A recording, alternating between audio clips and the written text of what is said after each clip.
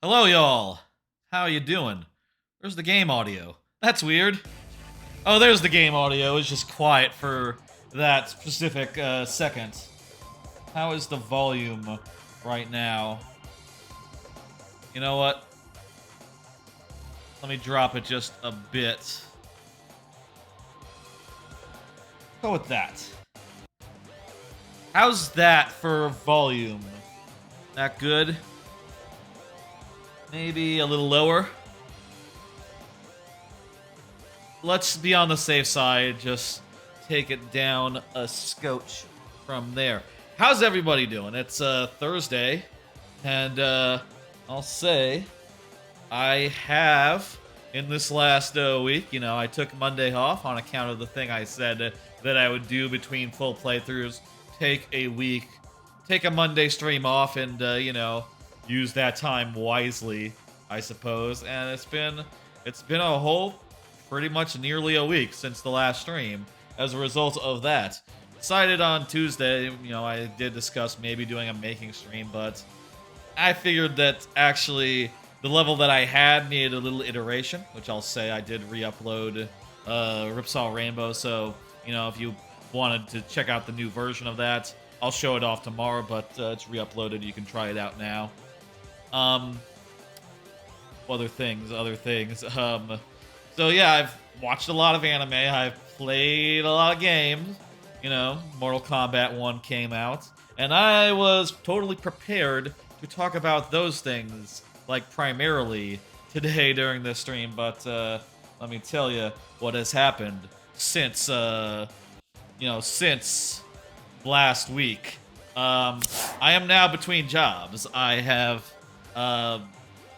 separated from my previous job, is what they call it now, apparently. Now looking for a new job. Set up the unemployment and all that stuff. Yesterday was a whole to-do. Jesus, it's a, it's a whole fucking... Turns out there's a whole fucking lot. And I just found out... I was gonna do the stream earlier, but I ended up having to, poke into some health insurance stuff. Turns out that's pretty fucking expensive. I heard about this thing called Cobra, and it has some expectation as far as oh, well, you could just continue your old benefits? Okay. And then I called up the benefits people at the former company, which I'm going to continue to not name. Whatever. And they said $250 a month. And I said, well, that seems a bit, that sounds like too much. All I take is, some really cheap pills, maybe some foam for, the back of my head, but, $250 a month? Nah, that's not... I don't use that much medical care. That's ridiculous. I'm hearing that I can probably get it cheaper than that, so maybe not Cobra, something else. I don't know. A lot of this seems like a to-do, but I will say that I am very excited by, the prospect of working somewhere else. I have, been poking around LinkedIn, I'm a software engineer, and with 10 years of experience. So, I feel like it is the case that a lot of people, a lot of recruiters are messaging me out of the blue going hey, I think you're a mix for this job, Can we have a talk? And I'll say something that I had said previously before, because, when you're looking for a job and still employed, you kind of want to keep it on the down low. But I have some buns in the oven. I have been talking to some other companies. I have some, interview type things lined up already, and getting more by the day. So, and they're all pretty fucking good as far as the financial stuff goes. So right now, between jobs, a little stressed as far as yeah, it seems like unemployment is not bad, but it's not gonna go very far. Maybe won't. I don't know if it can keep me, if I can stay in this apartment past when the lease goes up. If I were to take several months to find a job, I don't know how that's gonna work out. But basically, I'm pretty optimistic and I'm feeling pretty good. you know, with my previous job, you know, what can I say? I'm not gonna say that much about what happened, but there has been in the last 10 years at my previous place of work, you know, I'll say that certainly after I got hired, there was like one more hire in the U.S. And then, you know, slowly and surely, like literally almost nearly everyone that I worked with departed, left, laid off, fired, you know, whatever. And, you know, there's just not that. I was kind of, you know, last man standing as far as like US-based developers in that office still working from the US. And that office also closed, like, you know, middle of the pandemic, which I've really liked. You know, that was a good thing. I really enjoy working from home. I hope to work from home in the future. But you know, that's where I'm at. Some stuff to deal with. Hopefully, we'll still be doing the stream. Obviously, like 3 times a week. I do not have any plans to step up the number of streams to like 4 a week or something. I think the Mario Maker on Friday, the playthrough on Monday, and the something else on Thursday. I think that's a pretty good approach for the time being. I mean, I guess if like November comes around, I guess the like big, if I were still unemployed in like early November, I guess that would help for like the anniversary stream, the streamiversary stream that could like start in the afternoon rather than like after work. Actually, I don't know if the streamiversary falls on a workday, on a weekday or not. I suppose I could check that, but you know, right now it's not all that relevant. A little bit of a hangnail. Anyway, so yeah, no plans to change up the times or anything. I'll say I'm really optimistic about the future and looking forward to new opportunities. I've been working at the same place for 10 years. It's been 10 years since I was like between jobs, not having something to do, and it feels pretty good to be finally moving on, I think. You know, it feels pretty good to be where I am right now, despite the stressfulness and the not knowing when or where the next job is going to be. I have faith it's going to be, like, you know, pretty damn lucrative, you know. The rate at which software engineers are being paid right now looks pretty damn good, and I'm looking forward to getting really just you know, getting a big chunk of change, you know, and also working on a team that is not that is in my time zone. I'm looking forward to that a lot, you know. Good old-fashioned collaboration during daytime hours. Oh my god, I haven't had that in so goddamn long. It's almost a bummer, you know. I'm positive. I'm excited, feeling good. That said, we're gonna do a sub goal on account of me being between jobs. Okay, gonna do a little bit of a sub goal on account of that. Let me just pull it up. There it is. Recently got Mario Party 4 in the mail, you know, for the extra live stream. My plan is to do all the Mario parties, and I thought for 10 subs, I'll be willing to do 50 turns of Mario Party 4.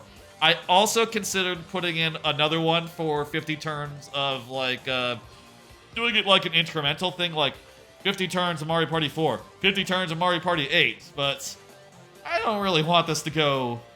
I'm sort of concerned, like, I don't know how long 50 turns of Mario Party 4 is going to take me, and also I do want to make sure that no stream, except for maybe, like, you know, Extra Life, let's say, goes over 12 hours, because that's a pain in the ass to archive on the YouTube on account of a YouTube VOD can only be 12 hours. You know, that's just an inconvenient thing. So, or that's just the thing that, like, limits how long I'm willing to go right now, or how long I want to go on any given stream. Plus, I'll say I got stuff going on, you know. I don't know if... I still haven't quite sorted out all the transitionary stuff. So, I'm not really in the mood for a proper big stream. Again, I'll say I originally wanted to start this around like 3 p.m. or something. But then I realized there was health insurance stuff to look at and, you know, ended up getting pushed to nearly the regular starting time. All that said, let's talk about what plan is for tonight. So obviously the sub goal, like I said, on account of being between jobs, I'm gonna have to do that. I'm gonna have to. I'm gonna offer that sub goal, give y'all an incentive for subscribing other than the extra heads during Mario Maker viewer levels, and also these very, very lovely emotes, which, hey, let's take a look at those. They're good-ass emotes. Good-ass emotes that you can use on twitch.tv. If you're watching live or watching any other channel live, you know how emotes work. Other than that, just wanted to offer one of those. I guess I will say that if I did get those, I would have to report that as income to, like, unemployment, and I guess it detracts from what comes out of it. But then again, the money in it would last longer if I, you know, I don't know. Whatever, man. I'm not gonna stop streaming or do anything of the sort while I'm job hunting, so gotta think about these things, I guess. Anyway, here's the plan for tonight. Let's talk about the plan for tonight. I got here F-Zero GX. F-Zero GX is a game by Sega in the F-Zero franchise. I've been playing a whole bunch of F-Zero 99 on the Switch, and I thought I'm kind of in the mood to play F-Zero GX. I haven't played it in, like, God knows, like 10, 15, 20 years. Probably not 20 years because I didn't get it at the time. I got it, like, later, so it must have been like 15 or 12 since the last time I really played this game. And I'll say I was never the biggest fan of it. I felt like the courses were a bit longer than, like, F-Zero X, even if they were more detailed. It was these courses can be a little long, especially given how difficult they can be to navigate in places. You know, we might fail a lot, which will be fun. I'll also say, could do other games tonight. You know, my plan is to bounce around a bit and do, like, maybe F-Zero X. Feel like F-Zero X would be a natural choice. Maybe some F-Zero 99. F-Zero 99, another natural choice. Excitebike came out on Excitebike 64 came out on not virtual console, it's called something else now, and 64 online, so I have that. Maybe we can go through the tutorial mode. I really remember that tutorial mode being massive. I think it'd be interesting to go through it. I don't know why the tutorial mode, going through that, is more appealing than just playing the fucking Grand Prix mode in Excitebike, but I don't know, I learned to do, like, the tricks and stuff again, and all the weird, like, maneuvering stuff. That sounds interesting. There's probably other Nintendo Online games we could play. Honestly, like, Mario Kart probably shouldn't be off the table. It's a racing game. It's similar to F-Zero. It even has some F-Zero tracks. We could absolutely do some Mario Kart. And of course, as you can see, Mario Party sub goal on the table. 50 turns, 10 subs. Let's see if that goes through. And I'll say if it does, we'll see where we're at, like, later. And I could think about, like, doing a second goal for, like, Mario Party 8, the motion control one. 50 turns with that. Really depends on how long, how tired I'm feeling, and how close we are to, like, being really late. You know, if Mario Party 4, we start that and it's like we're going through it really quickly, like, you know, if there's if we're like, well, if it looks like we'd be able to do Mario Party 8 without going over 12 hours, I would definitely add that as an extra thing. Also, I, no idea if we'd even, like, hit that. We'll see. Let's play some video games. Specifically, this one. Let's play some video games, specifically this one. F-Zero GX. I'm going to select, well, shit, I didn't mean to select the story. Should we do the story? This is, I believe, a new file. I had to make a new file. Apparently, I didn't have one on this memory card that's plugged in. So, whatever we do... Okay, so practice isn't like a tutorial. It's just literally practice. I think the garage, we don't have enough space to do that.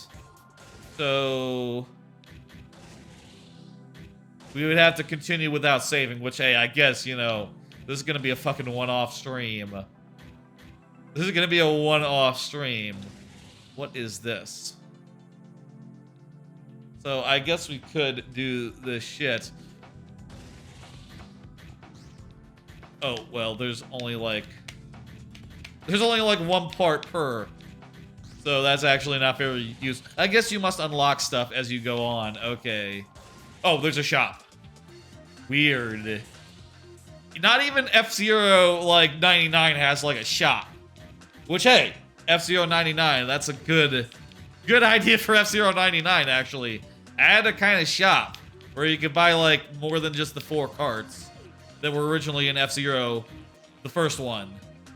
We'll say I like the later F-Zero games that have, like, 100 ones. Versus, like, this one where you only get, like... Versus 99 where you only get, like, 2. Whatever. Okay, let's back all out of this and actually play the goddamn game. What do you say? What should we do? I also don't have enough for a replay. Another thing I don't have enough memory space for. We could do the story or do the... Let's see, like, what the fuck the story looks like, okay? And then maybe we'll do some Grand Prix. I think the story is like a mission-based mode. Like, some of the Mario Karts also had sort of a mission-based thing. Also, yeah, they're cutscenes. These are pre-rendered. Well, maybe pre-rendered isn't the right word. They're the kind that are, like, just on the disc.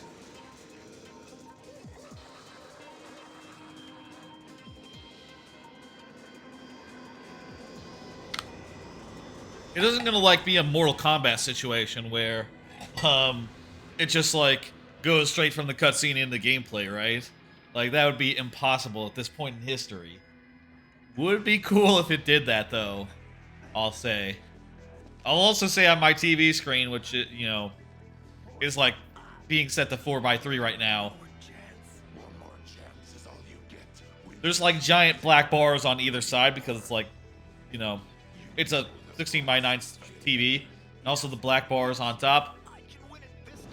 Makes for a very tiny little window. This music.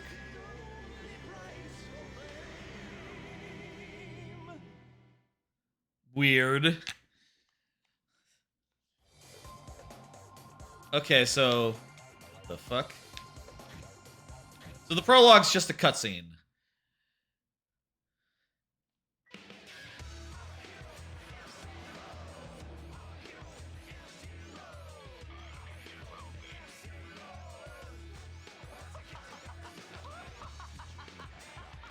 This fucking Sonic...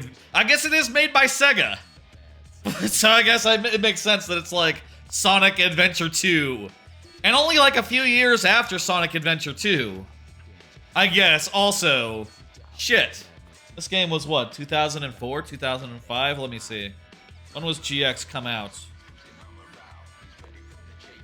GX. 2003, Jesus. Dev cycles were really short back then. Like, what? That's only a couple of years after the Dreamcast died? Okay, let's get capsules. So it's like a mission mode thing. You get like your. By the way, in this game, you can choose between acceleration and max speed rather than having like set values for each pilot. Pretty good. Also, there's a body boost and a grip stat for each one of them. It's interesting, this game, you know, X put things into 3D and made the track 3D. But, ooh, X made the track 3D. Oh wow, the left-right movement on the, it's so strong compared to 99. Like, Jesus, look at this. This is just by holding down the triggers. Not like a small lean. Maybe it's analog. It's probably analog, isn't it?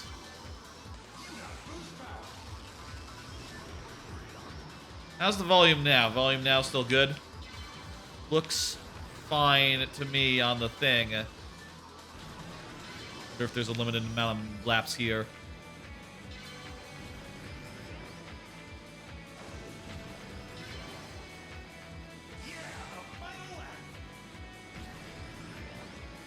I have to get all of them, or I might be screwed.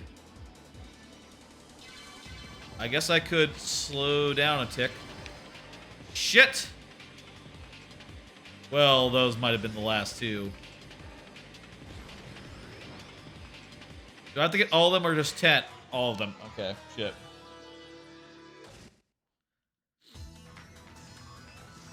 We'll do a couple of these. A little bit of the mission mode.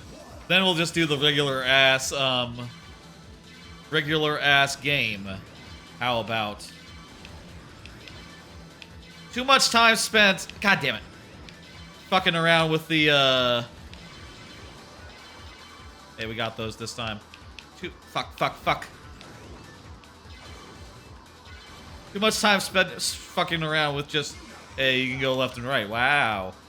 That business. Also, I suppose there is a hard time limit here. Shit!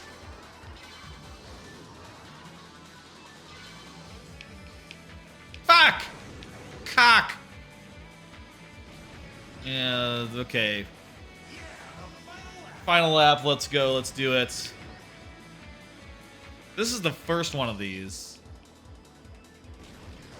The boosters don't help me. I guess maybe, you know, there's the time limit. There we go. Okay, we got it. Good. Cool. So are there cutscenes between every mission? Yeah. I got all the boosters. Let's go. Oh, it's not even, it's fucking simulation mode. Jesus. Is that what he does in his free time? Just, like, plays minigames off his, like...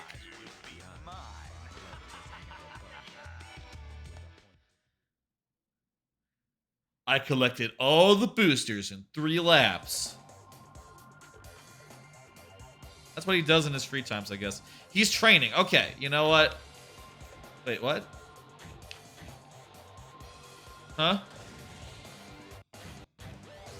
Where's the next chapter?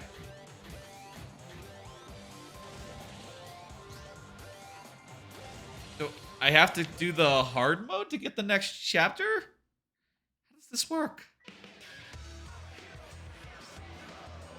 Yeah, we've seen the cutscene before. This can't be right. Oh. Well, we did 60 seconds, right? That was what the timer was for. You know what? We'll go with high acceleration here. I think that's better. As that way, you know, we can stop and start on a dime. We don't need that much speed. We need more precision, I think. Oh, there's like 5 more in hard. Okay. This can't be right. This can't be what you're supposed to do here. Also, there's more cases where... God. More cases where there's mutually exclusive ones.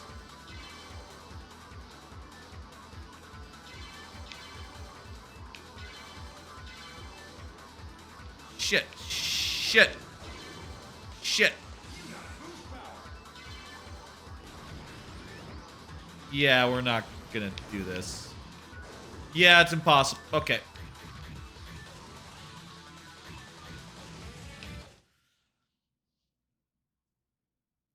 How do you unlock more missions? Let me Google.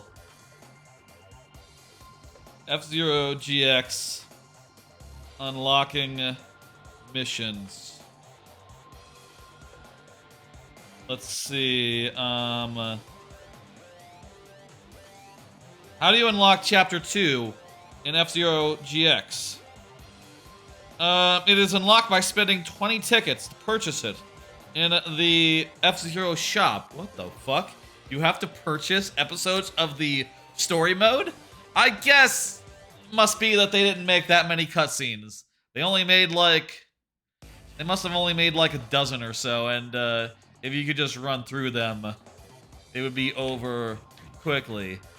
Just to be clear, we don't have enough to buy, right? Under customize, or where is it? Here's the F-Zero shop. Must be under items. Yeah, we have 15. We're not far off.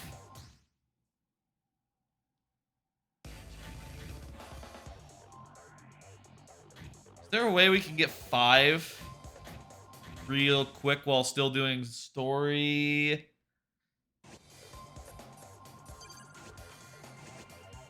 I know this. I know this. Is there a way that we can do, like... Don't want to switch back and forth. You know what? Let's play some of the GX mode. Here's what we're doing now. F-Zero GX Grand Prix mode. Do Novice. We'll start off a Novice. We'll do the Ruby Cup.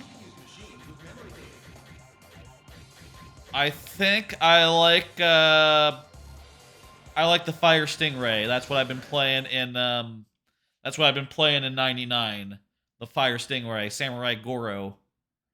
I was never like the hugest F-Zero fan, but like the way that people present Samurai Goro as like the second most important character in the series does make me inclined to use him, at least right here. Maybe we'll change if we get some more fellas unlocked. But hey, there's color schemes as well. Just like, you know, the latest game. I'm using a red part in that, but that color is not here, so, you know. Let's go with blue. I like blue. Yeah.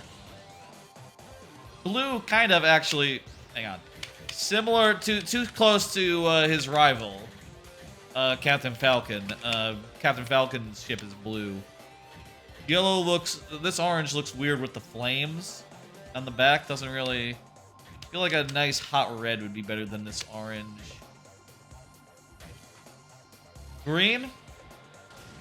Yeah, sure, let's go with green.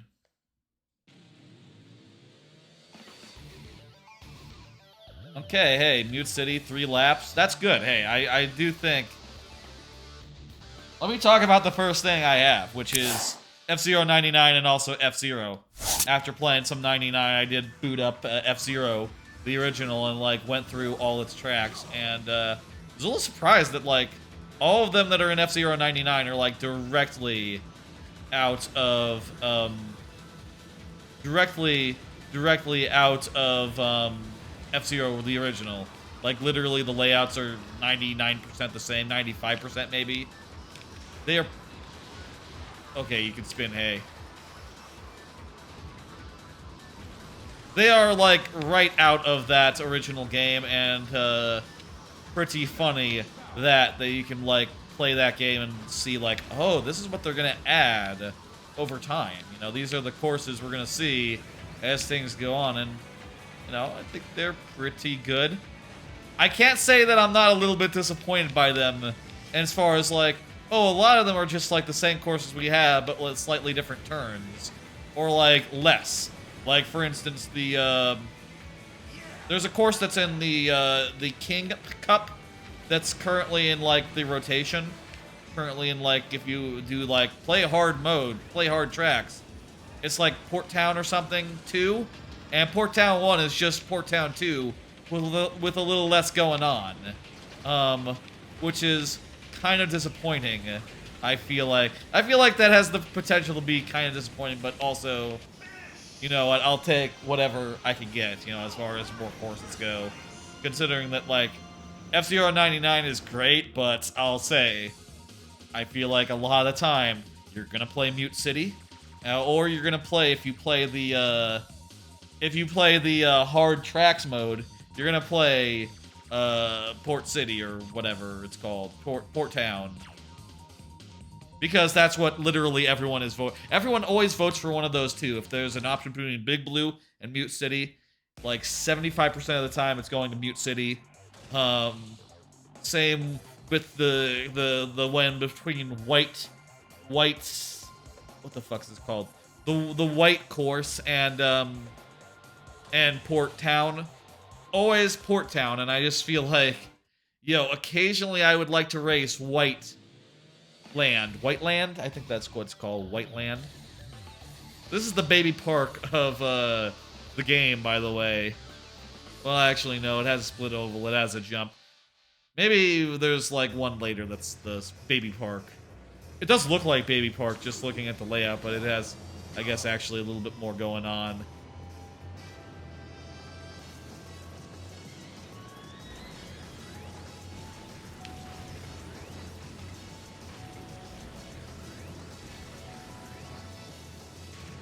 Anyway, really enjoying F-Zero 99. I do really have thoughts about the track variety, but it is just fun to boot up and give a go at. And I'll say, I have never gotten to the last cup of the Grand Prix. You know, the Grand Prix basically works by having the 100 racers whittled down by 20 each round, each of the 5 cups, and as a result, I haven't seen Silence, I believe, is the last one. You have to get in the top 20, you know, passing each round in the top whatever portion of the... Well, actually, no. For the last one, you have to be in the top 40 to qualify, which, no, I have finished races in the top 40 before, on occasion, but haven't gotten quite through that gauntlet yet and seen and ever raced on Silence. So that also means I can't practice on it, which, you know, I guess that's a thing, you know. Thing to think about, I guess. You, like, do a little lunge? Oh, crap, I didn't get first because I was practicing my lunge. Should have used the boost there, I guess. Whatever, we'll probably still make good... Yeah, we're still in first. With any game like this, you do have to probably, like, make it so that there is a specific order these guys finish in, or else the one regular player who's going to be in the top half most of the time is going to walk away with it, you know? But whatever. Anyway, F-Zero. I'll say that F-Zero, the regular F-Zero, was okay, too. I'll say what I thought was interesting going back to F-Zero Original, which is that, as a game, it's much more fiddly than the later F-Zero games, or like, F-Zero 99. You can, like, do pit maneuvers in F-Zero where, like, oh, if two ships run into each other, they'll sort of, like, go out of control. They're sort of like, it's sort of like a pit maneuver. You'll end up, like, turning into a wall, which I will say I did use the rewind to get through and to, like, see all of that game, considering that, you know, it's a kind of a hard game to get through, I suppose. I do still think it is weird that game does not have any multiplayer, but I guess also that was just a thing of the time, you know. They didn't have the technology, and maybe also there wasn't that expectation. You know, Super Mario Kart was maybe revolutionary in that sense that it said, like, hey, multiplayer is like a core tenet of this franchise. Even if it doesn't really work, we will put the maximum amount of players that we can do into this thing, you know? Like Mario Kart 2, Super Mario Kart had 2-player, which is pretty cool.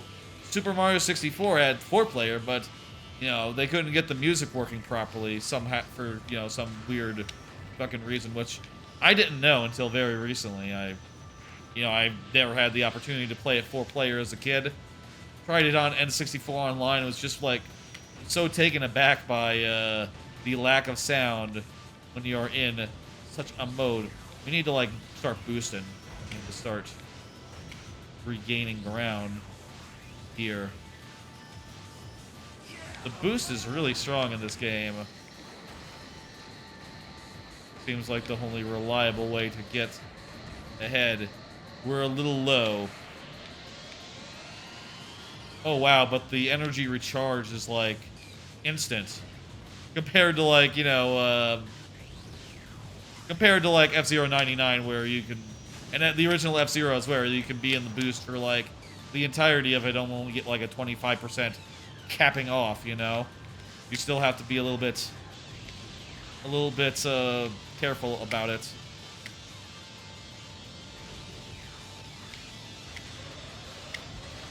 Get the finish line is right there. We were pretty far back. After the first one, I was feeling pretty confident, and just like, yeah, we could do this real easy. Got first without even really thinking about it. But that was a lot harder. That one wasn't even really that difficult. It just was like, hey, you're gonna have to turn real good. And I'll say, hey, we're still second, so it's still fine. Maybe also more acceleration is the lesson here. Going with the higher top speed didn't really do us that much good. Go with like 3 ticks down, let's say. Anyway, I've been playing other games, most notably, oh yeah, well, let's first talk about Ripsaw Rainbow, last stage. After last stream, did watch some people playing the level, and even like I watched Lord Bowser, viewer of this channel, also doing some streams these days. Watched Lord Bowser play it, and even he struggled a little bit on some of the particulars. It's doing stuff like jumping down after the onto the lower blue raft. Some players would just stay on the higher blue raft in the last sequence and just be so confused as to where they go. There's a reason I had it set up like that, and I'll explain that tomorrow. But long story short, there were a lot of like weird pain points that I didn't anticipate from players like not engaging with the enemies in the way that I like, to players making like the wrong choice and using a strategy that isn't really viable, for reasons like, oh, I'm gonna try to go under these guys, and in one case where there was a power-up low, the intent was for them to get above the spikes and like combat them from above by jumping on them. And what players would do instead is they would just try to go under. I added a little bit of an instruction to make that impossible. I also added a big letter B to just say like, hey, jump. Please, just jump. That's what you gotta do here.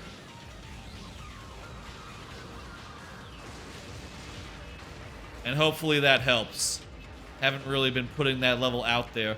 I suppose I should. I should do the thing where I just, share to like the Reddit or something. Haven't done that in a bit, when I'm streaming Mario Maker on a weekly basis, also doing additional levels through like Reddit feels weird to me. Spending that time, I feel like once a week is enough time for like playing levels. Yikes, we are doing horrendously.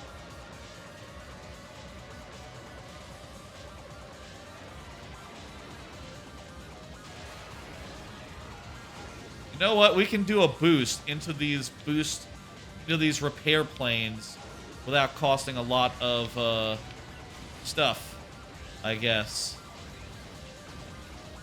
I use these boosts to get... Shit. We bang into walls, we lose our speed. Oh, fuck! We're getting really fucked up here.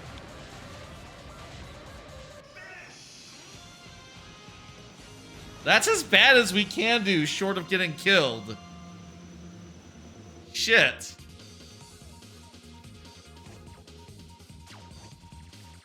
Yeah, that's gotta cost us, like... Yeah, a couple of positions here. Fuck. Anyway, new course is up. New version of it is up. I'm probably gonna spend, like, probably do, like, a making stream next week to start up the next level, which I'll say I don't have that many ideas on so far, but I'm hoping these revisions are good, and I'm hoping people like them. And, you know, hey, we can make further revisions as I feel fit, as I feel are appropriate. We'll see, though. I think I'm happy with it as is. I think it should be good now. God. This is the one with the big right turns. I remember this. Look at these things. Oh, God. Eesh. Isn't there a thing where you can, like, let go of the acceleration to stop slipping? Or if that's a thing here as well.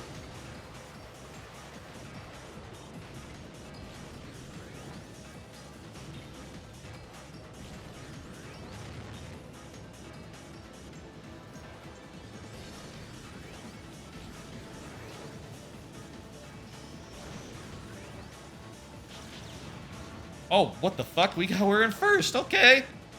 Shit. I remember this one being a hard one, but somehow managing it better than the last one. You know, go figure.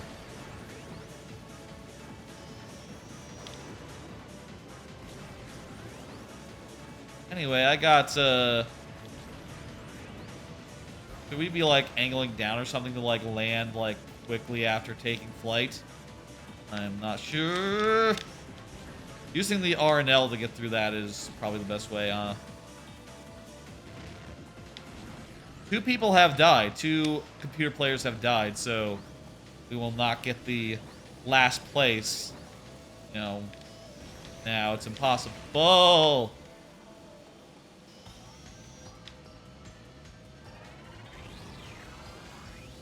And we might as well just boost whenever we enter the repair zone. No. It's cool in this game how they are actual environments we're going through now. You know, there's buildings and shit. Rather than just, you know, a void or like, hey, here's some weird spiky turrets? Spiky edifices, you know? Like in F-Zero GX, there were just like a bunch of spires in some of the tracks. And those spires are damn cool, but, you know, kind of silly compared to like an actual goddamn city that is thick with buildings. God damn it. You're really close to dying here.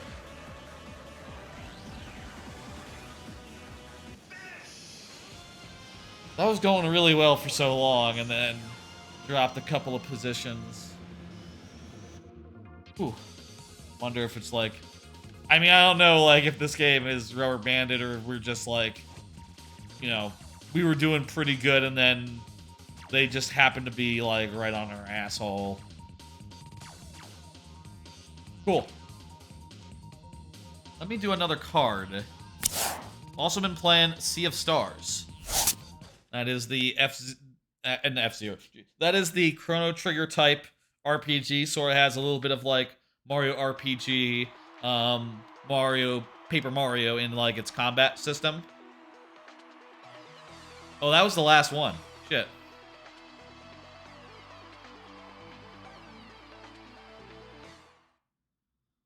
Oh, shit. pressing A just skips right through. I got 7 tickets, and I can purchase a new guy. Pressing A just skips right past what we got. I guess we don't get to know what our rank was. Shit. I thought that I needed to press A to dismiss the thing that it was saying. But apparently it just skips past. Okay. Let's do Novice again and do the Sapphire Cup. Sapphire Cup. We'll do Samurai Goro again. But yeah, like Sea of Stars, Chrono Trigger type game. Beautiful RPG from the makers of The Messenger, set in a... Hey, it's Big Blue. Set in a big, weird, creative, very creative world with like weird lore, weird like stuff going on, and like some, you know, some things that you see and go like, this is probably going to be a thing. And I will say I have now gotten to the end game. Mostly, I got to the end game, by the way, before on like Tuesday. So, you know, it wasn't a matter of like having a bunch of time. It's just I've been spending a lot of the time that I've had over the last week, you know, playing that game, and it's just killer. I'm now to the end game, so there's like some optional stuff to do, as you might be able to guess from a game like this. There's some side stuff. I'm intending on doing all that side stuff, you know, slowly and steadily, I guess. And then heading into the finale. I need to turn, that's important. Turning. This is Big Blue? Oh, man. I kind of think that this is the least cool version of Big Blue I've seen. You know, it's a fucking underground tunnel. I love... that's not as good as Melee. Or like, you know... I think F-Zero GX, or F-Zero X, it's like a weird cylinder.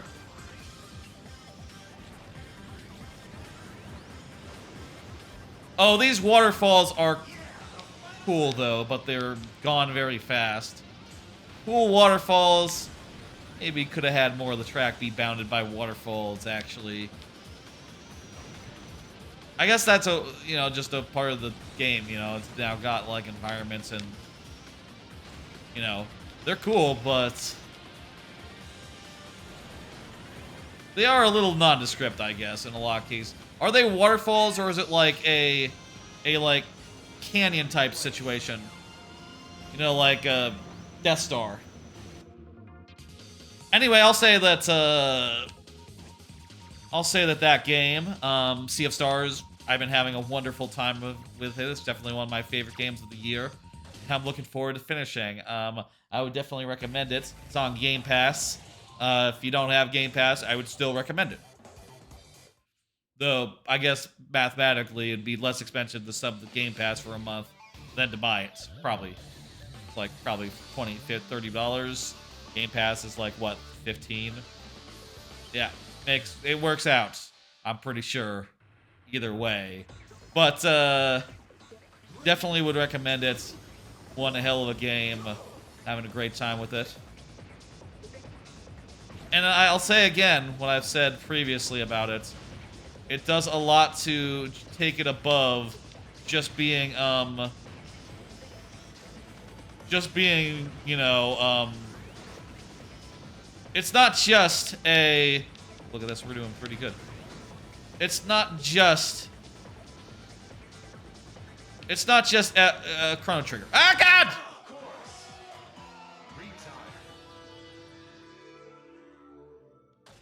Okay. Do we have limited tries? It doesn't look like we do. Okay, cool. Oh, wait, maybe... Is that the 4 in the bottom left corner? Over in the bottom left corner there? Is that our lives? That might be our lives.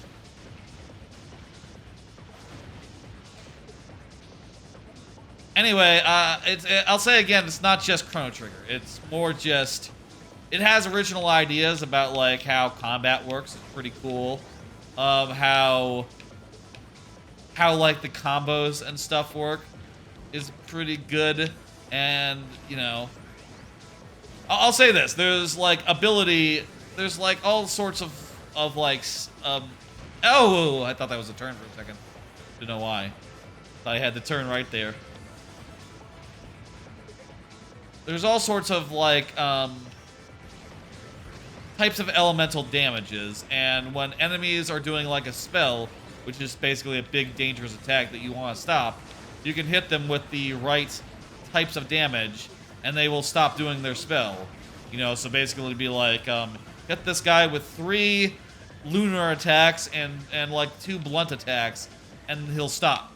So you have to figure out how to do that, you know, in the turns you have before he does the attack.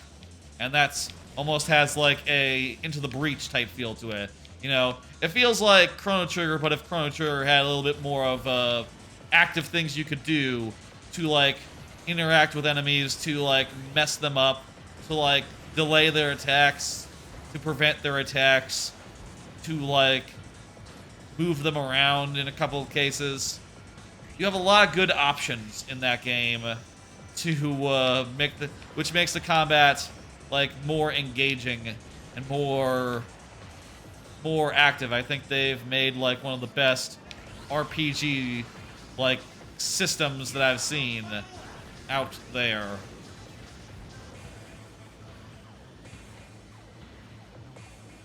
There's also other stuff like you can when you go down, you don't always have to use an item because they will come back on their own. Basically, after like a number of turns pass, they'll revive with half health. So you can just like play a waiting game rather than spending resources on reviving someone, which is pretty damn cool and is made for some nicely tense boss fights that are just, you know, because you always have that thing in the back of your head is you can just like always just reliably get through, you know. You're never out of a fight, basically, in that game, and that feels pretty damn good. First place finish, oh yeah. I also think things about the way that like overworld traversal works is great. The narrative is great. The places you go are great. I'll say it doesn't quite compare to me. Well, I think that the part of Chrono Trigger where you go to antiquity can never really be beaten in my mind. But this game does take several cracks at it. And I think they do pretty damn good. You know, for like, oh, you're going some cool locations with some really cool backstory, some really cool lore, great vibes. You know, obviously Chrono Trigger was the first and greatest, but at this shit, but Sea of Stars, gameplay-wise, is a lot more fleshed out, and, you know, I'd be lying if I said it could ever replace it in my heart. That's not what it can. It can never do that. I love Chrono Trigger too much. But I also love Sea of Stars, so jot that down. I've also been playing Mortal Kombat 1. New Mortal Kombat game from NetherRealm. Let's go with a little more acceleration. I feel like maybe that's our issue. From NetherRealm, this is the 12th Mortal Kombat game. The last one was Mortal Kombat 11, but they reset the timeline in that, so now we're back to 1. I will say, as far as it being a fighting game, I can't really speak to that. I'm really not good at those types of games, so I am just hitting buttons and hoping to clench through, or hoping to get through the story missions, the story mode fights. If you don't know how Mortal Kombat do and has done for the last 4 games, plus the Injustice games, which are similar, the last 3 games, previous 3 games, plus 2 Injustice games, the way that it works is that there are beautifully rendered cutscenes that are very much like the equivalent of a Netflix original series, right? About martial arts, where you go through the characters and you play as like one character's plot, you know, in turn. Each character in turn, like, gets a bunch of plot where they have to fight somewhere between 4 and like 6 guys, or maybe 4 and 10, right? Somewhere in between like those number of fighters, and there's little cutscenes between each fight, and it's pretty cinematic and pretty cool. You know, it's not really anything to write home about, I feel like, especially because, like, this is basically like Season 4 of Mortal Kombat. You know, it's like, yeah, we've all seen this before. There's the natural transition between, like, fight and cutscene. And it is cool that the timeline is reset now, so you get to find out, like, oh, this is like a brand new Johnny Cage. Might even be like a different actor than the original was. You know, I'm not... It's been a while since I played any of the previous Mortal Kombats, went through them, so I can't 100% speak to, like, is this what he looked like before? Could have been. I would never know, you know. But you get some interesting stuff, like, you know, in particular, the biggest...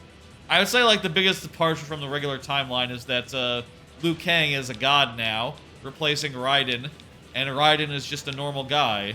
And I'm looking forward to... I'm sure at some point Raiden will find out he was a god in the previous timelines, and that'll be a whole thing, and I'm looking forward to that whole shoe dropping, you know, and what the fuck happens with that. There's a lot of places this game could go as far as, you know, the timeline could reset again. Hey, this could be like the entirety of a single timeline in this this game, and all we'll see of like this version of events. Or it could be that Liu Kang will be a god for like the next 3 games. Who knows? I would bet that Raiden will be a god before the end, and Liu Kang will be back to being a dude. But that's just me thinking out loud. I don't know where they're going, and that's kind of exciting. I think the last game also had a really good story, Mortal Kombat 11. That game was all like time travel based, and like, you know, that's how we got to resetting the timeline, is that a bunch of stuff happened in that game and they said, okay, it's time for us to reboot the franchise again. Which they are doing, but they're doing it in a way different way now, where it's not just Mortal Kombat 1 again. Whereas the first, Mortal Kombat 9, was just like, okay, let's run through the plot of the first 3 games, but like slightly different and entirely cinematic now. Big tube. Crap!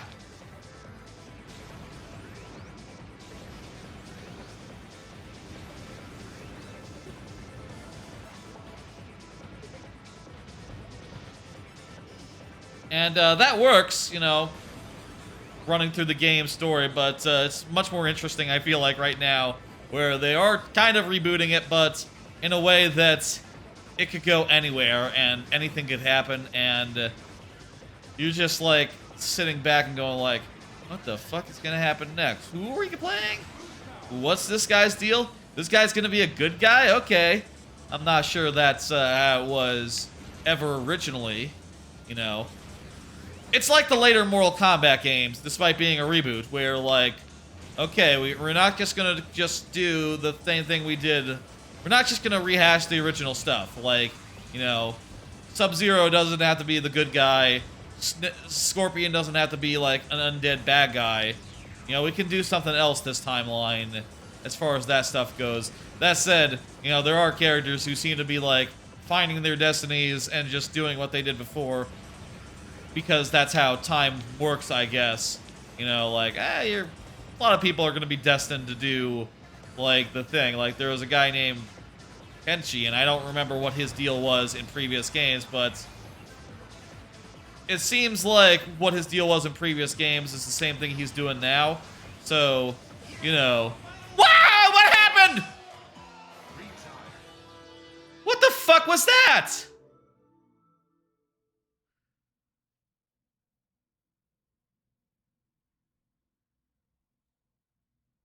I don't fucking... Was there a jump? What happened? Did we fall through the track? I'm gonna have to watch that replay later. I'm gonna have to, like, clip that shit, because I have no fucking idea what happened. Oh, did I, like, go off the side of the tube? Weird. Also, yes, I can see that it went from 4 to 3, so those are our lives. Well, it was only going all right, so I suppose that is fine to restart this track. Just like in Mortal Kombat, they reset the timeline. Look at that. It all comes together. Anyway, really enjoying seeing the plot unfold. That's all that game is. All that game is to me is that. And also, I did hear that the arcade mode, like, there's some sort of weird adventure mode that's pretty cool. I don't know, though. I'm mostly interested in just getting through the story and having that be that. I like the story a lot. It's been a pretty good season of Mortal Kombat. I think the last one, Mortal Kombat 11, was also really good. Mortal Kombat 9, Mortal Kombat Without a Number, I think it was originally just called MK. And, you know, later, I think they probably explained that it was the 9th one. You know, it was a reboot. It didn't have a number on it, I don't think, originally. Did it not? It might have done. I don't remember. Anyway, Mortal Kombat 9 also is great. I feel like 8 is like the weakest one of the 4 so far. It only had, like, which I probably is weird to say considering it did have, like, the biggest time leap that any of the modern Mortal Kombats had. You know, taking everyone to be, like, old adults, you know, and having, like, a new generation, the Combat Kids, as they were called. You know, like, Mortal Kombat The Next Generation. All the sons and daughters of, like, 4 characters. Of, like, a handful of characters. There were 4 of them, but, you know, they were the result of several previous characters getting together, so they were sort of, like, halfway in between, oftentimes, which was cool. It was a cool trick to do, but I had to say, I would say that the Combat Kids were not as good as Chronica's time bullshit. The time bullshit was like, in the last game, was like, you know, bridging the 2 periods. Like, young versions of the characters and old versions of the characters were, like, meeting each other. Were, like, doing plot stuff, like, in parallel with each other. It was pretty cool. Also, it means that in a lot of cases, you have, like, multiple skins of a character that can, like, you know, do plot stuff. So you have, like, oh, you know, which is good for this sort of game where you only have so many characters and you have to figure out ways to be like, okay, Johnny Cage is gonna fight Sonya, but it's gonna be young Sonya, so that's how we're gonna justify it. It's a different Sonya. Young Sonya has a reason to fight old Cage. You know, it's otherwise hard to just be constantly maneuvering characters around being like, okay, we're gonna fight General Khan, General Shao, I forget which. Shao Kahn is a general in the new timeline. He's like a loyal soldier, so he's called General whichever one of his names, I forget. You know, you have to constantly be maneuvering him into a place where he is justified that he do a fist fight with your main character, whichever character you're playing as, which, you know, can be hard to do. Probably easier with multiple versions of each character, I guess. Hey, we're on the last track of this here cup. That's cool. Feel like this acceleration balance has done well for us, so let's keep at it. This is Mute City. Serial gaps. Anyway, Mortal Kombat, I'm enjoying it. As a fighting game, I'll say it does look really good. Like, it's well animated. You know, when you jump and do moves, it all looks pretty good. I don't know if, you know, the whole game's really looked bad or if there is, to me, a noticeable difference, really. Other than, yeah, I guess the fidelity is probably higher.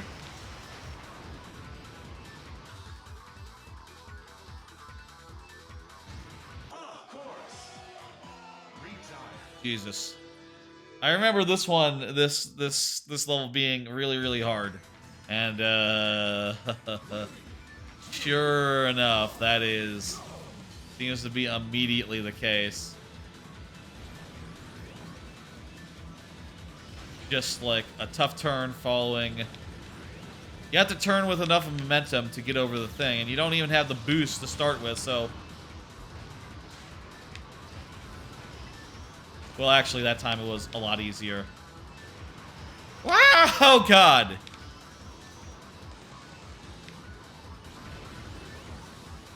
Oh, wait, you can really pitch yourself up.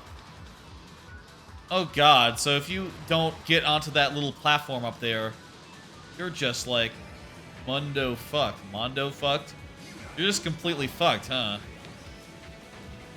Oh, Jesus. Might be trouble. This track might be trouble. Oh my God, we hit a fucking building. I guess that's also a negative to having all these fucking buildings. You can fucking hit them. They can obstruct your fuck. They can obstruct your doodad, your gameplay. We have either 1 or 0 tries left. I'm not sure if there is a 0 on the counter. Let's not find out. Let's just get through and finish this.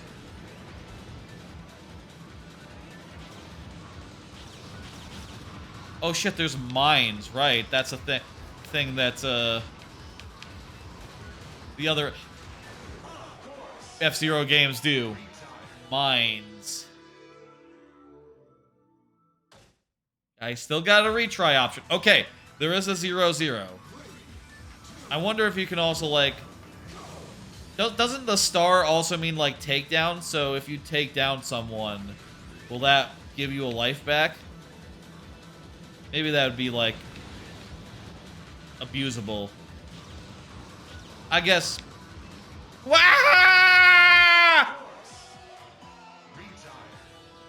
That's what I get for driving on the ceiling. You should drive on the floor, generally, if you have the choice. You know, if you have a choice between driving on the ceiling, driving on the floor, unless you have a very good reason for driving on the ceiling, the floor is the better bet, I think. I don't get tickets?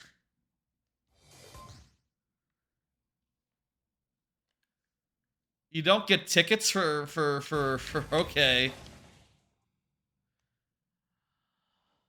Ooh.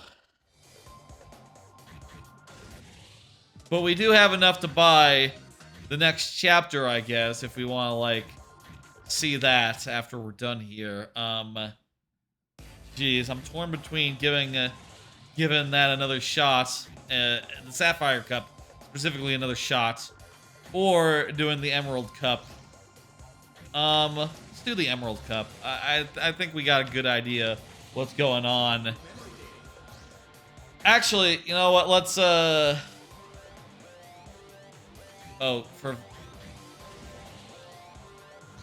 guess if you want to do, like, single player against machines.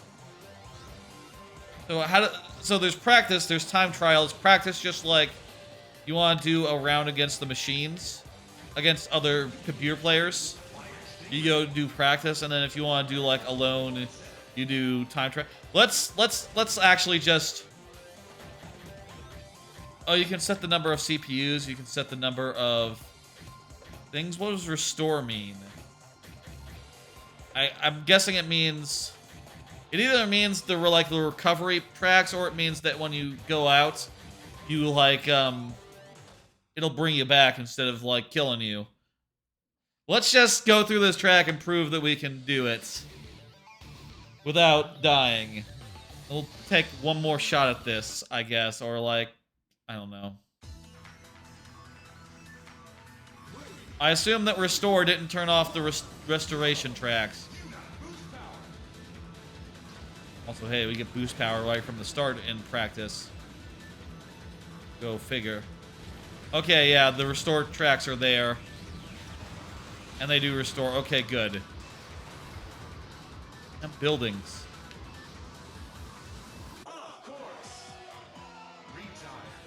Okay. Retry. Another card. Thinking about playing a lot more of a bunch of games. Armored Core 6, Like a Dragon, Ishin, Diablo, need to play more of that. And also some games that I played during that Game Pass stream, like Lonely Mountain Downhill and Gris. Definitely probably will take some time and play some of those sometime. And probably more as well. Put that card down. You know, what with being between opportunities, have a little more time, I guess, to, like, get back to these games, you know, in between, like, you know, job search stuff. Which, to be clear, will take time, but, like, not as much time as a full workday, you know? And we'll be able to, like, spend more time on those as a result. Could also do longer streams, I guess, and, like, earlier streams, but I kind of like the evening for streaming. Kind of like the evening slots, and, you know, I don't really see myself changing that anytime soon, but definitely will. I think with this, we'll definitely have enough time to finish Ishin, which, you know, I had been going through about a chapter at a time between, like, other games. You know, Zelda sort of derailed that, as has other like, major games that have come out. How the fuck do you get onto that little fucking annoying path?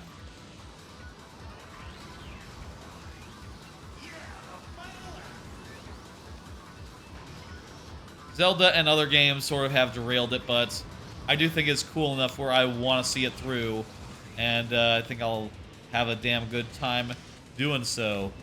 The Like a Dragon series has always been really good. I should say, my first Like a Dragon was 0, and I haven't played that many other Like a Dragons. It was Yakuza 0 at the time. It's the Yakuza series, if you didn't know. They rebranded at a certain point.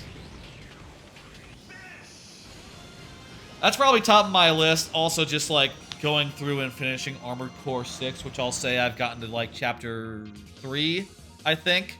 Or, like, whatever it's called. Act 3, I forget. But I've gotten that far, so I'm pretty medium the way through, I think. Maybe, like, halfway through. And I'd love to finish that because that game has been really excellent. Lonely Mountain Downhill, that's the game what you play a bike in. You just sort of bike around. And you sort of bike down a mountain, and I think that's just a really good podcast game. Definitely will play some more of that. And Gris, I think it has been, like, more mid of the games that I mentioned. But I think it definitely has some cool bits in it. Also, I will say, despite having more time, I have no plans to return to Starfield. That game was just really boring me. And I think even with all the time in the world, I would not spend time with it. Which I guess was sort of like a thought I had, you know, as far as, like, that genre goes, right? Like, is the reason that I can't get into them is because I don't have time to sink into them. Now I have time, and I'm still, like, thinking, like, no, I should play one of these other games that are, like, you know, incredible, polished, cinematic pieces rather than weird, janky games where you can get, like, the most mediocre plot imaginable, you know, delivered to you just without any sort of flair or, like, emphasis, and also just, like, a bunch of mediocre shooter segments where after you're just bogged down with so much loot, you have to, like, limp back to a vendor to sell your shit, sell your wares, you know?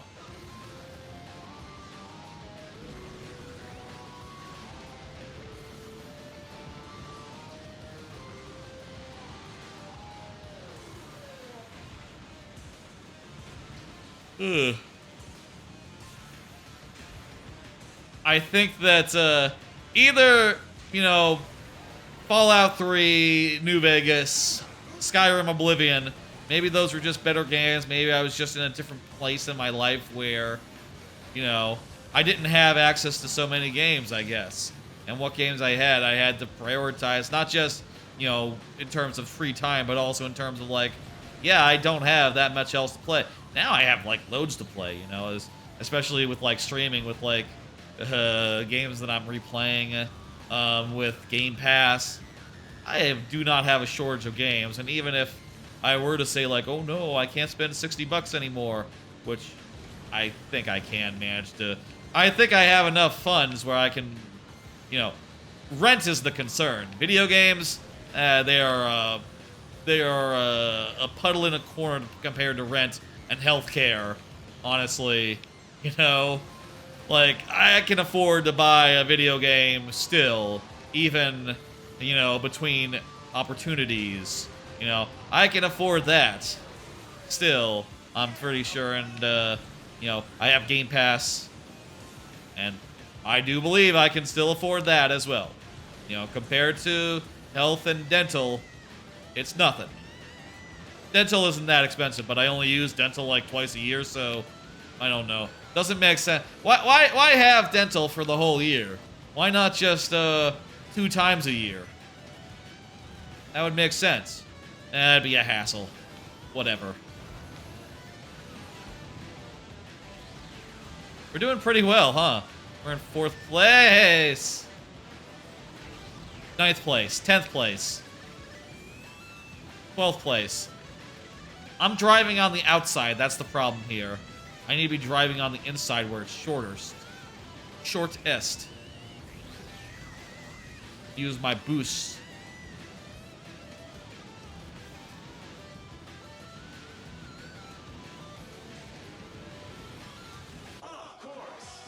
Ah. That was the second one, right? So we couldn't just like retry from the whole start of the cup. I forget. I think I've been talking for more than one track, right? Jeez, I feel like I haven't been like thinking about the game in a bit. Sometimes it's like that, you know, talking as I'm playing. Autopilot, you know. The brain is really good about doing things at doing things unconsciously, you know, and like multitasking and partitioning, you know. In general, brains are good at doing that stuff, so I guess that's what it is what it is. I feel like I was doing better when I wasn't thinking. Also. Are there any other games that I would want to get back to? I'll say, like, I have other games that I never finished, like Scarlet Nexus. Never finished that. Thought it was pretty good. I never finished Eastward. I thought it was pretty good, but too long, probably. But, like, I could totally go back to like, older games and, like, finish some ones I never did, you know? I have thought about something like that for stream content, and I have indeed, like, loaded a save. Like, one of the times I played Scarlet Nexus was to load the save and do, like, an hour or two of it just randomly. And that's fun, but, you know, you're never gonna finish, like, an hour at a time on just, like, a random stream where you're not doing the rest of it, you know, like, immediate-like. If you are doing the rest of it immediate-like, that's a different story, you know? Or if it just becomes, like, an ongoing thing, but here's an hour of a game I haven't played in a year. Not really, like, the best content, I guess. Giant Bomb website I like had a thing like that actually a while ago. They had a feature called load our last save. Load my last save. Load your last save. I forget what the specific clauses are in that title, but basically they loaded their last save and you know, did a thing. Played it. That was that. There were weird PC games, though, and Scarlet Nexus is not a weird PC game. You know, it's just a weird anime game, which is a different kettle of fish, I guess, in terms of, like, how interesting it is to watch, I suppose. Eastward is just a weird... It's just a very well-made indie RPG type thing. Well, also, hey, there are boosters on this side of the track. Did we not know that earlier?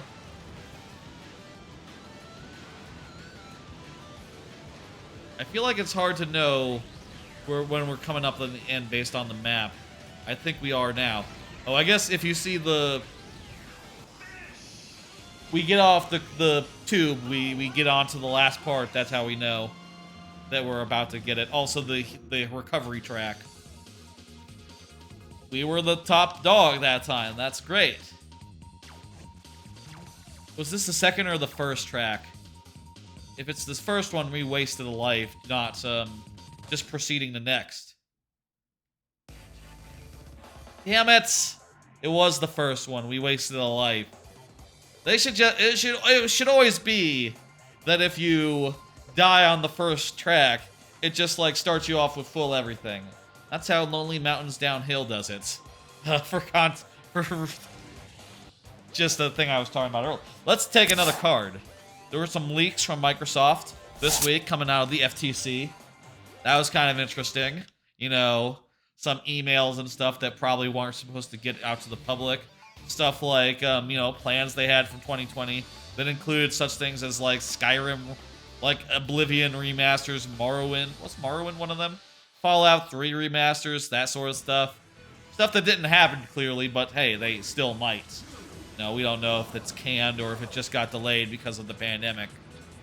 But like a bunch of other stuff, like there was some stuff about the next Xbox, which is going to be a slightly more powerful, not a slightly more powerful Xbox, but one that just has more memory, is a little more efficient, and also doesn't have a disk drive. I think it'll be cheaper as well. That's going to be their next one, and also cylindrical, if the leak is to be believed, and it's not just.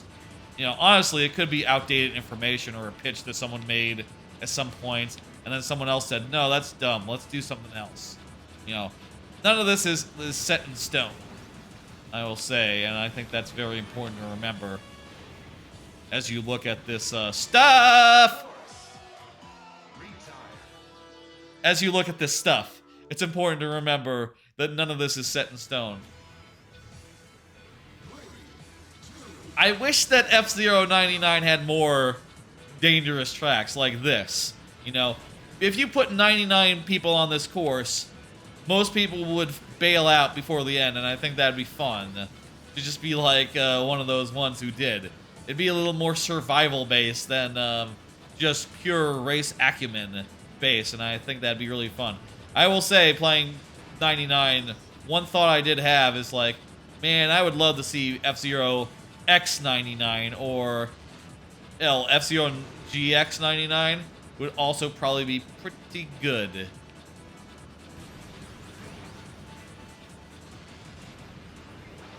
I feel like that'd be a fun way to engage with this game in particular, you know, or F-Zero X as well. Either way. Shit. So long as we're not dying, we're good. It does feel very rare in, like, F-Zero 99 to die. And you sort of have to be, like, risking your like, boost. You know, using boost to get ahead constantly to be really vulnerable to death in that game. And I feel like you should be able to... Ah! I was hitting the shoulder buttons to, like, illustrate what it would be like to, like... It wouldn't be very clear that I was doing that anyway. To, like, illustrate what it'd be like to, like, shoulder someone out and, like, do some bumping type stuff. But, I guess I forgot how fast you move in this game side to side when you do that, huh? Shit. Like, it's... You can kill yourself very quickly doing that. It turns out.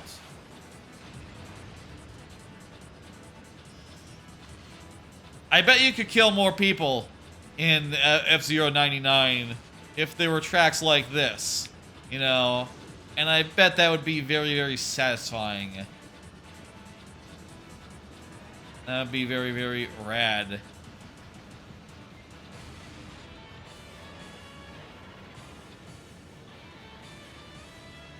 I feel like there's been times in the past when I played this game that I've been like on the top side of that loop when it was like coming undone and gotten all screwed up by that. Also, you can see there was the pipe that we were flying through, sort of snakes through the crack. That's a cool gimmick for a level to have. Literally driving around the tunnel that you fly in for the rest of it. It's a very good gimmick. It also means that I guess we can always anticipate the shape. Well, that's okay. Well, it's a little more wavy than I expected. Do a boost to boost.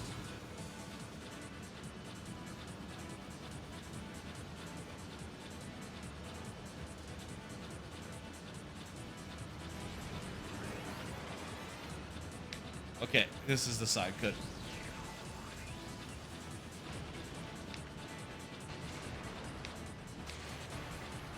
Anyway, I feel like the most controversial thing that was getting around out of those Microsoft leaks was a bit where someone at Microsoft was saying like, "Oh, we should buy Nintendo," and that was a whole controversy that people were saying like, Microsoft wants to buy Nintendo, and honestly, I don't think it's that controversial. First off, the email is basically just some guy saying like, "Hey, we should buy Nintendo. How about that? What if we bought Nintendo? Random thoughts." And the other guy saying like, "Oh yeah, well, that would be good, but it's impossible. They will not be bought. They will not sell themselves. They have too much value."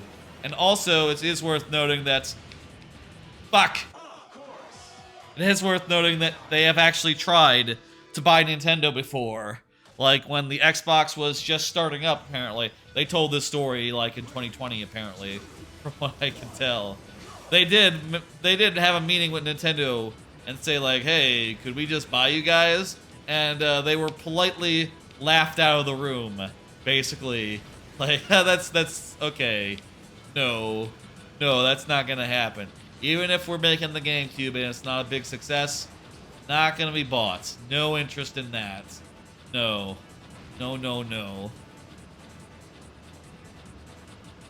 Especially considering that this guy was emailing.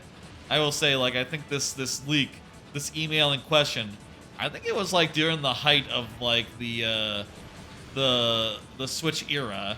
So Nintendo was kind of at their peak. You know, if it was during the Wii U era or, God forbid, the GameCube era, you could see an argument for yeah, they're probably going to go a Sega anytime soon, you know, and have to go multi-platform or exclusively Xbox. But clearly that's not what happened, and I don't think that's going to happen. They will never sell for an amount that's for pretty much any reasonable, for any amount, you know. Nintendo will not be owned. They're just too massive, and also they know it, that they have massive value. I'll say this, you know, I don't think it's that weird for Microsoft for someone at Microsoft to say hey, we should buy Nintendo. I don't think it's that evil anyway, either way, because look, I would like to buy, if I had $100 billion, yes, I would buy Nintendo. I feel like that would be a safe bet. I feel like if I bought Nintendo, I wouldn't be unhappy, you know. Even if I didn't own a console already and you know, had synergy with that decision, you know, what the fuck was that? I just popped off the track for a second. Was lucky I was able to pop back onto it. Jesus.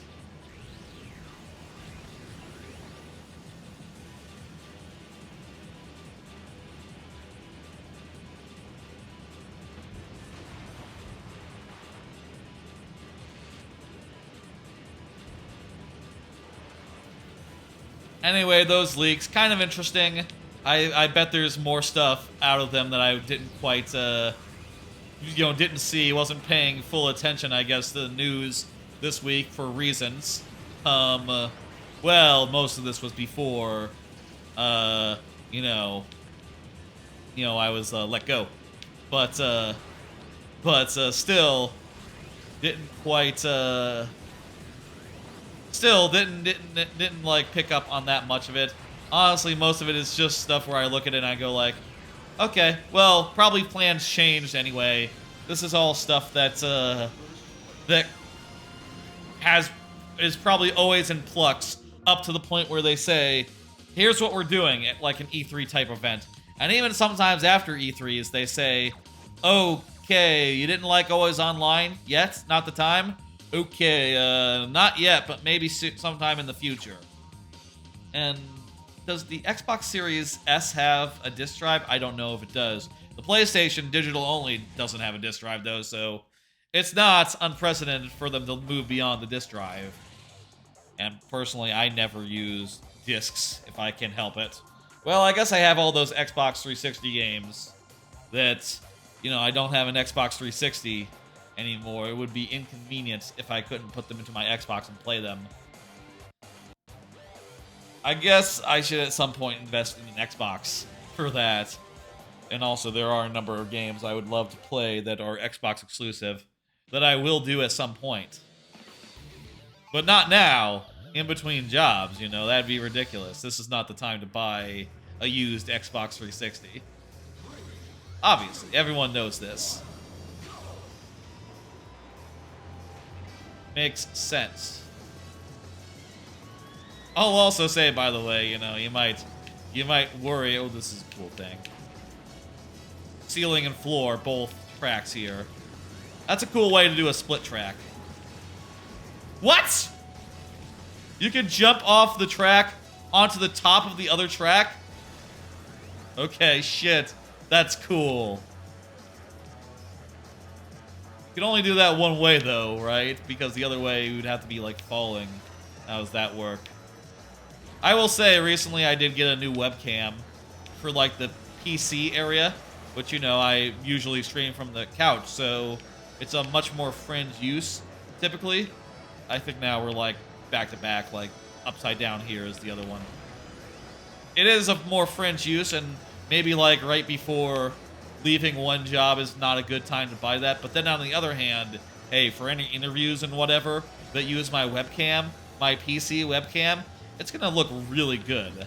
I'm gonna look really good on camera, and I do think that's a good thing, you know. And say I do go somewhere that does like a Zoom calls or otherwise some video calls. You know, my previous company we only did audio calls, so you know it wasn't really a concern like what my webcam situation was for a while until I started doing like. Honestly, I didn't even own a webcam until I started doing some. I started doing some like Discord hangout sessions with people. What the hell? I thought there were some arrows that looked like they were going to the right or to the left. We are not very far in this. We still have like 2 courses to go after this.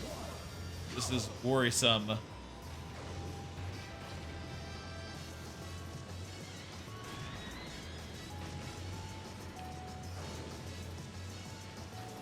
Anyway, what was I saying?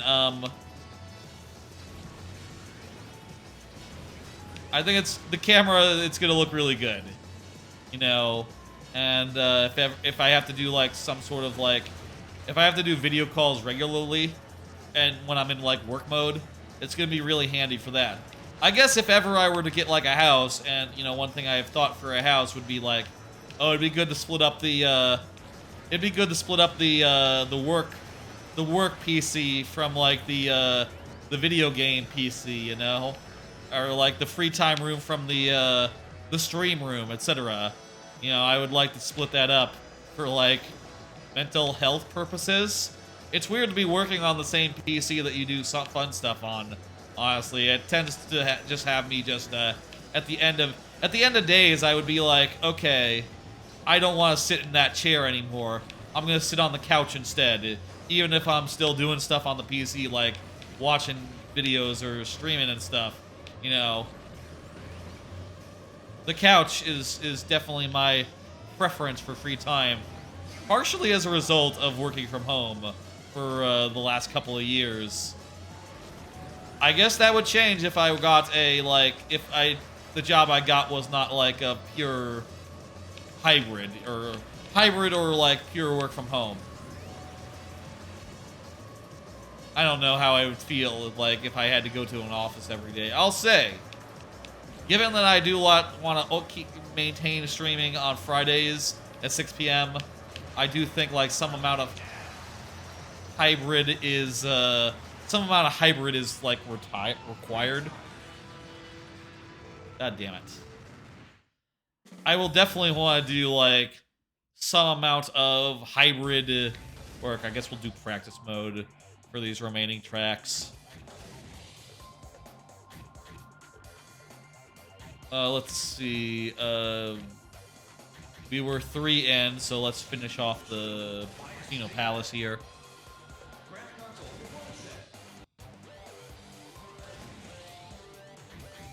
Be off CPU 29. Perfect. Okay.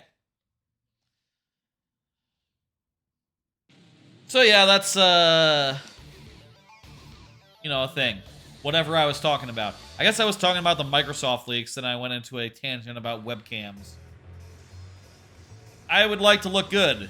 And, you know, hey, if people notice my webcam tracks me during a stream, and then or during, like, a business call, an interview, and then I have a nice blue Yeti, you know, very good microphone, that's all the better. I'll say, like, if ever I had enough money to get a house, I could probably afford a third webcam and a third microphone, you know, because house money, that's some serious shit, you know?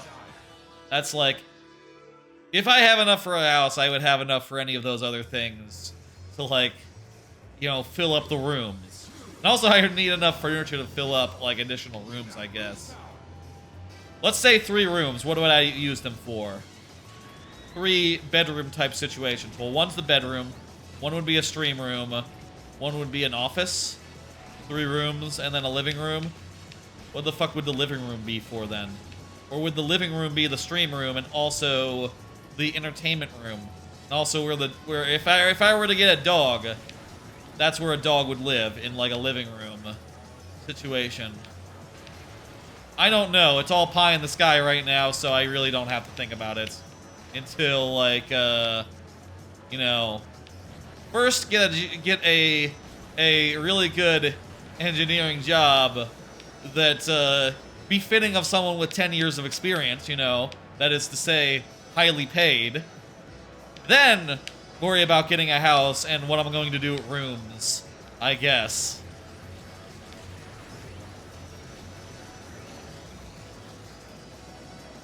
And by the way, if you're thinking something along the lines of like, well, you could go full-time streaming, and that's, no.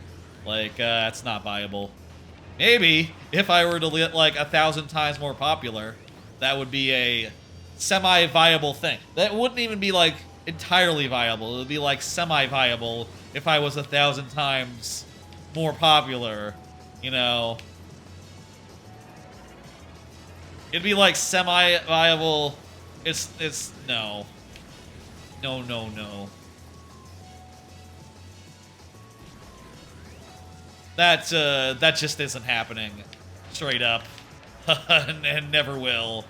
Unless I were to get 1,000 times more popular. And, you know, I feel like I would also have to, like, I would have to get 1,000 times more popular. Let's say this, okay. If I were to get 1,000 times more popular and was able to sustain myself just doing 3 streams a week, let's say 3. Let's say 4. Let's get crazy here. Let's say 4. You know, I'll say, like, for my part, I don't enjoy daily streaming. You know, like I have done on vacations before, streams every day, and I feel like it gets really tiring to just be always thinking like, okay, what's tomorrow's stream gonna be? You know, I want a breather, I want a break. I don't always want to be in hustle mode, you know? But I could probably do 4 on a regular basis if I were to be 1,000 times more popular. Let's say, you know, I still would probably want to do something else in like my other time, you know. Maybe it'd be something like I would want to give a shot at like, you know, game development or something. I do like to make Mario Maker, and that's not that far off from like, well, I guess making like a ROM hack would be the next closest thing, you know, to making a super world. As far as like, yeah, in that case you only need to focus on the level design, but also that doesn't pay. So if you wanted to do like as a hobby, something more substantial. If I was just talking like, what would your dream career be?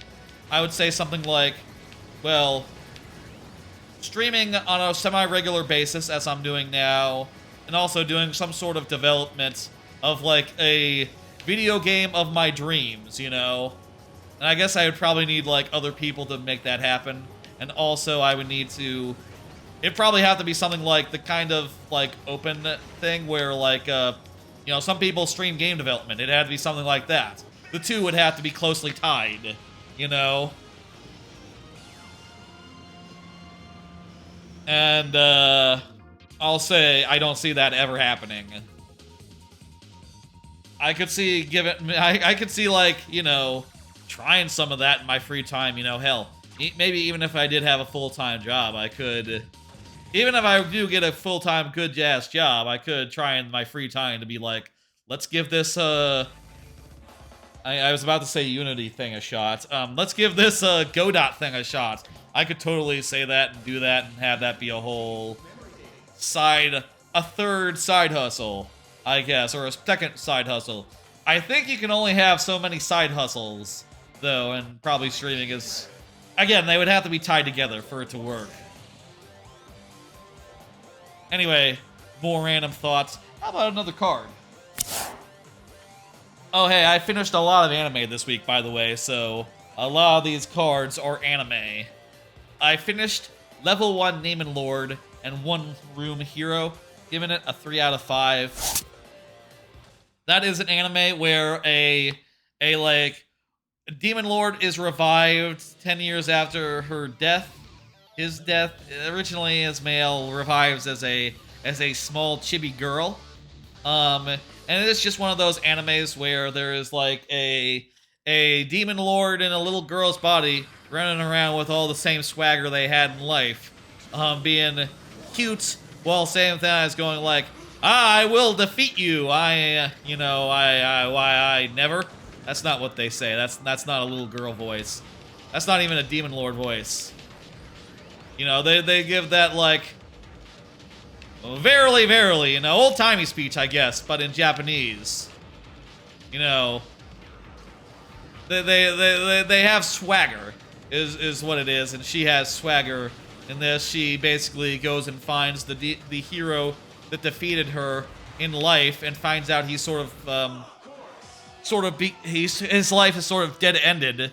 His life is sort of dead-ended since, they fought each other, and she sort of moves in and, you know, tries to get him back on his feet. And also there's a bunch of weird politics that are going on with, like, the other members of his party, world events, and he just sort of wants to be a sort of dead-end deadbeat who's just, you know, staying in his one-room apartment and, you know, coasting off the one time that he saved the world. And, you know, sort of being like a alcoholic jerk-off. Literally, they do establish that he does like to, in the first episode, they do establish very strongly, like, this character is a jerk-off in the literal sense. You know, they do a little less of that going forward, but it always does have a sort of seedy, lecherous feel to it. You know, there's, especially in the first episode, some, like, camera angle stuff. I think overall, like, as it goes forward, like, the camera gets a little less lewd, but it's still, you know, a little bit of a lowbrow thing. And also it has, you know, some humor that I feel like didn't really hit the mark for me. Wasn't really that into the way that its humor went. Some of its jokes are quite cringe and weird, and in a way that I did not like. I feel like my least favorite joke among them, and I guess this is like the most minor of spoilers, by the way. There was a scene, like, midway through where he becomes a YouTuber for a bit, and the joke is that he's, like, the worst YouTuber of all time, and he just does a bunch of, like, terrible YouTube-type stuff. As awkward as you can imagine, which, okay, sure, fine, but, like, yo, I post videos to YouTube as well. You do not get comments on YouTube if you don't have that many viewers, actually. You know, hell, like, one of my videos is recently blown up, has gotten, like, last Friday I noted like it's gotten like 1,000 views. Now, a week later, it's gotten like 3,000 views. And I'll say like it still has just one comment on it. People don't comment that often. And for small unknowns, you're not going to get that many people just coming by the dump on you. What's probably more going to happen is that no one will watch the videos, no one will find them, and you'll just like die in obscurity. But I guess it's a funnier joke if like a bunch of haters show up in chat in like the comments and say a bunch of mean things. I guess. Maybe this is like the weird thing of like, I have too much context for this and how it works now. And when I see it in media, I'm gonna go like, well, a new YouTuber would not get that much attention. There's 1,000 new YouTubers every day. That's you know, even if you're terrible, the most you'll get is like, okay, you know, the most you'll get is like 3 views and then none more, you know. That is like not so unusual. I guess they could be hate watching. I guess they could be hate watching these people, but I don't know if that's really a viable way to fame. It's like when, like, recently I watched like Top Gun with my parents, who, you know, you don't know, but they were in the Navy, and you know they were involved with planes and stuff, you know, the aviation part of the Navy. And they are constantly like chipping in with like, oh, you would not speak to a superior officer this way. Or like in Top Gun, the new one, you know, where supposedly Tom Cruise is also an officer. They said like, oh, you know, they would not be so this antagonistic. You know, the officers, it's sort of an old gentleman's club, you know, they're friends. They're all just like buddy-buddy with each other. Not so formal, you know. Not so uptight with each other. They'd be talking shit and like cracking jokes and stuff. Sort of more, I guess, like the Sopranos guys are with each other, you know. They would be more like that than like, you know, what they are with the common rank and file, you know, among themselves. Which is interesting, but also, I gotta say, like, whenever I hear them say that sort of thing, or anyone in any situation say that kind of thing, I have to think like, well, it was probably better for the entertainment, for the piece, if it didn't quite work like in reality. You know, for Tom Cruise's character to be on sort of the outs, despite being a ranking general or whatever. You know, for the plot and the character, it makes sense. Is that not good enough?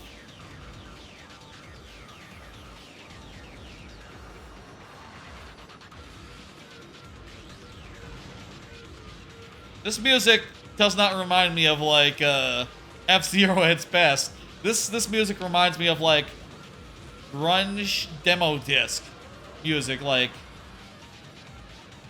some 90s ass shit. We're on the second lap, geez. We have to reserve our boost, I guess. Hey, let's talk about another anime I finished. I'm gonna pause while I pull the card on account of this game moves really fast. Malevolent Spirits Mononogatari Core 2. Sort of the second core of that, separated by like a 6-month, like a 3-month span. Basically, Mononogatari, Malevolent Spirits, maybe as we can call it. Mononogatari is sort of a mouthful. And I really don't know how many no's to put in there every time. I feel like I could put more or less. It's a show about, it's sort of a shonen show about a guy who really hates, basically the premise is there's this guy he really hates, like, Sugunomos? I can't for the life of me summon what they're called, but they're like the spirits that inhabit, like, objects. So, like, oh, this knife is also a spirit, and can manifest as, like, a person. And in combat, they can perform a bunch of knife-paced moves where they manifest knives or turn body parts into knives. You know, stuff like that, and that just gives you a lot of creative stuff to do. Like, you know, oh, this character's a drum. What does a drum bring to combat? You know, this character's a mirror. Obviously, what a mirror can do is either copy people or create illusions, something of the sort.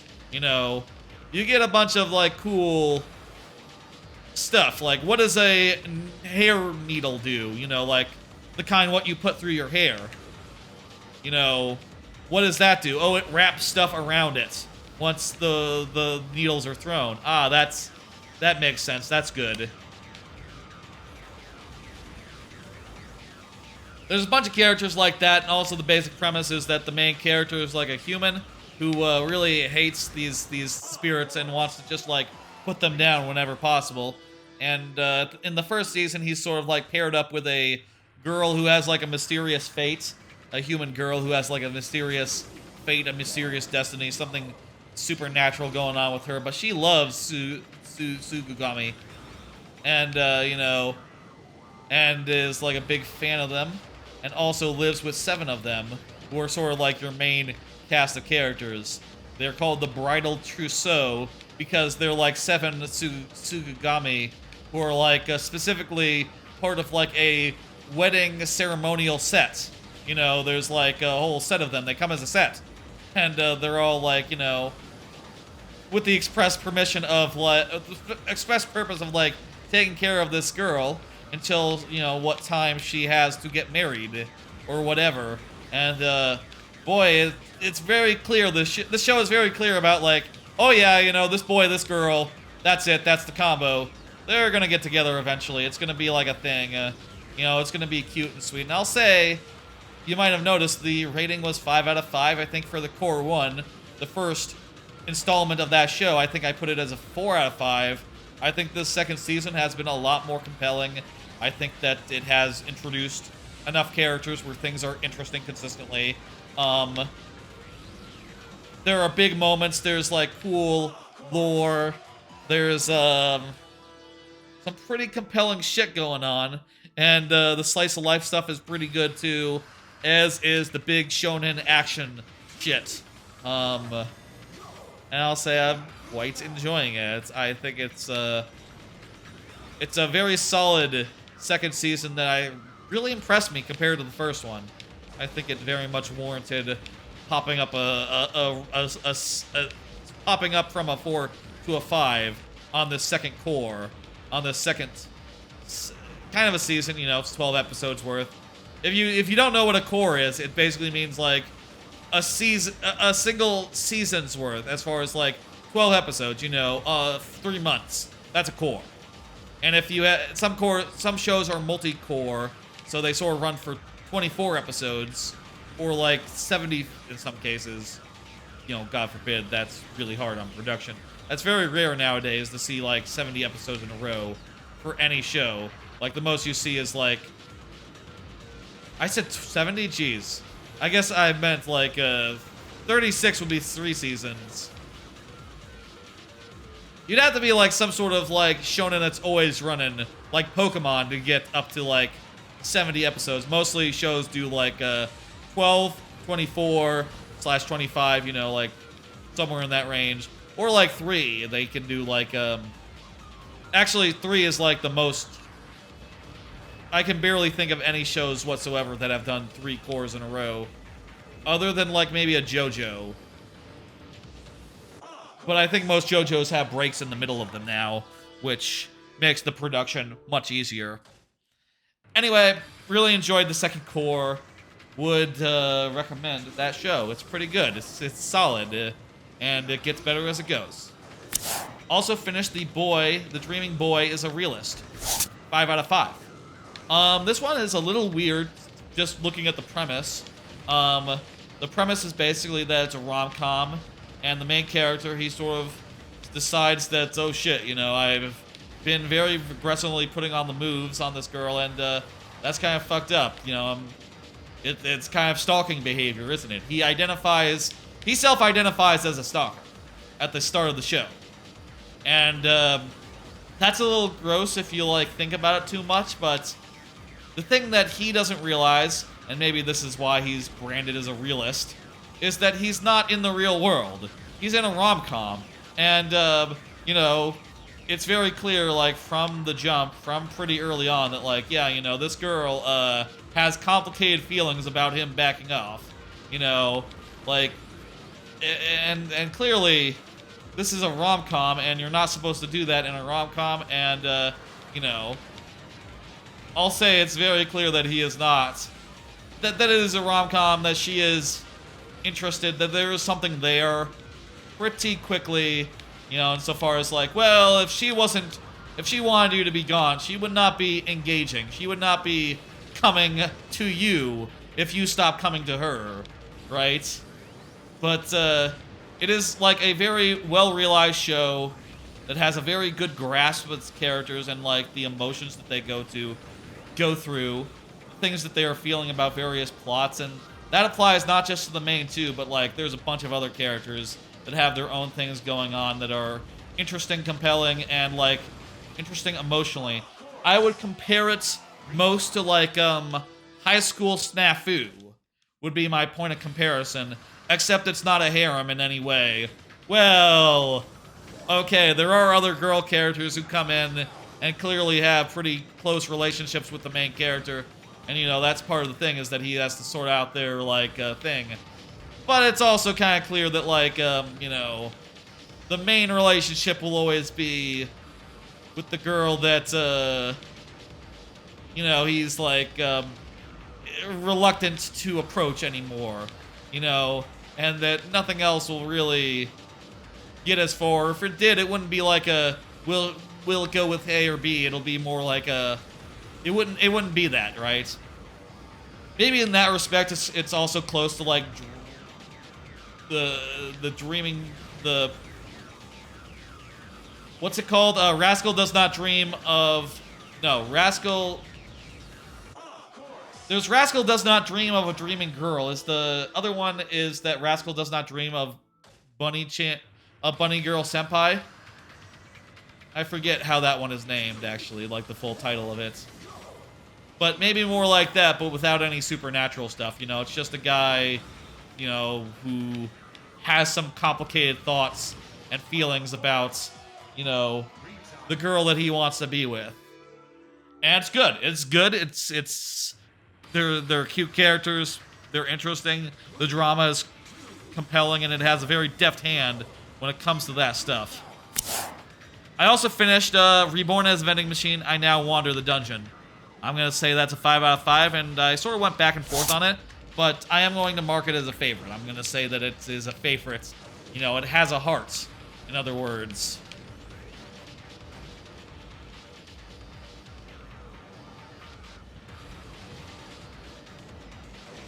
Vending Isekai sort of has a very weird premise. The guy is a vending machine.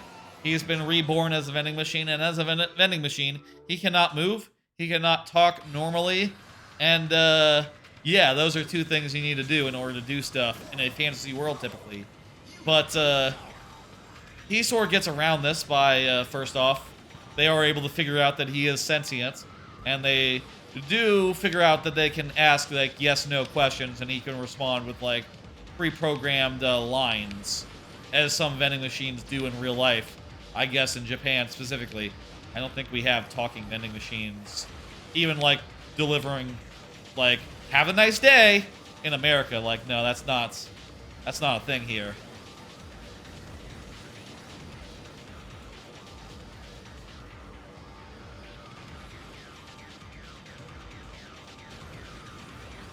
But, basically he manages, and, you might think that it's a dumb idea, and it is, but the thing is, there's... What it turns out to be is that sort of anime where the focus is on building a character, you know? Like, the character... Like a RPG-style anime where they're just constantly saying things like, okay, I got these skill points, I'm gonna invest skill points in a move. Except instead of the move being like, I'm gonna do a fire kick, it's instead stuff like, I just bought ramen. I can now make hot ramen. And people are gonna like hot ramen.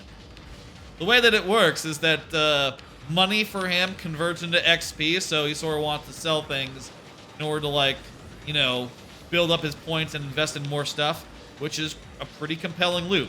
It almost reminds me of, like, a not like a traditional RPG, but like a cookie clicker, I guess, or something of the sort, like an idle game. Or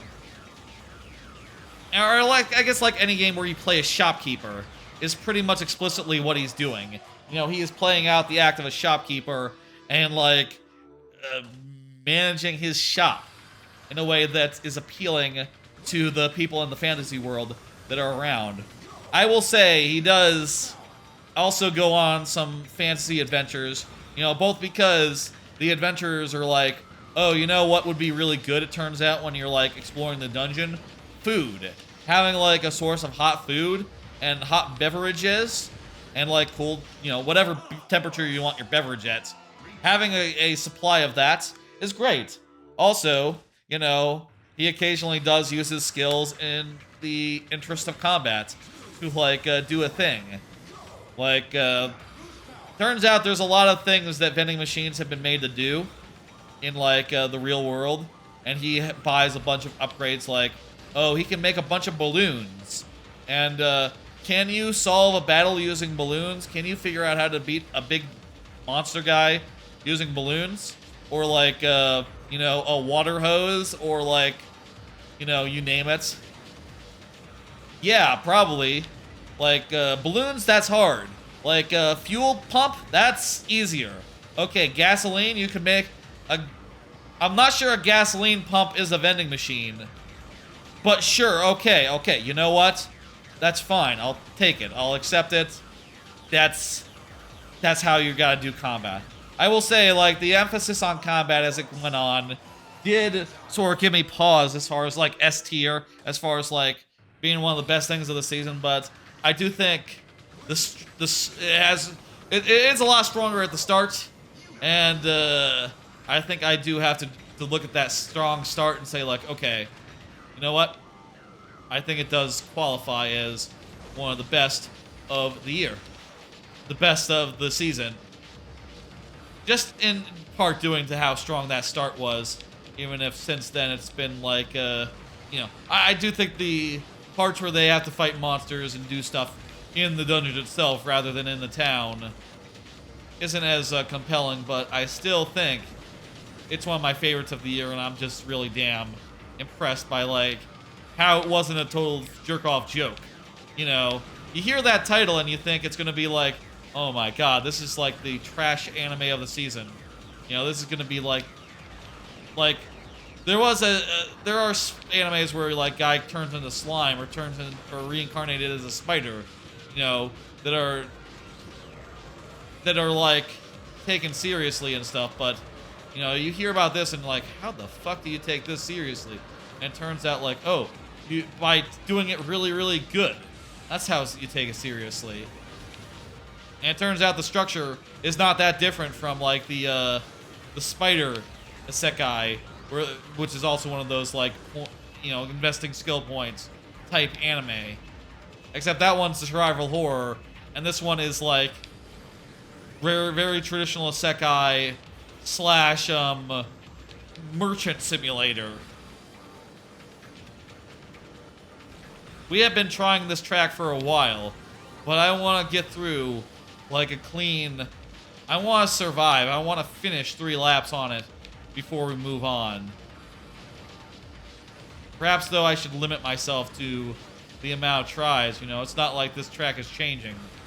You know, it's not like we're seeing more of it. Now, we've definitely gone around the loop, like, multiple times, right? Do I have access to the... I don't think I have access to the... Yeah, I don't have access to the tries remaining on this, this view. This scene. I would have to copy it from a scene that has it if I wanted to set that up. That could be arranged. Hey, you know. And the hotkeys would work all the same because it's in a group. I'm telling you, behind the scenes OBS business, you don't have to worry about how it would work.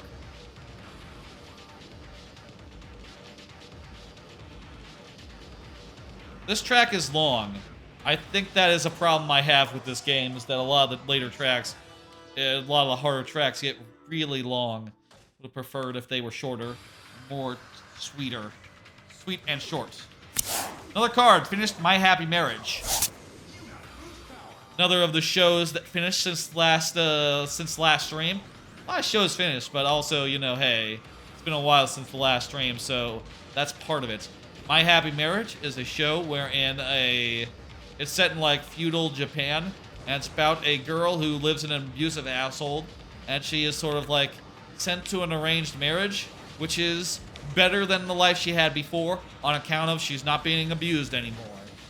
And on its face, that's the weird premise. Like, oh shit, like the first episode is really depressing, but, you know, she's now wife, and the show the name says she's a happy marriage. So it's gonna be happy from now on, right? Wrong. Nope, always depressing. Turns out there are more people, even after she gets, like, sent to arranged marriage, to have an arranged marriage, that are looking to, like, upset that, looking to, like, still abuse her despite being under, like, a new fiance, a guy, being under the wing of the arranged marriage. There are still people looking to ruin her life, and it's just never stops and never gets better. There's also, like, a weird supernatural abilities thing that sort of gets introduced, like, a little later on, and sort of becomes, like, a big explanation for, like, oh, this is why she was abused, because supernatural stuff. You know, they didn't think she had any powers, so they abused her. And it's like, well, one, that's a terrible excuse. Two, it seems like you're spending a lot of focus on this, considering, like, as a human, the only way I can interpret this is like, oh, the focus on supernatural powers in high society is clearly horrendous and should not be encouraged, and yet a lot of the time is spent on, like, oh, you know, she doesn't have any supernatural powers, but from a genealogical standpoint, she could be good breeding stock. Anyway, you guys really screwed the pooch on this. You should have given her to me. And it's like, what the fuck is this shit? Who cares? This asshole really should shut the fuck up. I really don't like this guy, and I wish the show wouldn't spend so much time humoring his, like, outrageously horrible, like, worldview on, like, the value of good breeding stock, you know? And, like, whoa, this is really weird. You know, the part of My Hero Academia where, like, Endeavor, like, chose his wife specifically for her, like, powers? Yeah, this is like a whole anime about, like, why that's fucked up, and it never gets better. You know, I feel like it never fully reckons with this. It just sort of is like, yeah, it's terrible. You agree that it's terrible.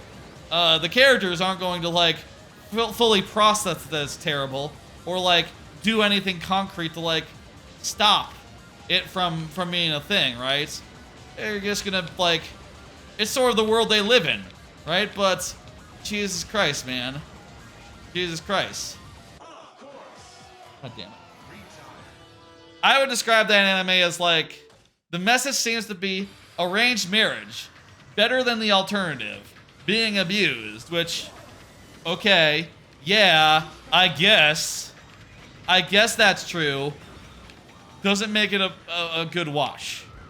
And I'll say, like, the characters, they're likable, but man, I cannot stomach and cannot stand all the abuse and all the, like, the fact that the world seems to be full of bad actors doing bad actions and just being, like, as evil as they possibly could be, as mean as they possibly could be. I just cannot with it, you know.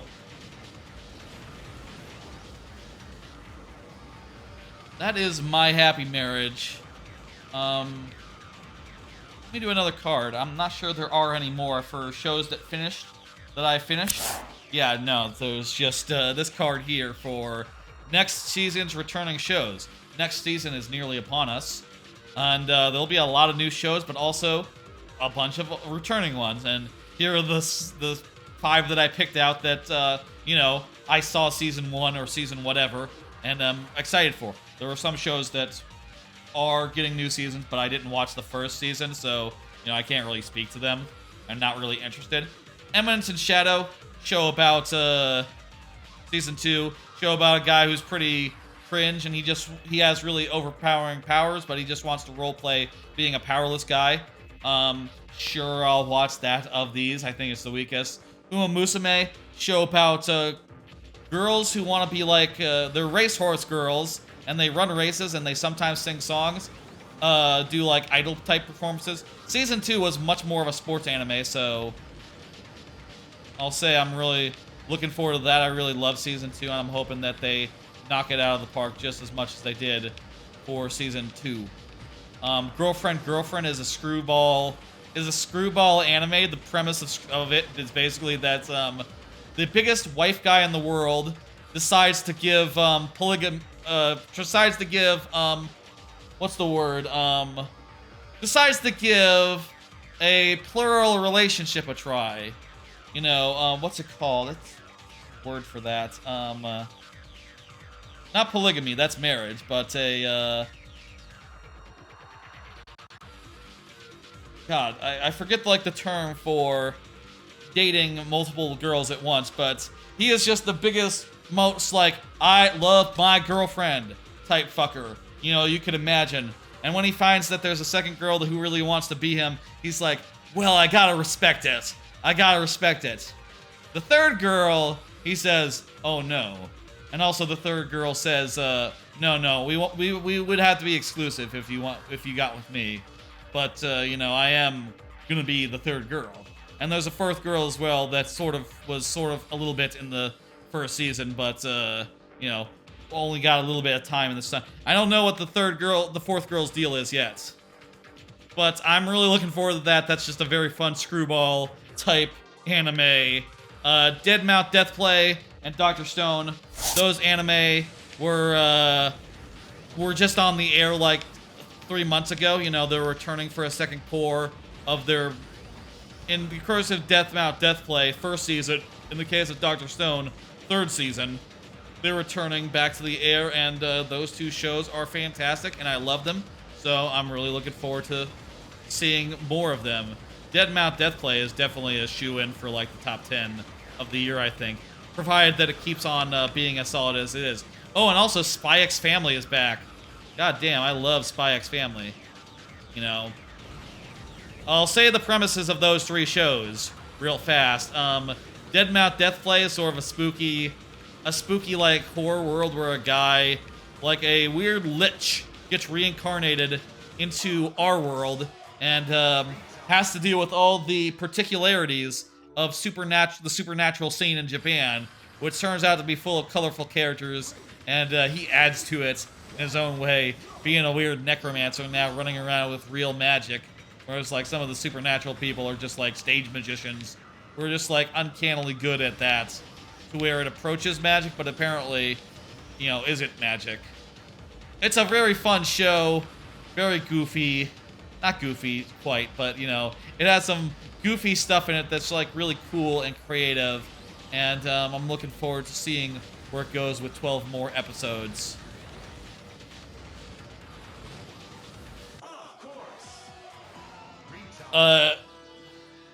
One more try on this, and then we'll move to the next one.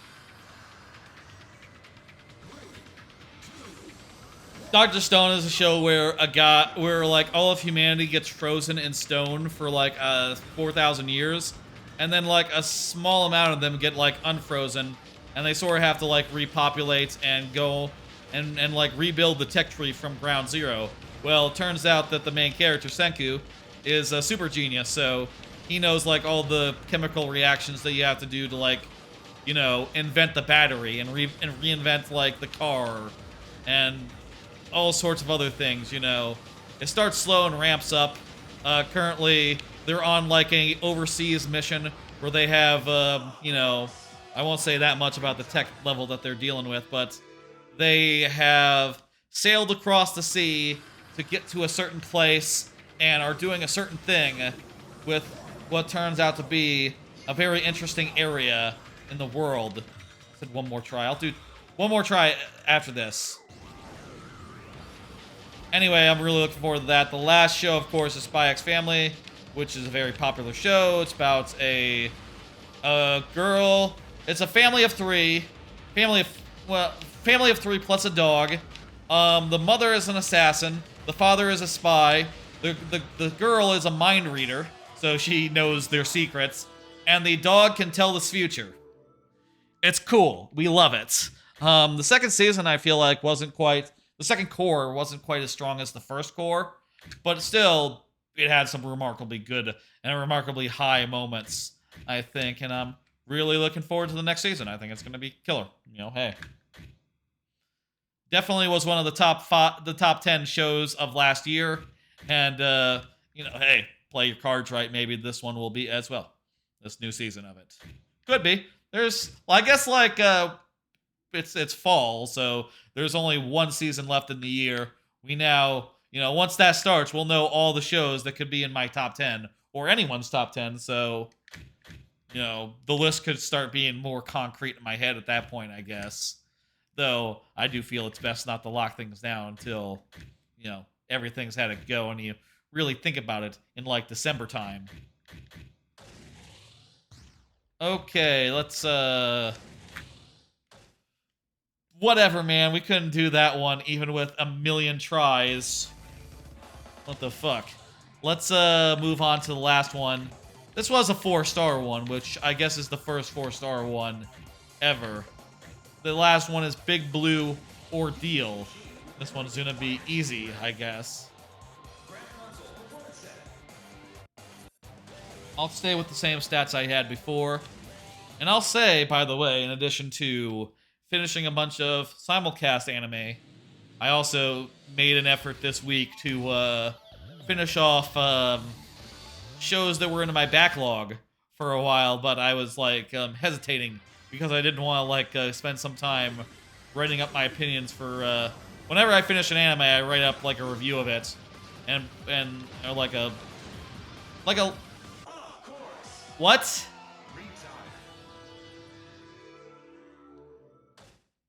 What was that? Are you kidding me with this?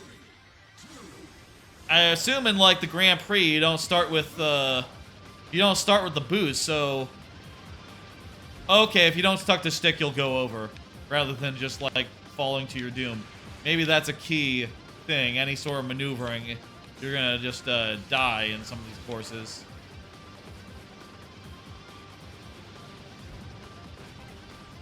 Anyway, I finished off a bunch of anime that I've been sitting on for a while. Not all of it is relieving my queue, necessarily, my backlog, because in some cases it was the season 1, and I'd still have to watch the season 2. And in other cases I have OVAs to watch still. But, getting more things off my queue, my backlog definitely makes my backlog of things to watch / rewatch a lot more manageable. And I guess I'll say hey, with more free time between job hunting, I definitely will look more. I definitely will, I bet, find more time to knock off more shows from that and progress. Make good, steady, firm progress. Firm. Well, we got a lap in. That's better than the last course half the time, where we couldn't finish one goddamn lap. That's good. Let me pull some of those cards. I finished watching ReZero. That one wasn't on the queue for a while. I've been plowing through it constantly the last few weeks. But point is, finally finished it over the weekend, I think. So maybe Friday, Saturday. Actually, I think it was Sunday. ReZero show about a isekai where the guy, whenever he dies, he goes back in time and he has to figure out some very intense and very challenging situations where he will almost definitely die a couple of times before figuring it out. Season 2 I thought was also as remarkable as the rest of the show. Has some really good backstory stuff with Amelia's past, and I thought all the lore stuff was phenomenal and really sets up a lot of interesting stuff in motion that I imagine will pay off in season 3, which is next year sometime. Yeah, ReZero, I would have to say, if I were asked what's your favorite isekai, I think I have to say ReZero, because it is just damn good. Whoa, okay. That's what I get for using boost. I should play it conservatively, even if I get into last place, that's fine. We just want to finish, I think. Another one I finished is Loco Dull, including the 13th episode, which is unaired and on any list is listed as a separate thing, and but not the OVAs. The OVAs I have not watched yet, but I will do shortly, I think. I had been sitting on episode 13 of this one for a while, and I finished it off and wrote a very nice little blurb and put it into the notes section, you know, as I do. Anyway, Loco Dull is a idol anime about local idols. They are sort of like, you know, they're different from regular idols in that they're sort of like, their main job is to like promote the city that they're from. And also they are like literally contracted by the city. And apparently that is the case for some idol groups out of, in like the localities, you know, out in the country, out in like small towns. They apparently, some of them like contract them, some of them are like natural idol groups that happen to be the local idols of some town, like in a more unofficial manner. Either way, you know, the show is very mellow, and it's very much about like, you know, if you're thinking about idol anime, in a lot of cases, it's a lot about like, oh, we gotta practice all day long, and we gotta like, you know, do our best at the performance, and oh my god, we gotta kick ass because of the competitive world out there. Well, in the local space, if you're the only idols in a whole town, you know, it's not really like that. You know, it's more like, oh man, we have to give a present, we have to like be on camera at the local community pool. You know, we have to go film like here's like what it's like to eat at this local place to, you know, increase business for that place, you know, sort of be like a promo for them. God damn it. And the biggest pressure is that like the main character always like stutters and mispronounces her name, but she does it in a way that everyone thinks is funny and thinks is cute, and you know, laughs off good-naturedly. You know, it's a very chill and nice idol anime that more hews towards slice of life than like competition or like the difficulties of being an idol. I was off course, that's true. Which I think is just so mellow, is so fun, is so nice and light. I would recommend it. I think that the 13th episode included, it's all 5 stars to me. It's just a very nice, mellow, good time, and you know, there are some competitions, but even then, the focus is very much on like, I say competitions as in like, oh, you know, there are a lot of local dolls out there in the world, in Japan apparently, and they hold like televised things where they get a bunch of them from different municipalities and like do like a whole thing, you know, a whole song and dance. And those parts end up being like more fun than anything and not really all that tense. You know, you understand that the point is just to like be like, okay, let's just get a bunch of cute girls and have them do cute things, you know, and in front of a camera, and then we'll do like a vote or something. It's not a big deal, and you know, it's mostly just a bit of fun.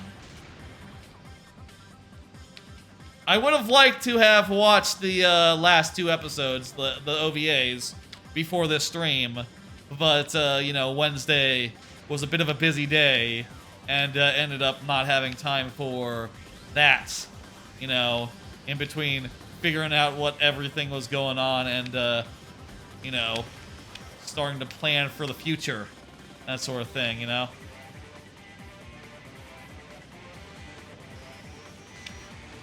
Weird how sometimes you lose your grip and start turning weird. Go figure. Another card. Finished rewatching Let's Make a Mug 2. Again, this was season 1 and there is a season 2, but quite enjoyed it. Let's Make a Mug 2 is a shorter anime, very slice of life, about a girl who gets into pottery and makes pottery. And her mother was very big into pottery in her life. You know, before she died, her mother, the main character's mother, was like big in the pottery world, and that sort of like motivates her to try her best and to like you know, put forth a good effort, which is nice. The characters have a lot of energy, tons and tons of energy, very upbeat, very like positive, very like high octane, maybe is how I would describe them. You know, very energetic, these girls, and I think that is fun. I think it's a good time. I think it's a good time, that show, and yeah, I'm looking forward to getting into season 2. I will say I looked at what I put down for season 2 in backlog, or sorry, in any list before. Apparently, I gave it a 4 out of 5 the second season, the second core. Wasn't as pleased with it. But I really liked the first season. Rewatching it, it's very fun. It has like a very in-depth, like, it's sort of interesting and like informative as well. Will teach you a little something about pottery as you go through, and like all the thought that's involved in making good pottery, that sort of thing. It's just a very well-informed show, I guess I would say. And also there are like live-action skits that you can watch, but you know, I never did, and I'm not really interested in those. I guess that's how that's why it's a 10-minute anime, right? Is that like, oh, on Japanese TV, the idea is that a variety show type thing takes up the rest of the block, you know? I'm not really as interested in that stuff as I am in the animated slice of life TV show part, you know? But I guess if you wanted to really make pottery, you could watch those and maybe like learn a thing or two. I don't know. I'll say like the only show like that where I've actually got into the live action thing and went like, oh shit, this is actually a good thing, is the show where there's an isekai, where an izakaya travels to a different world. Not restaurant to another world, that's different, but isekaya is sort of like a pub, it's sort of like a bar. And it travels to another world, and there's all sorts of like neat little cooking show after each episode, which is just like a minute-long little show, like 2-3 minutes long, about how to make some really delicious-looking food. You know, delicious-looking Japanese food. Oh man, it's been a while since I went out to eat for like ramen or honestly, I think the last time I ate Japanese food was like sushi, but it's been a while since I had like. I'm kind of in the mood for ramen now that I'm mentioning that show. Ramen, some gyoza. Ooh, that'd be good. A little pricey, but I can afford food, I'll say. I'm not worried about food. I'm worried about rent. And also, I think I'll be fine, and I'm excited about opportunities. I am not going to stress out about being between jobs. Hey, we finished! Hey, what the fuck? I'm going to take it in stride, and I'm pretty confident and feeling pretty good about the opportunities that I see in front of me. You know, seems like there's a lot of places I could go. Very positive, you know. Let's do another card. I also finished Kono Oto Tomare Sounds of Life 4 out of 5. That is a show, a music anime about guys what play the koto? Wait, why can't I get out of this? I'm hitting B, but that's not taking me out. What the hell? I go in here. I go in a level, and I can come out using B, but I can't. That's weird. You know what? There's just one track that we didn't finish. Let's take like a couple more cracks at Lightning Half Pipe. And then we'll quit out good and proper and get to the actual menu. Kono Oto Tamare Sounds of Life. It's a music anime about a high school club that plays the koto. The main character is sort of a ruffian, and he has been shat upon from a high height for like most of his life, and he has like a weird like responsibility complex about it. You know, does that make sense? Responsibility complex. He's weird about it. You know.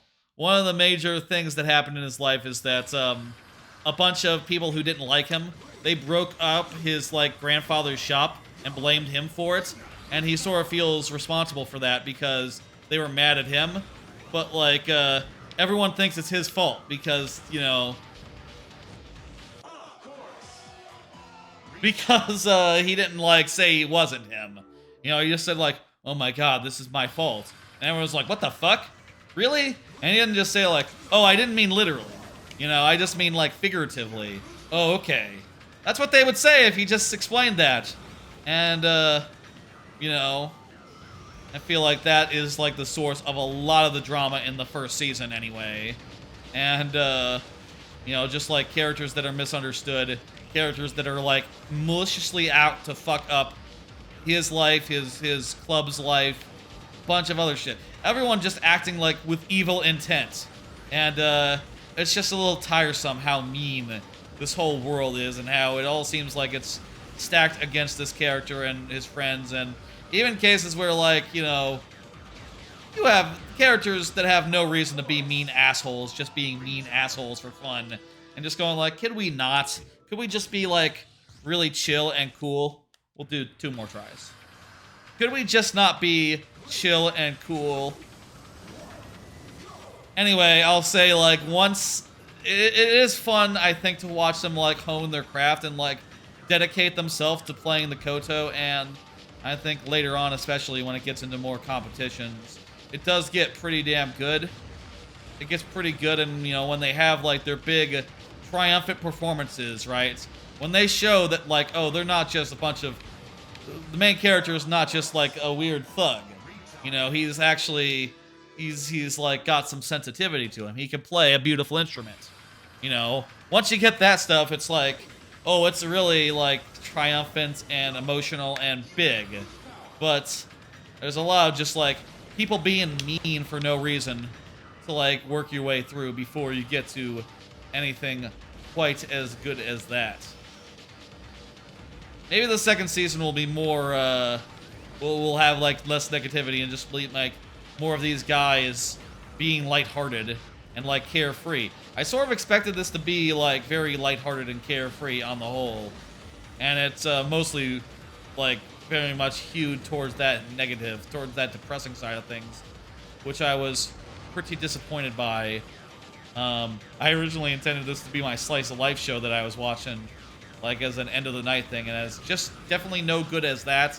But you know, as an emotional like drama show with like big, explosive, powerful finales, big, explosive, powerful performance episodes. Jesus Christ, that was one more try. One more try. It's great. That's the last anime card. The next card reads, "What's the biggest franchise you've never touched?" I'll say mine, and maybe we'll just leave it at that, because I feel like mine is hard to beat. Final Fantasy. Never played a single one of them. Okay, we've played every track that this game has to offer.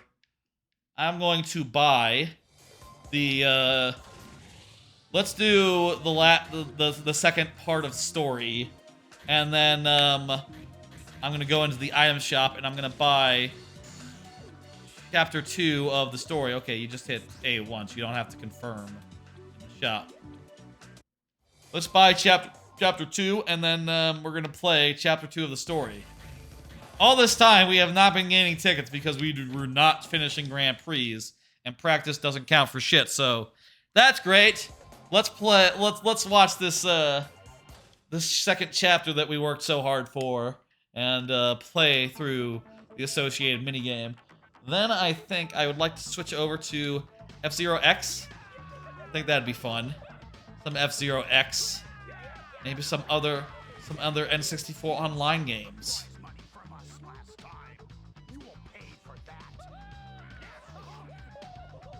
This does not look synced up. I'm not sure if there's like a problem with the capture or if just the video is,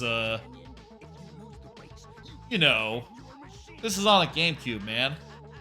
Usually the capture card does not get, like, behind in audio. It's probably just synced. You know what? It was animated in Japanese and then dubbed over. That's probably what happened. That's probably what it is.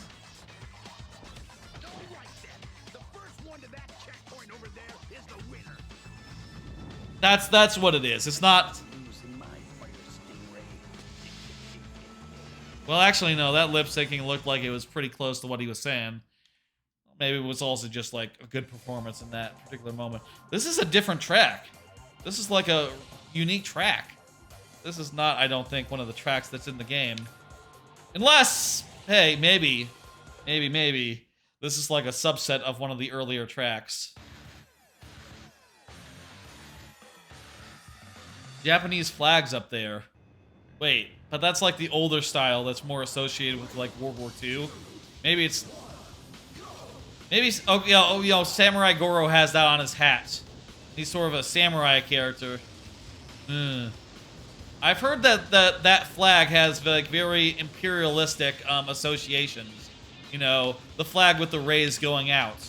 Whereas like the flag that's just the sun is like the... What the fuck? Try again. The flag that's used now is more of a... It has less of those associations. I do think the flag with those sun rays is great, but it's like a really cool and iconic flag, but it is true that it is associated with like the Nazis and you know, other such things. So you really, I don't know. I think it has like a nationalistic vibe to it, you know, in the sense that like the Nazis were the nationalists, you know. Right-wing conservative or reactionary. Jesus, we need to not hit rocks if we are to win. Also, we are not beating him. Maybe we need to respec our vehicle. Spec our vehicle.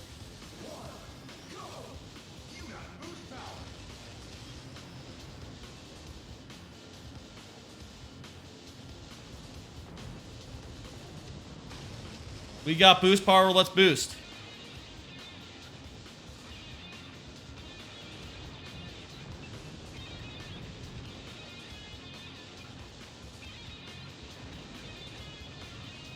Seems like these boulders like reliably stop before they go off the edge. So we can't just like go on the side and we'll get through. Oh my god. I wonder if this is a rubber band situation where we want to, like, just stay right behind him till the very end and then, like, boost away. I am, like, practically out of boost. I'll die if I take any more hits. It's cool that this mission mode has, like, unique tracks to it. Like, this boulder thing, yet not in any of the other tracks, even. Very cool. Also, let's talk more about franchises never touched, I guess. I've also, like, barely touched a Resident Evil. If I had to say, like, a number 2, I'd probably say that. I have played Resident Evil Deadly Silence, which was the DS game, and I thought it was not very good. I didn't like that tank control bullshit, nor the touchscreen minigames. You know, so sort of like a worst possible case scenario of just like, oh, this has tank controls, A, and B, it also has like gimmicky touchscreen minigames. Oh boy. You know, just the kind of thing where you look at it and go, oh no, don't like that. Don't like that at all.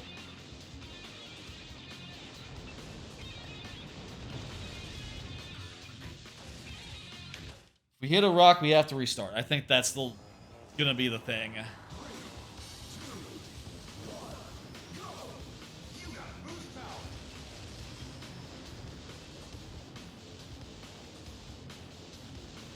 So I guess, is the story mode all from Captain Falcon's perspective?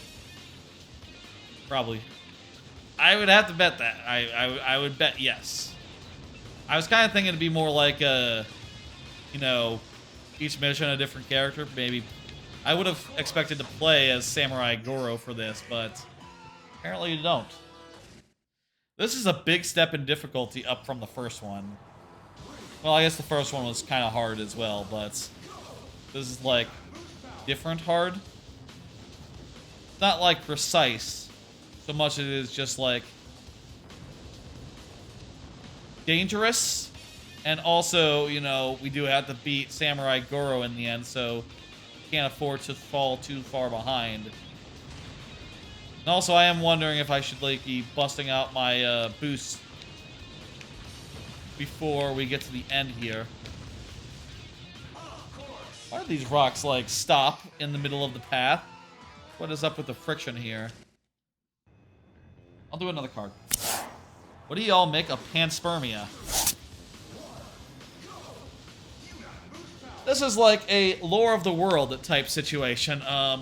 Panspermia is like a theory that exists in the world, where basically theory goes that what if life didn't come from Earth, but instead like ancient microbes were deposited by like a meteor, which seems plausible in a lot of ways because we do know that like there are types of very like simple life that can survive out in space, right? Like those fungatoads, whatever they're called, the little water dogs that like are so famous. Tardigrades. Tardigrades are famously, what the fuck? It rolled back. Tardigrades are famously one of those, you know, that are able to like withstand very like high pressures, you know, live very dry lives, and then if so long as they are exposed to the situation where they can live again, they will like come back to life, even if they've been in fucking space, you know?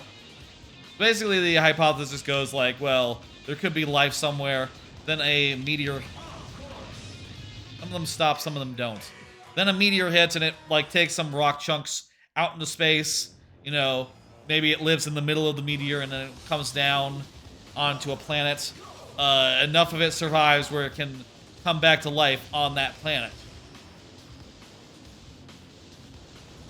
The thing about it is that it's impossible to prove, and also it doesn't like really answer any questions, you know, like, oh, so if it turns out that life comes from another planet, we still have to figure out like how it came into being on that other planet, so it doesn't really change any of our questions about like the origins of life, or about how inanimate matter can become animate, you know.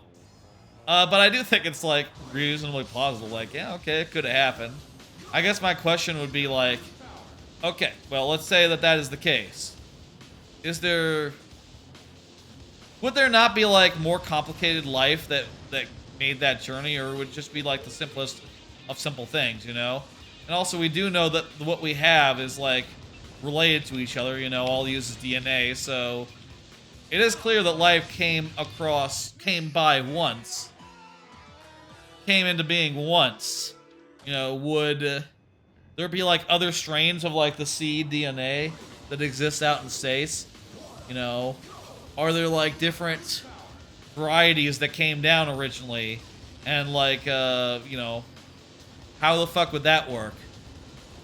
I think the answer is there are no answers, and it would just make things a lot more complicated. But hey man, sometimes the world is complicated, sometimes things are not so easy to define, and you know, panspermia, it would be in line with that if that were the case.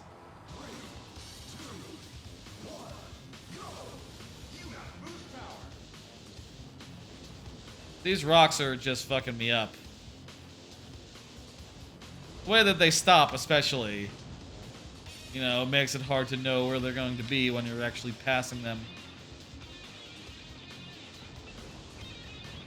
Like, some of them are stopping, some of them don't stop. Is it based on the elevation of the road? But they all start from so much higher than the road is steep. So that doesn't really make sense, does it? Yikes. Okay, we're most of the way through.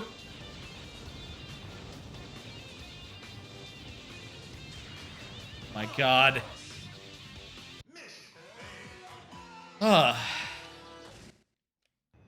Couple more tries. Yeah, a couple more tries here.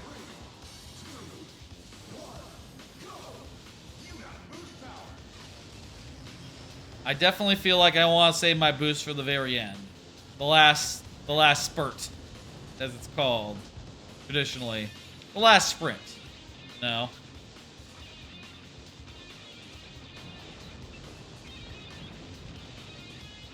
Samurai Goro is lucky. He gets to drive by when the rocks are, like, barely even started falling.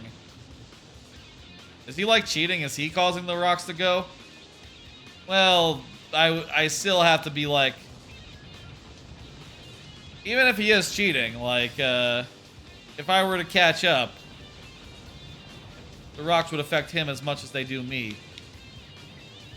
Okay, that time we clinched it.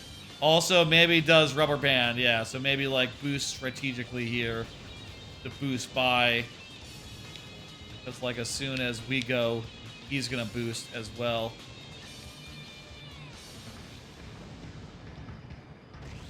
Jesus, Jesus.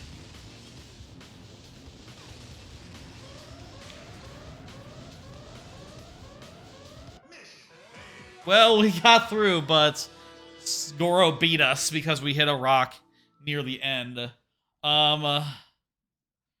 That's a fucking long race. One more try, but that's it. And then we gotta move on. I'm satisfied finishing, at least. If not beating my rival. It did seem like as soon as we pull ahead, he speeds up. Which, you know, that's some classic rubber band type shit, I guess. I gotta bet that there's, like, rubber banding going on. It seems like it's... Well, it's either rubber banding or just, like, strategic racing, you know? Like, oh, well, of course, if you pull ahead, he's gonna do a boost to get himself ahead again. Like, that's just smart on his part as well. Okay, I think that's gonna do it for ZX. That was a bit of a fun revisit. I don't think my opinion on it has changed. I would still say that, like, yeah, these like 5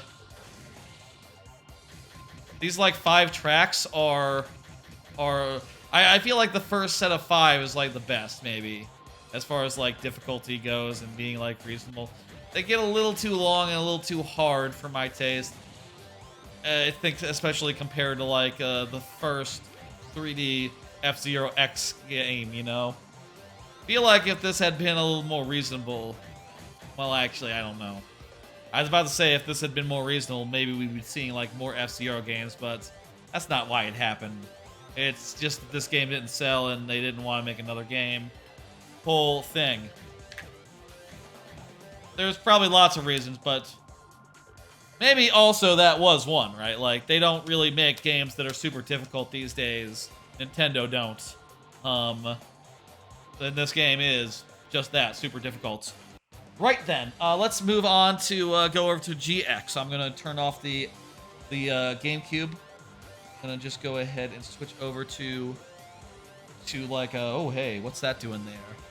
Also, what? Has it always been that close to the corner? The viewer levels thing? You see, these bars look really close to the corners. Maybe, did I change a setting on my, like, preview monitor or something? What the fuck? Seems like they're very close to the corners. Closer than I remember them being. Not important, I'll look at that later. But let's go over to, the Switch. I'm gonna get up this switching systems thing. And switch over to let me see here. I have to switch the TV to the right aspect ratio. Give me a second. I wonder if there's a more efficient way to do this, to have it so that there's like an... Can I like set this TV input to use like 2 different slots on the switcher so I can just switch from input 1 HDMI input to 3x9? I don't know. Maybe. Alright, I'm gonna switch stuff. Take down the gameplay. And excuse me, 1 second. Weird place. It should be like over... Yeah, there's default. I don't know why sometimes the camera position is off by a noticeable degree. Whatever.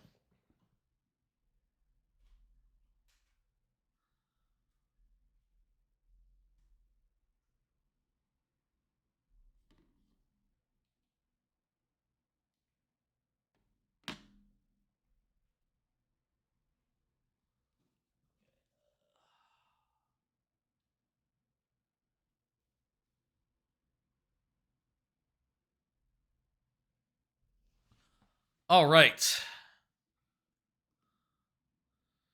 There we go.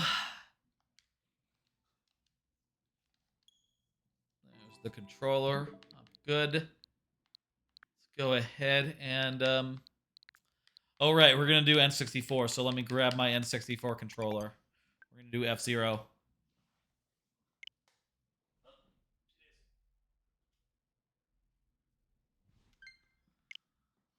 Okay. Let's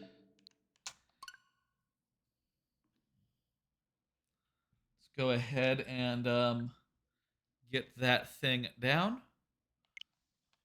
We are now onto the Switch. We're about to get into the game. I could also do, let me see if this scene looks good. I have a custom scene where it's a little bit over to the side. I think it is, right? Wait, what? That doesn't look right. Here's regular. Here's this one. Oh no, I did some stuff and that messed up the setting of that scene. Hang on, I can fix that. Okay, here's what we're gonna do. We're gonna do F0X. Let's some F0X. 0.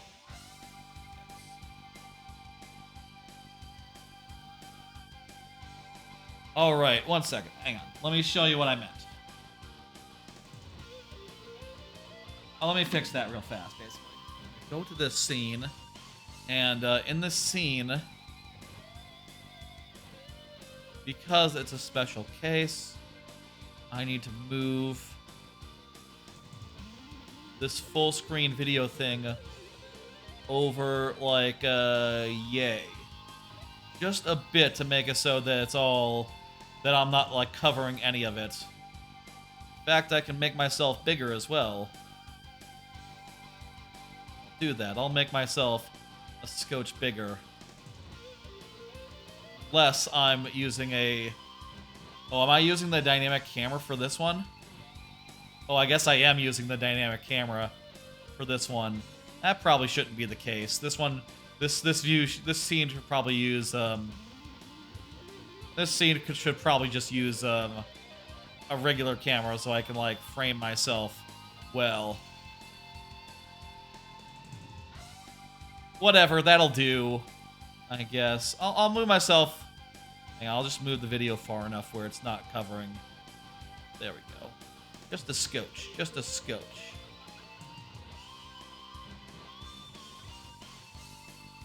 I should fix that at some point. Make this view a little more, make myself a little bit more big. Take up as much space as I can. I guess I should also make sure it accounts for SNES Online, GBA Online, any other online where it doesn't fill up the full screen. Also, tell you what, let me move the goal box. The goal box down here, like where it was in the other one. Again, I'll say I'll do 50 turns. Should that get hit? Doesn't look like it necessarily will, but I thought I'd offer. There was some interest in Mario Kart, or not Mario Party, sorry, Mario Party last time, and offering it. Hey, 50 turns. Let's go, let's do it. F0X. Just do a good old-fashioned GP race. I've done, like, apparently... I've done, like, all of it before, so that's fun. I'll do Samurai Goro again. There are better colors here on the N64. Kind of like the black one. Just a little bit of max speed. That should be good. How's the volume here?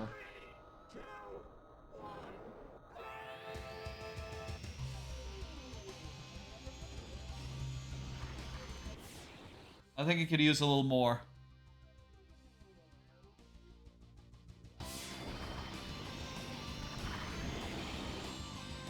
Let me see, let me see.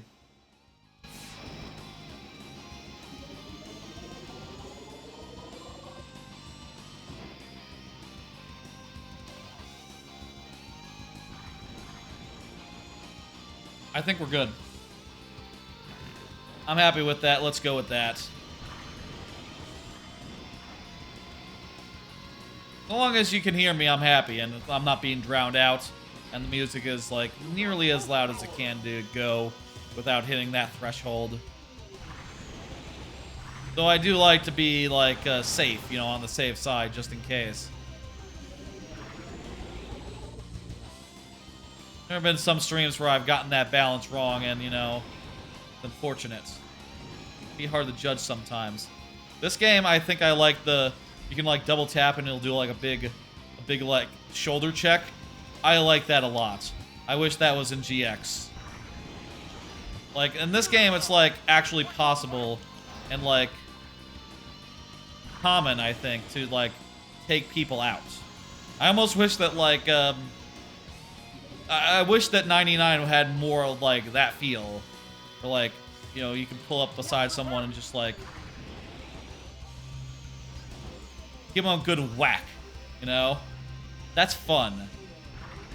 And if you do it just the right time, you can very, very easily, like, knock someone the fuck out. Which rules. Oh, this game kicks ass. I think this is a tier above, a tier above that other game that we played a little earlier. Yeah. Yeah. Hang on one second, I'm gonna try something real fast. I have an idea. Go here. Okay. The HDMI cut off. That shouldn't happen. That's weird that it did that. Let me copy the camera thing. Let me copy this. Go back to here.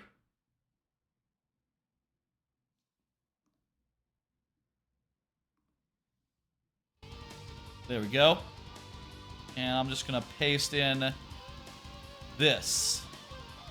Just gonna paste in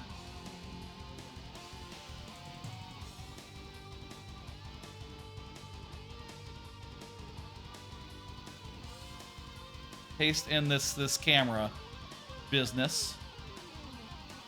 I'm gonna put it where it needs to go. The layout. OBS. And let's see how big exactly we can make it without running into the game.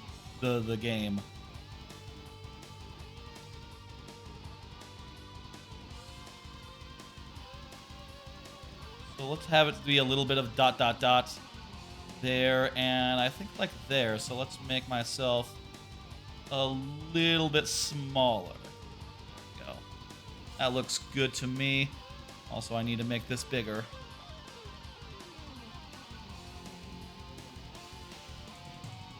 There we go. Good.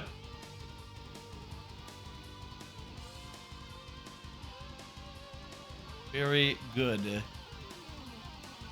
Okay, I'm just gonna get back to the game. Okay, cool.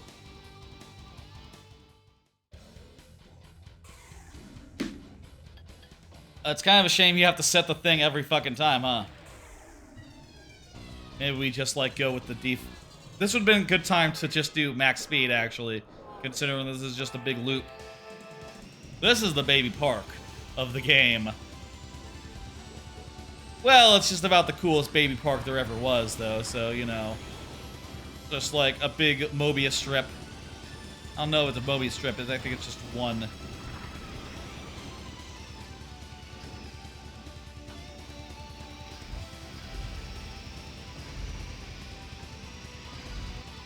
There's gotten some real good hits against that guy.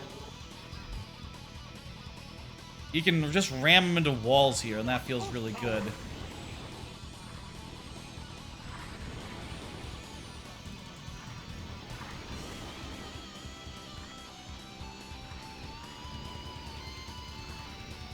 I want to kill my rival. Well, I want to, you know, wreck my rival. You know what I mean. In game.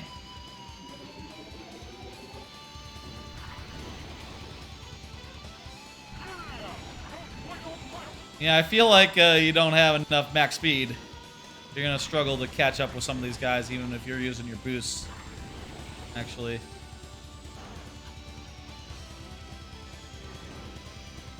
I think the right-left movement here feels more in line with, like, F-Zero 99, which I like. Feel like... I wish they did, like, F-Zero X 99. I feel like that would be the most amazing thing in the world. And, like, genuinely awesome, you know? Like, these tracks, I feel like they're the perfect middle ground between, like, too hard and too easy. You know, whereas the ones in 99, a little bit towards too easy, I think. How about another card? Fuck. I can't read it. It's in a weird place. 1 second, let me put that somewhere where it's not like covered by my chat on my preview monitor. It should be right here. This is where it should be in this view. I didn't plan on using this scene, so I didn't have it ready or anything. Do you all know about frontage roads? This is something. Shit. I was watching a YouTube video about like random facts about Texas roads. Right? I live in Texas, have for like ever. So you know, I don't know. Some things about my place are unusual in the rest of the world. And they were talking about how frontage roads aren't really seen all that commonly outside of Texas, which I think is a damn shame because they're excellent. They basically are like a road that runs alongside the highway that you can put shops on and stuff.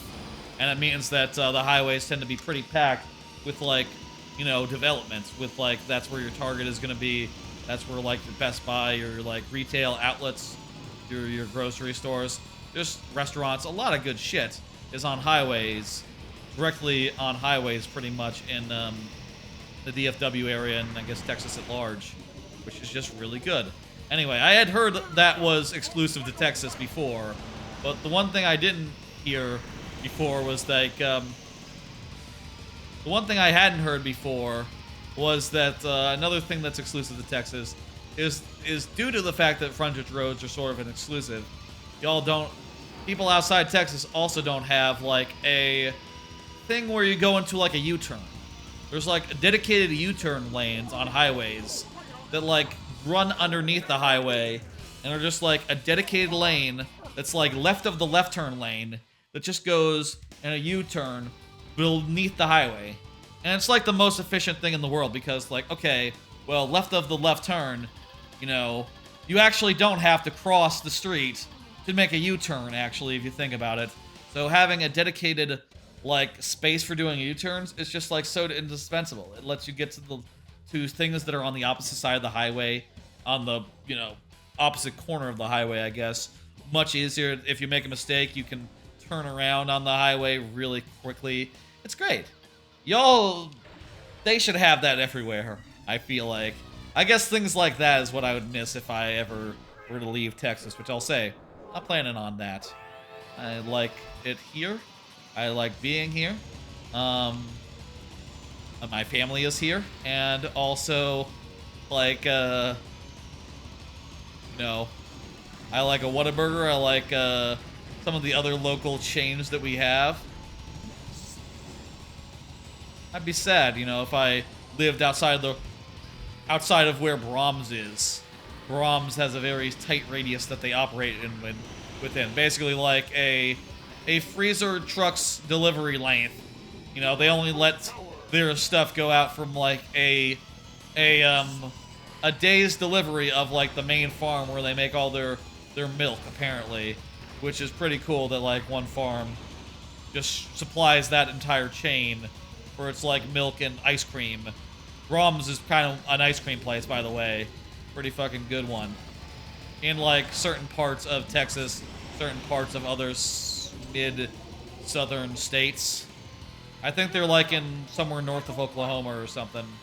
Or like they're in Oklahoma, somewhere in that vicinity. I know that like parts of Kansas have it, so that's like maybe as far north as you can get, like Kansas, parts of Kansas, far south as you can get parts of Texas. Pretty small perimeter. Perimeter is area. It is like the length of the outside. Pretty small area. This game moves a lot faster and is a lot... I like this game a lot more than GX, if I'm being honest. I am being honest. This is honesty. This is me being honest.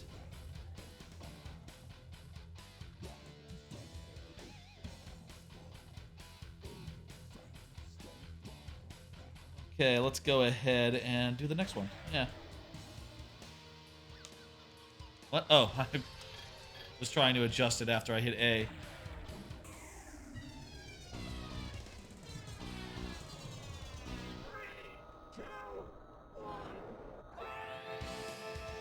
All right.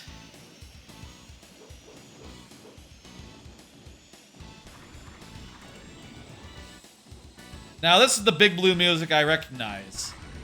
The Big Blue music that's, like, good and, is, like, directly in Melee, basically. Such a good tune. God damn. If I were to move anywhere, I'll say I would probably be, like...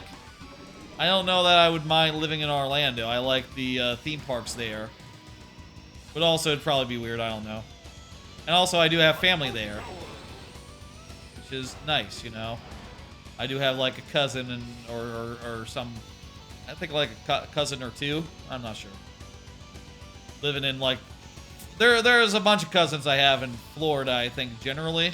And Orlando specifically has at least one. Which would be nice to have. No. I don't know, in case of emergency. Just like... It's good to have family on hand. I guess, in case you need something. I don't know that I would, like, rely on cousins in the way that I rely on parents and such, you know. I hang out with parents a lot. My folks a lot. Probably wouldn't hang out with them as much, nor would, like, you know, if I were to move, would I call my cousin? If my cousin was local. I mean, I don't call my sister. I don't get help from my other cousin who lives in the area. So probably not, no, but, yeah.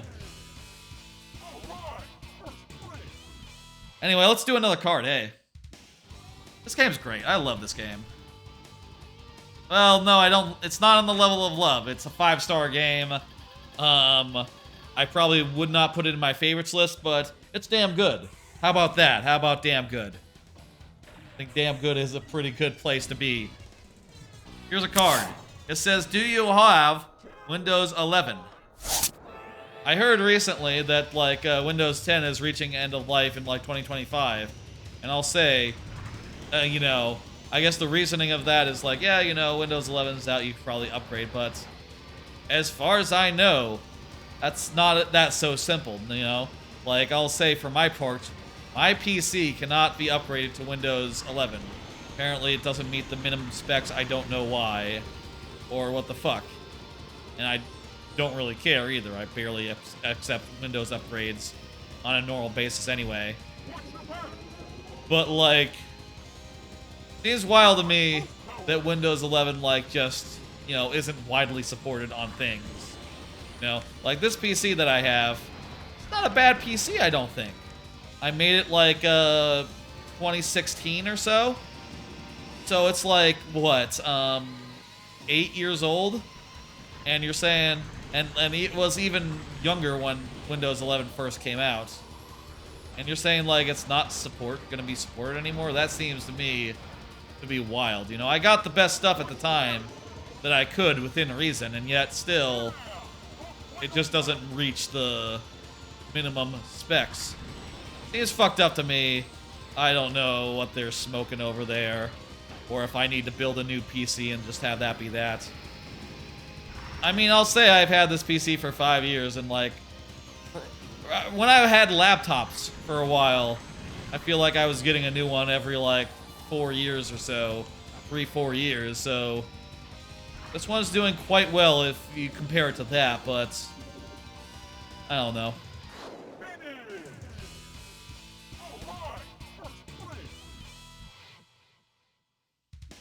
Let's do another card. Looking forward to Mario Wonder. Oh, shit.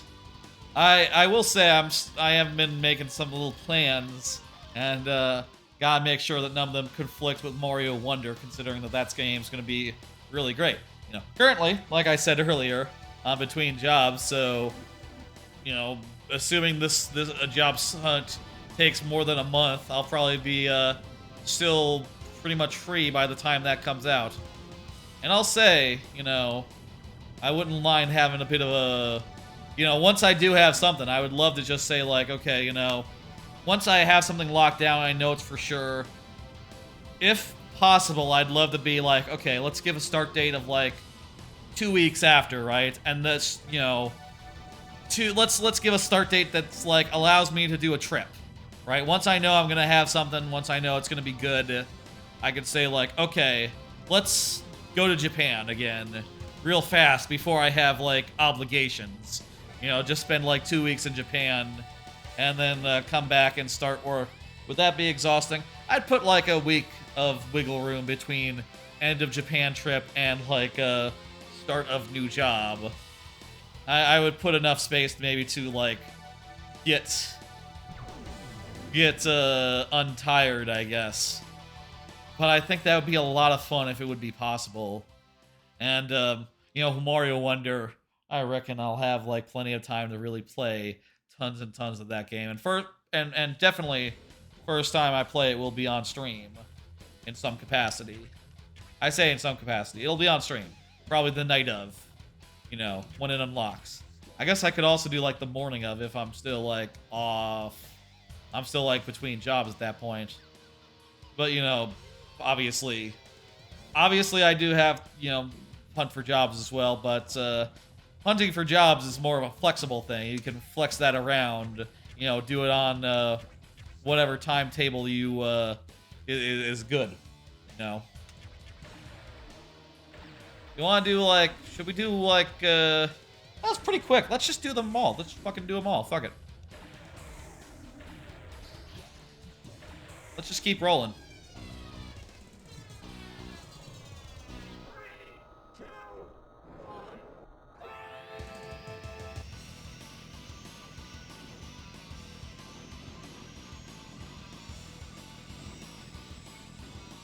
So yeah, that's still my most anticipated game. Of all the games that are coming out near future. Oh, I killed the guy. Damn. That's nice. I like that. I don't know what it does for you having that star, but hey, it's an accomplishment. It feels really good in this game to, like, lean into a thing and just, like, crash someone immediately. Just, like, shoulder check them. Ooh, that's nice. I wish it was, like, half as strong to do that in, like, in F-Zero 99. Or that you could get that kind of impact, you know? Woo, look at that. That's good. I feel like I barely ever get knockouts in F-Zero 99.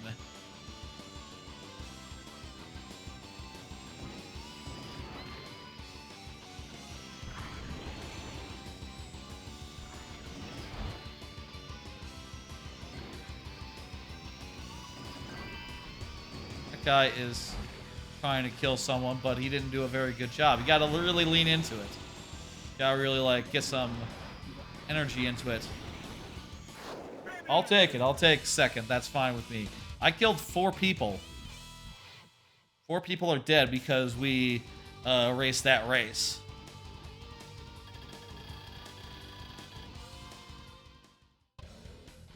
Let's go. I have another card here. Planning on walking more. Now that I'm between jobs, definitely looking to like try to get like back in some good habits. One of those good habits is walking more. Throughout this whole summer, I've just been, well, first off, it's been fucking hot, so the weather has not felt accommodating to like a good little walk, unfortunately, which is, I think, a shame.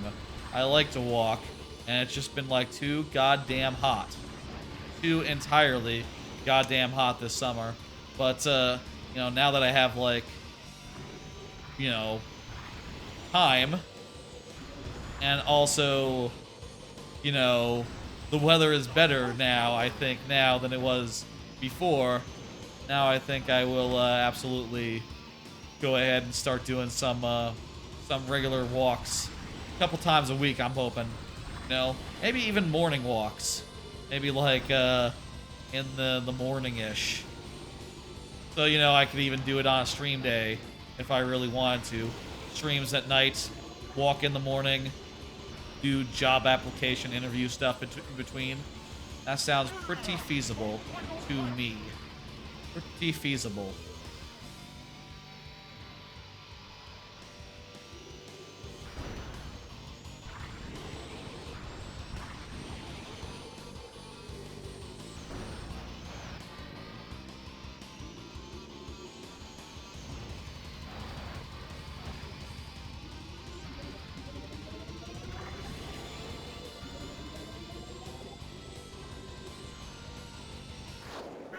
Hey, we got first. That's nice. That was, felt like it was pretty, wasn't gonna do it for a while.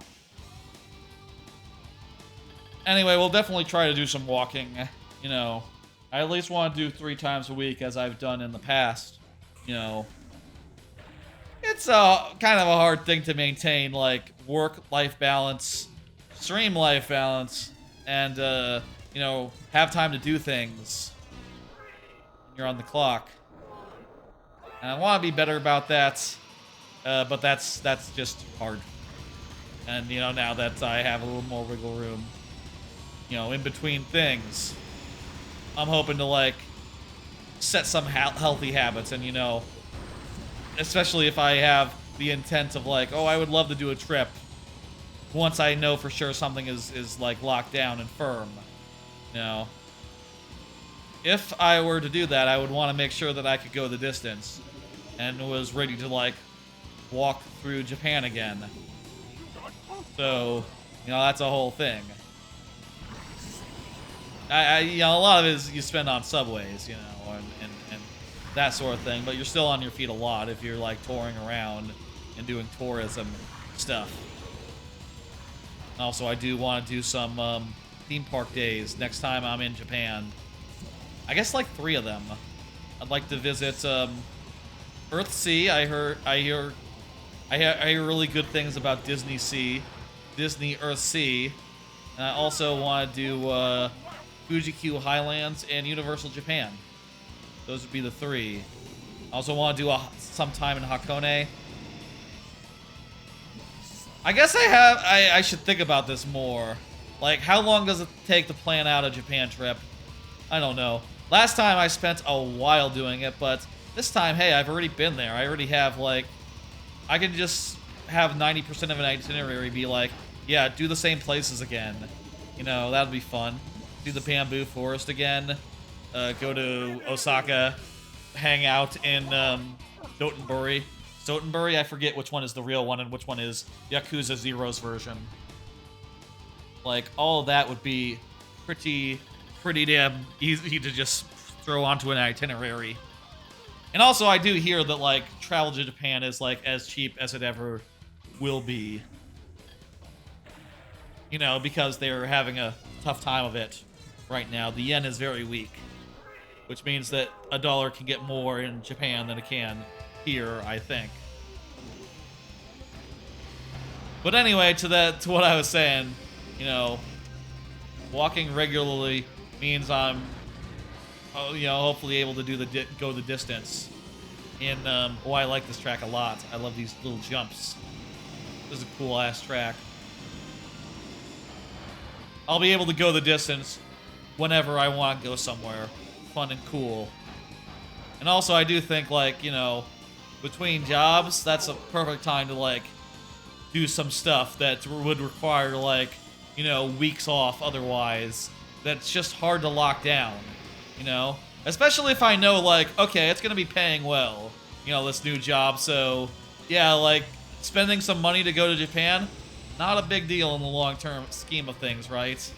Like, oh, yeah, it's gonna be, like, once paychecks start coming in, it's gonna be fine. And, gonna be doing better than ever. I will say, of course, whenever I go to Japan, don't expect to like see streams from Japan or anything. That's just not technically. I'll be using like a Wi-Fi egg, and I think those things are like mid to spotty to begin with. So like I don't know that they could hold a stream. I don't know that my old ass laptop that I have could like run OBS well. And like if we're just talking like the kind of stream where you just hold up your camera, I'm not interested in doing that sort of thing. I think it would just be a little bit of a break for the channel. Would be my guess. I mean, I guess we could see, hey.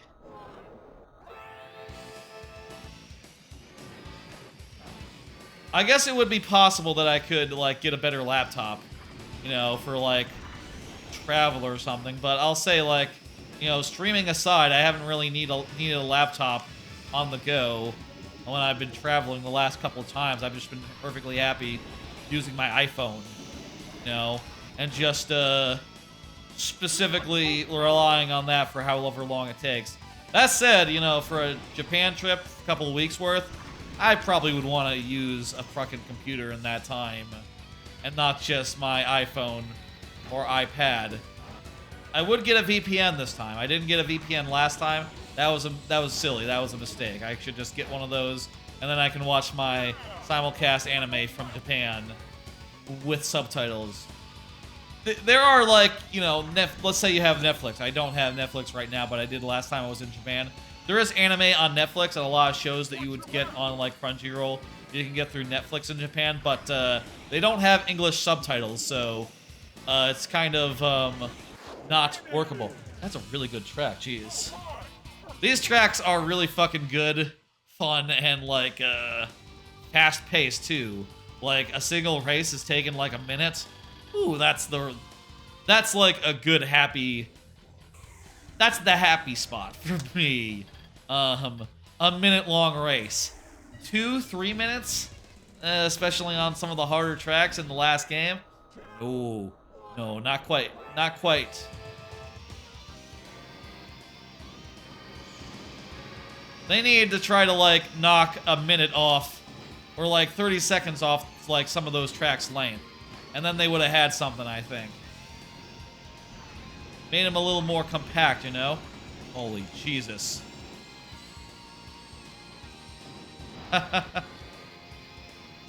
Just some areas with like no guardrails. Jesus Christ! If I were to shoulder check someone, they would absolutely die right here. As would I if I got shoulder checked.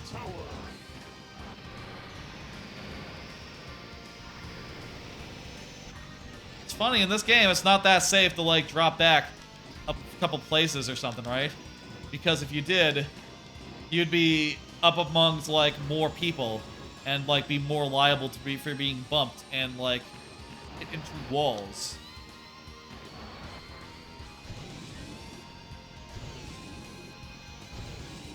Now would be a good time to boost.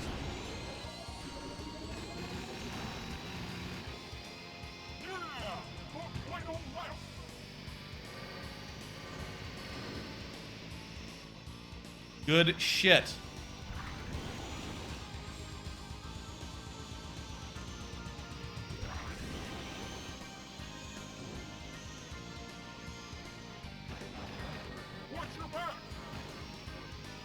Ugh.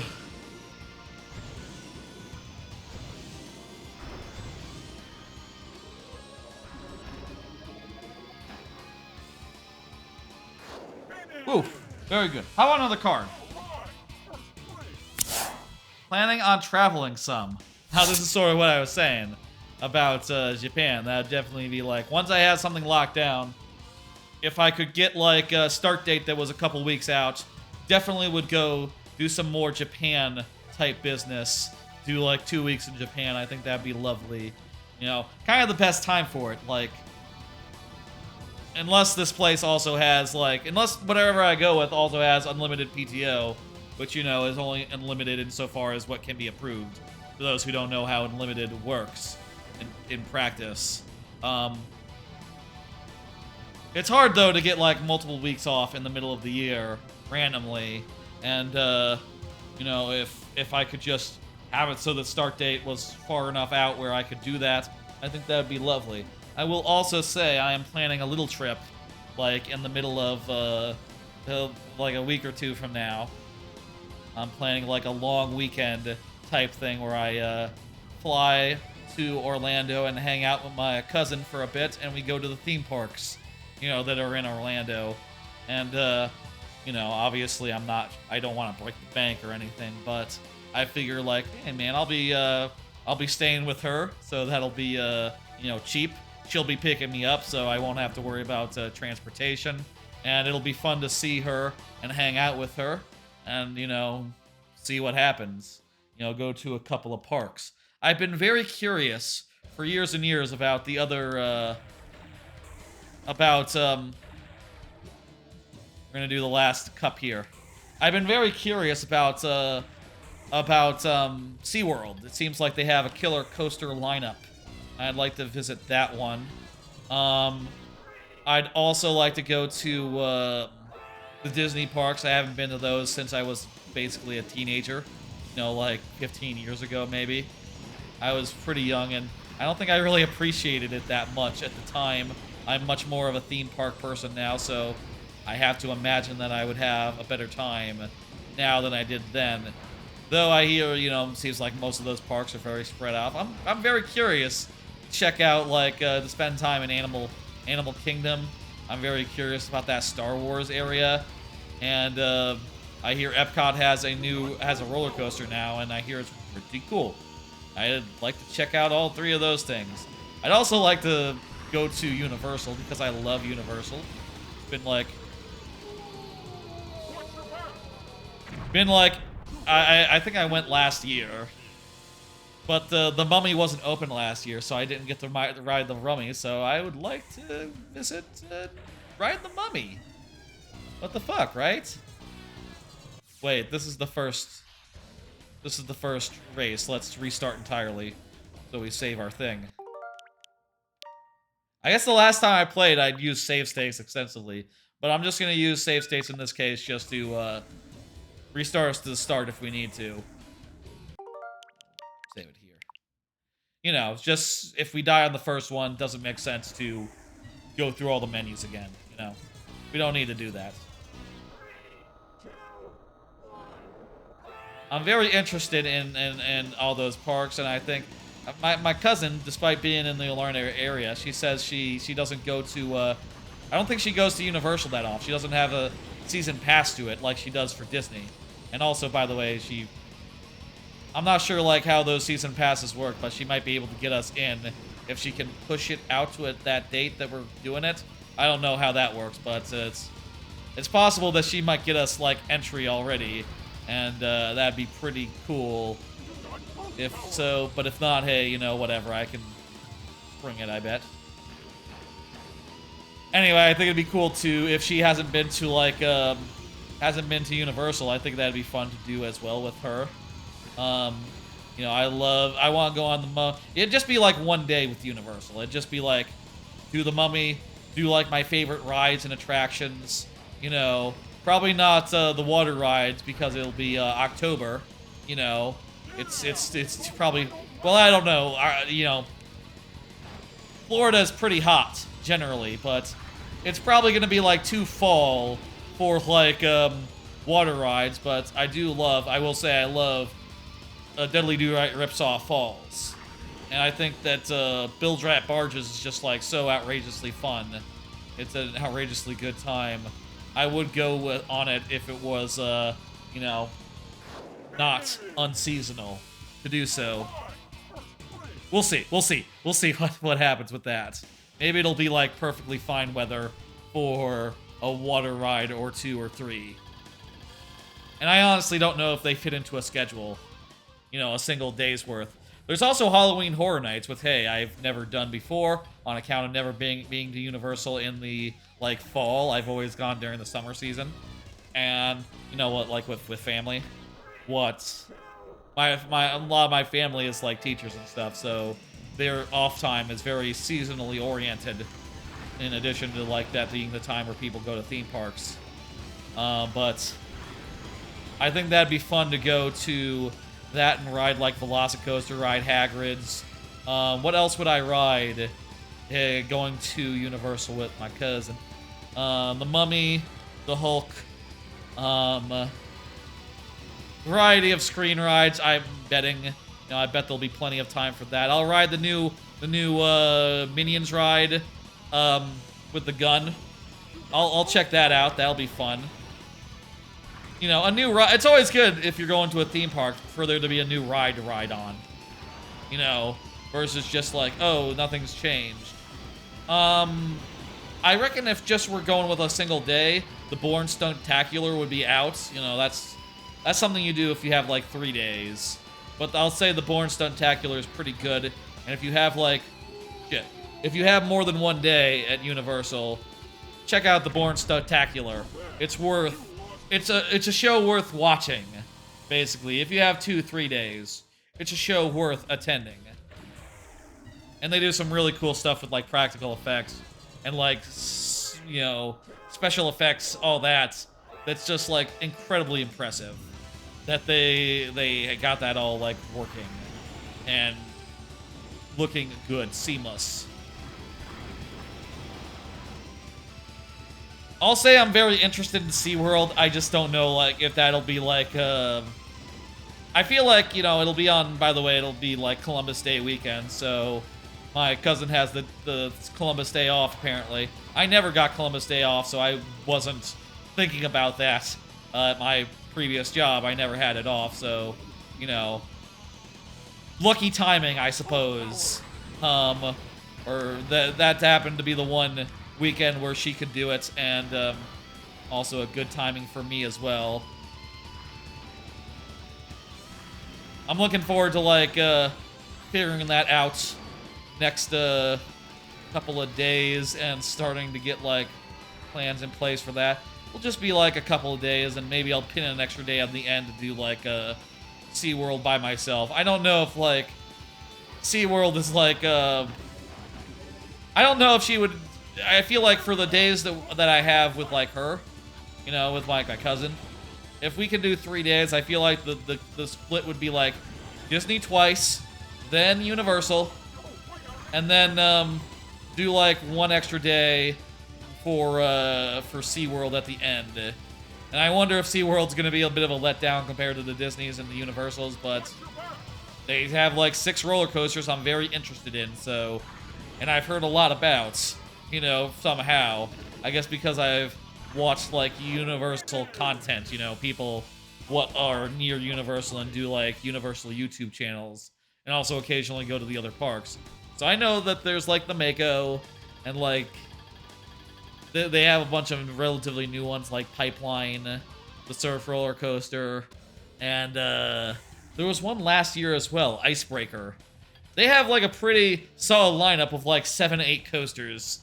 Something like that, that I think I would have fun riding, and, you know, I'm sure there's also, like, an aquarium aspect to them. I guess that's, like, that was, like, their thing before. They're sort of pivoting right now, you know, like, it turns out that keeping whales is very, very evil, so they shifted over to be like, you know what, we're just gonna get, like, a roller coaster a year, and soon enough we'll be, like, the thrill capital of Orlando, you know. Like, as far as, like, a roller coaster lineup goes, Universal is more interested in, like, screen rides generally. Like, they have, like, several of the best roller coasters in the world, to be clear.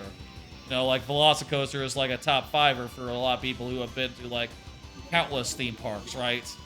Whereas, it's definitely my favorite. overall with the ones I've been to, but, you know.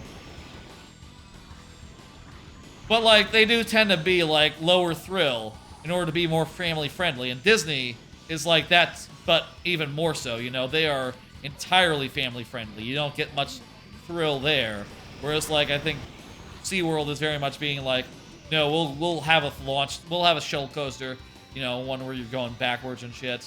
That's a bad example. There's backward sequences in Universal rides too, but you know what I mean, like a shuttle coaster going back and forth. I don't know if there are inversions in Icebreaker, but it is one of those like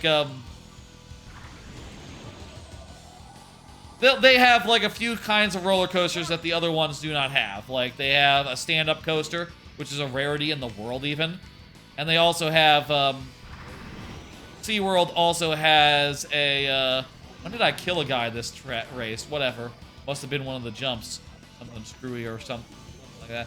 They also have a like lay down coaster. They have like a one you're on your side, on your belly, and both those seem pretty cool. I think that you know, it'd be cool if Universal were to invest in any of that. You know, I guess that's a weird thing to say about a park. Is like, oh, you seem to have some cool stuff. I wish Universal had your stuff, so I could just go to Universal. But that is how I feel. So, you know, it's the truth. Anyway, working out plans for that. I think really, I have not been to Disney in like 15 years, so I don't know what's feasible to do in a day. I don't know how much park hopping is appropriate. You know, there's 3 whole parks and they're pretty spread apart, right? Can you do like 2 parks a day? And, you know, then Universal. Universal is also 2 parks. I know for a fact you can do the 2 Universal parks in one day. Like, highlights especially, if you're just going for highlights. I guess if you're not going for highlights, maybe you do a day per. You know, if you're doing like 2 days, you do one then the other, but I feel like if I go, whenever I go to Universal, I definitely would want to do like both parks in a single day, and I want to ride the train between the parks. You know, even if it's a bit of a wait to get on the train is you know, a cool little thing, and it's like you know, reasonably air conditioned. It's better than walking, I'll say that. And the part where it's a show is okay too. You know, it's definitely the case. Like a lot of times I've gone on the train in Universal, I've just been like, oh, okay, let's sit down. Okay, cool, a seat, I can sit down. And just like that being the main thing I'm jazzed for. Not necessarily like Hagrid flying by on his motorcycle being like, oh, come ride my ride, children. You know, I don't know why in my mind there that Hagrid is Chef from South Park. That's not who he is. He's a different character. Not really this. I guess kind of a similar archetype. Big, friendly, wise adult. I guess Chef and I guess Chef and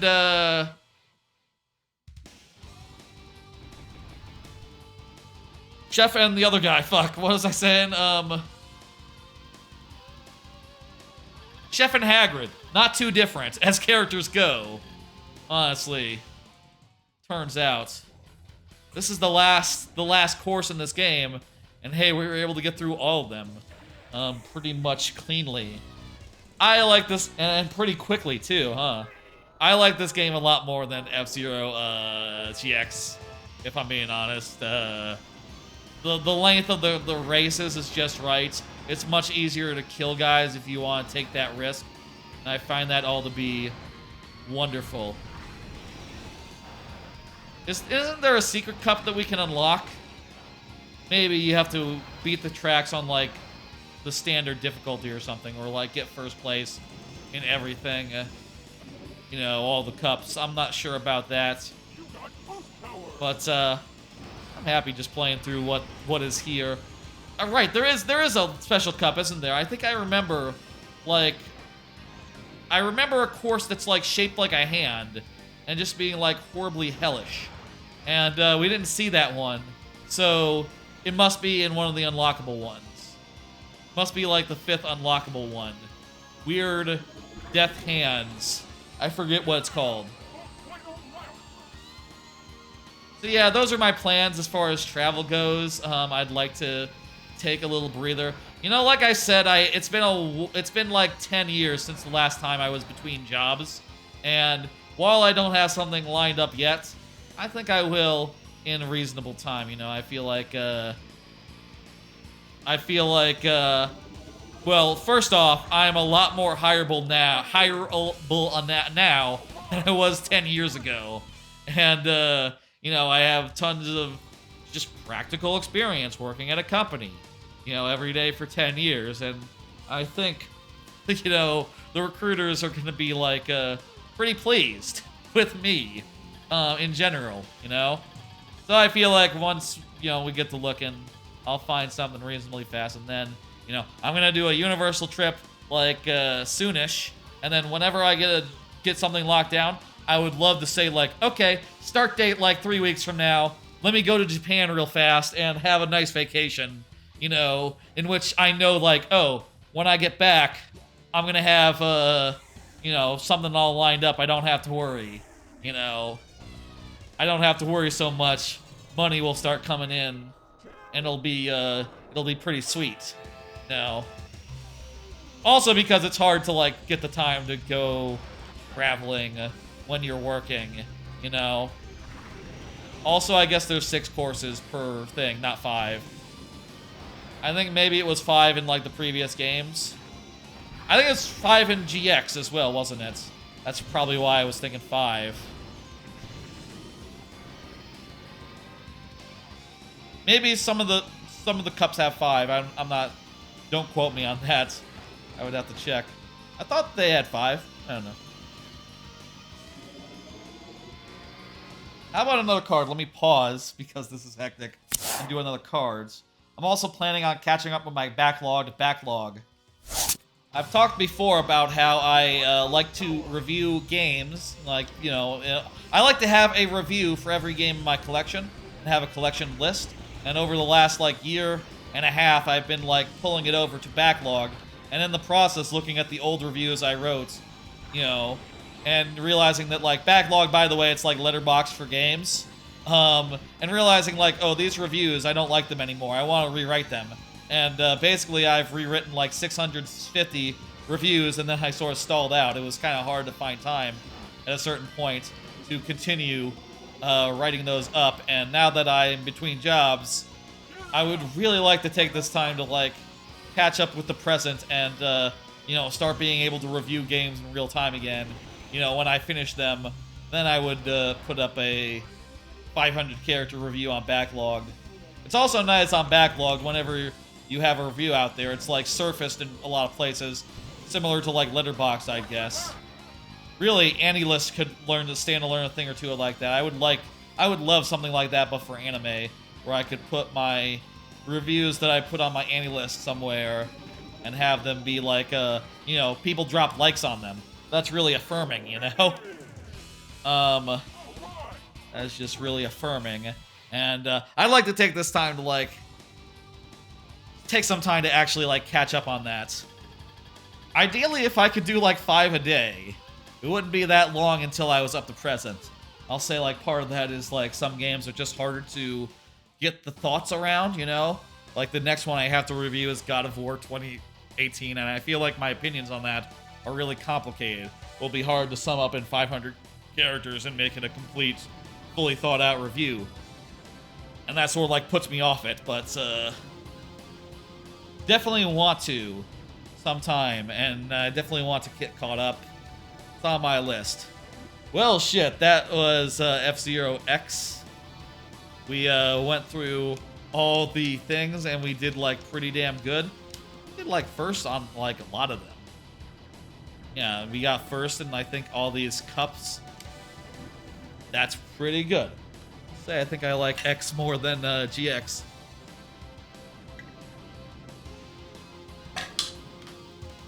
I changed games on the stream thing, right? Yes, I did. Good. Okay.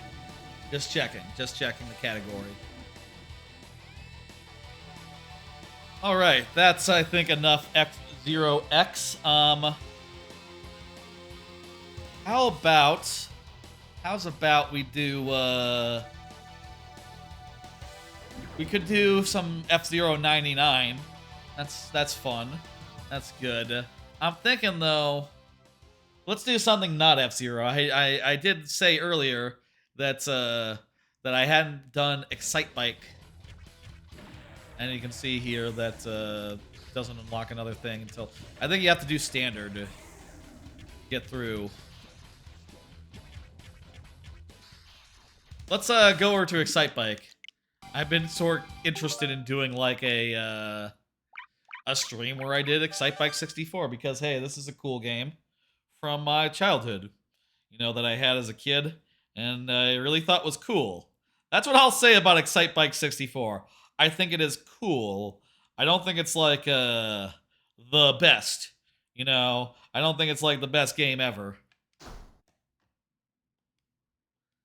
How's the audio? Let me see. We'll get into it.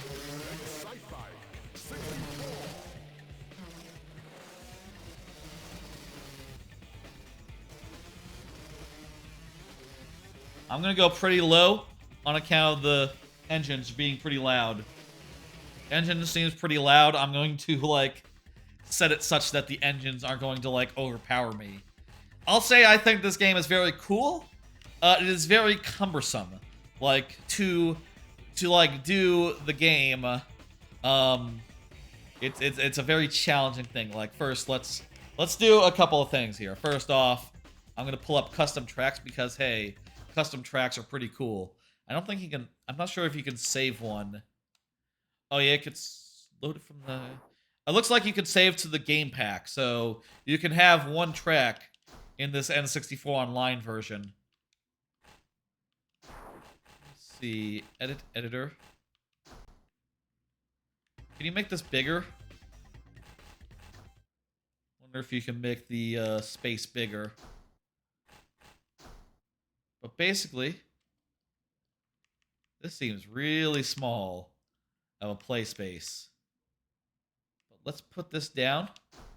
And you can like add straights. Oh dang, you really don't have that much room. I remember having more room. You can have like you know, little jumps. And there's like a variety of them. It's pretty cool. Add like this one to have a land. And then a straight. We'll add like a short straight.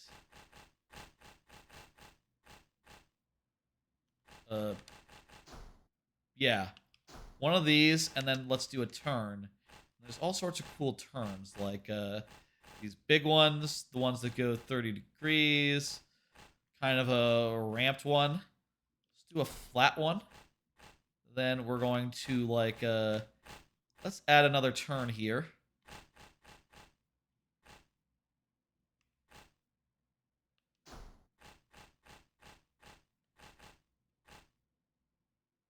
And make it a little like that. And then let's add a user piece. And what you do with the user piece... what you do with the user piece...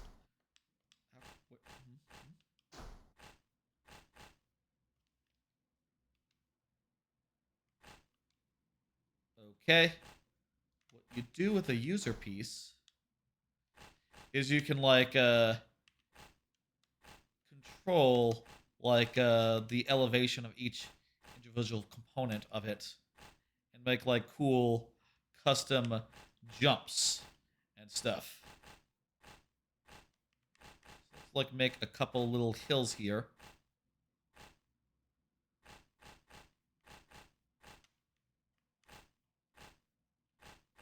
And then a big ramp.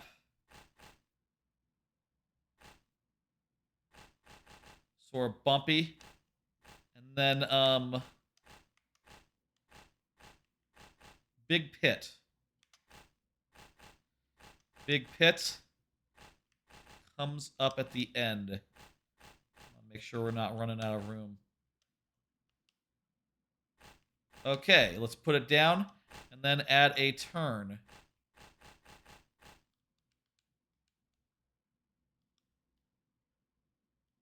You can see there that we don't have enough room for a big turn, so let's add a ramped U-turn. We'll add another user piece. This one will be more of a pit, let's say. We'll be going down into it, and then just like coming out.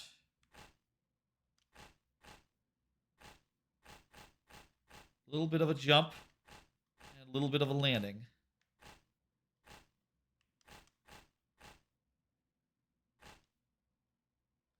That's not going to do. God. Rude.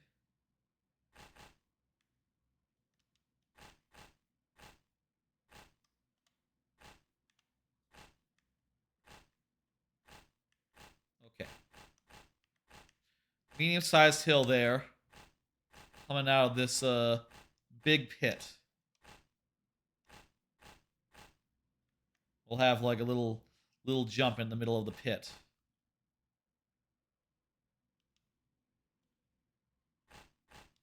All right. And then a turn.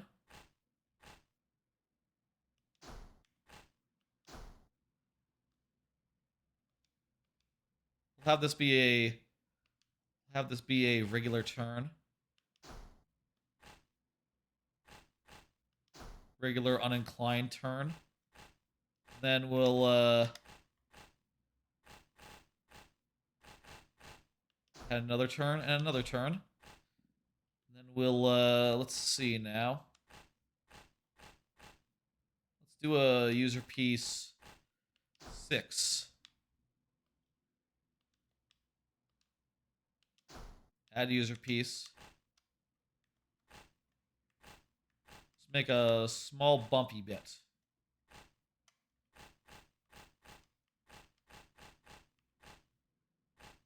Make it one longer. Make this one in the middle more even.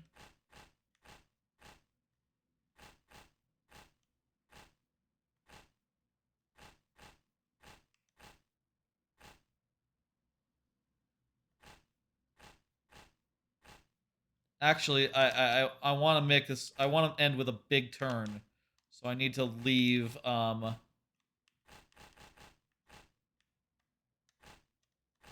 Need to leave room. Let's just go with some bumpy shit. Big ramp, and some bumps. Some like. Yep. Well, that'll do.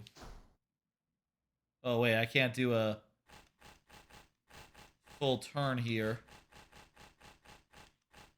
The exit is in the way. Well, tell you what. Add a straight piece. A little straight. Oh, it's not going to be enough to get back. Okay. Add this. Turn here. This way. And then add another turn. Do this fun big turn. And then we'll do like straight. Turn. Straight.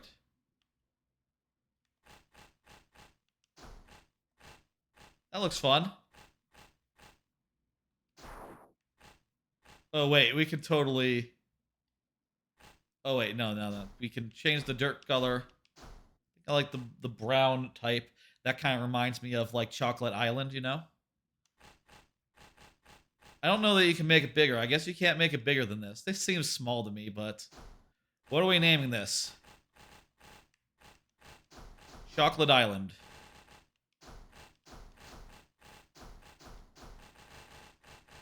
Chalk Island.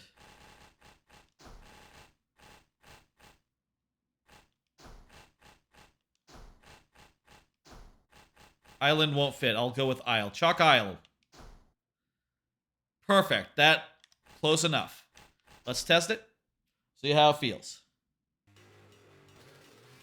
This is the coolest thing I think about this game is just like, yeah, you can just totally like make your own hills, you know, sort of a dream come true. If it was like in a regular, I guess actually, I was about to say it's a dream come true. That's how that is what you can do in a regular Excitebike. You can make your own hills.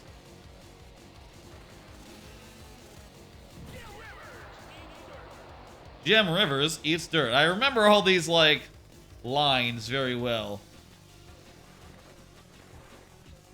There's a lot of them. You can also like hit the throttle to like do a thing off the thing. There's a lot of weird minutia to this game. A lot of weird minutia. Okay, I think we're good. Let's return to editor. We've tested it. It works. Seems all right. I'm gonna save it to the game pack. There's no, you know, Nintendo 64 online. They don't got the other way to save, so take what we got. Next thing I was kind of thinking, I think it'd be fun to go through the tutorial. So like in season, I remember this tutorial being like really extensive and having like a lot of detail about how to do every single thing. So like this is just saying like, hey, use A to accelerate. It starts simple, but eventually gets to some stuff that I remember it just taking ages for me to get through. I did it. What? Why is exit? Use the A button to accelerate. Yes. B button to brake. Do I need to... Let's just hit the... We're good on that. We got it. Steer the bike using left and right on the control stick. Oh, I think how it works is that you get to the end of the lessons, and then it will make you go through all of it to prove you can. Okay. Pull back on the control stick to do a tight turn. Okay. Already useful information. Braking and thing. Okay. Timed race. Perfect. This is what it is.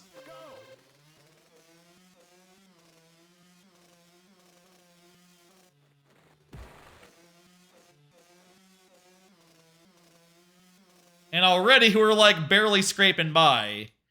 Just like getting around a fucking corner. Barely scraping by here. R to corner tight. Okay. Slide turns. Straighten out the bike by counter steering before releasing the R button. You know, maybe this is something I didn't understand at the time. Counter steering means like to put the stick back in the other direction. I don't think I understood counter steering, though it is something you naturally do on a bike. Just like steer a little bit in the other direction in order to like stabilize after a turn. Press and hold the B button and the R button to execute a brake turn. Brake turns are very useful in tight corners. Also, I'll say I didn't really appreciate braking in general as a kid. You know, games like Mario Kart, maybe not Mario Kart. First one maybe was brake neutral, but games like that, they don't really like require you to brake. Also, I need to let off the acceleration. You know, that's a thing that you don't do in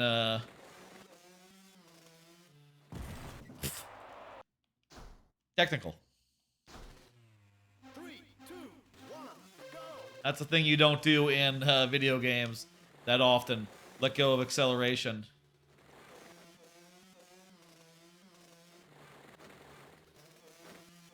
Even with a brake turn, if you're accelerating, it doesn't quite work. 3, 2, 1, go.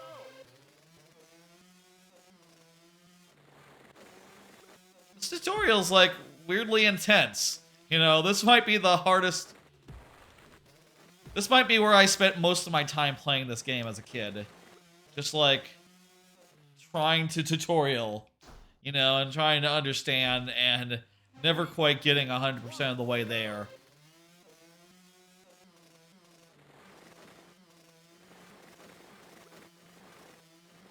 Like, for a game that is a sequel to Excitebike, which is you know, Excitebike. It's extremely accessible. Like one of the most accessible games imaginable. To put out this game that is just like totally a technical like simulation almost. And where like, oh, you were expected to use like your brakes to go around corners and like slide well. And it's not exactly intuitive, you know? You need to use skill in this game to navigate even the second tutorial, you know? I'll say I think that that's maybe not the best fit, you know? What's fun about Excitebike?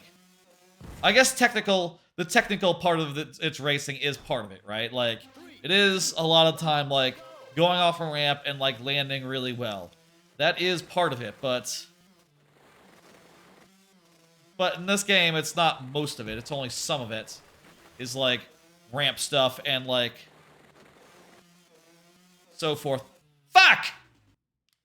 An eighth, 8/100th of a second.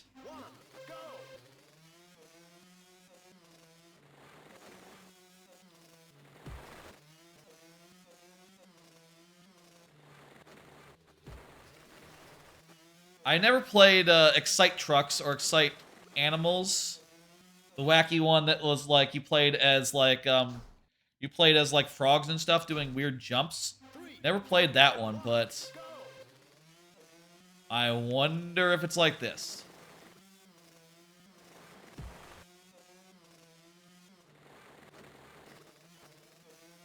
I wonder if it's like I bet you for that one they.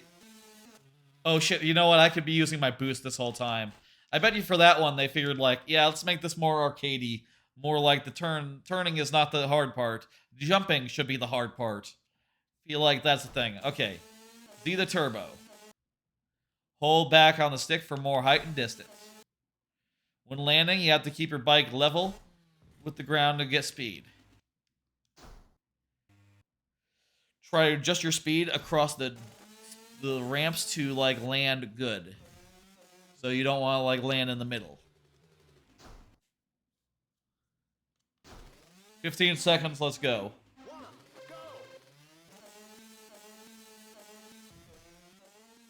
Okay, I think that we might be boned.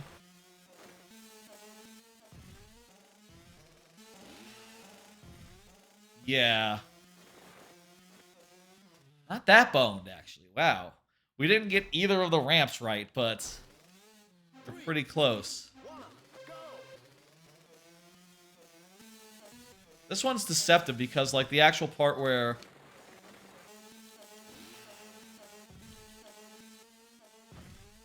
it goes over is, like, a lot earlier than it looks. Like, it's not, like, the peak of the hill.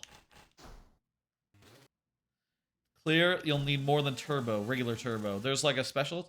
Oh, yeah, you need to do, like, hit the button at the start.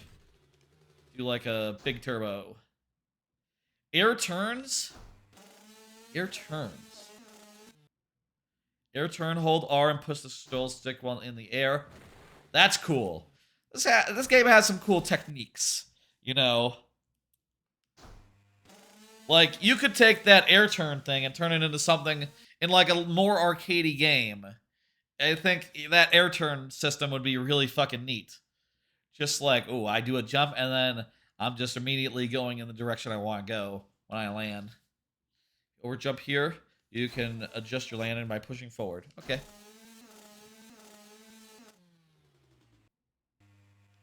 Oh, wait. We can test each thing individually, but we don't have to. 3, 2, 1, go! Okay. I did the turbo, but that still wasn't enough. Oh, shit. Oh, that... Pretty good.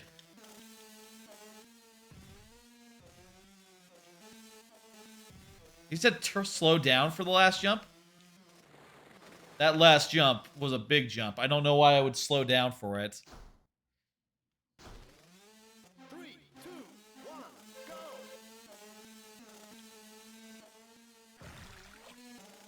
Felt like I was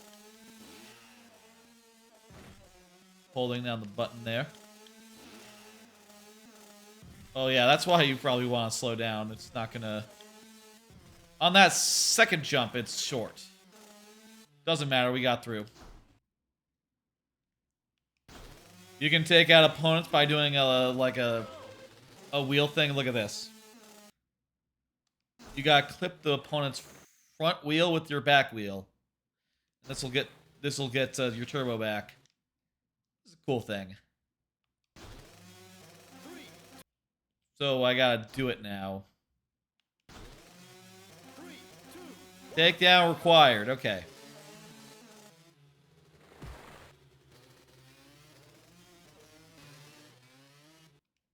Okay. It's kind of hard to, like, line yourself up.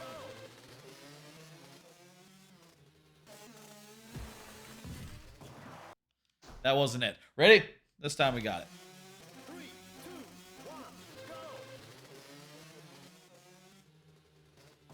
Hey, we did it! Woohoo! I could have crashed there if I wasn't careful. Okay, here's the final test. Okay, this tutorial isn't that long. Actually, shit. I remember it being, like, an imposing thing, you know? Like, man, this final test. I don't know I ever was able to do it. You know? And this might be the hardest thing. Game. And I'll say they haven't taught us a couple things, like wheelies. You can do wheelies in this game, I'm pretty sure. And there's a whole trick system that I think will be like a follow-up deal.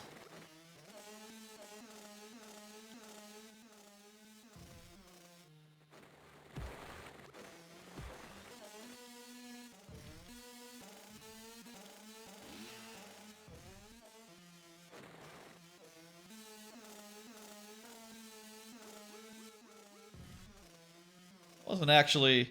We didn't need to do the boosty thing at the top to make that hill. Actually.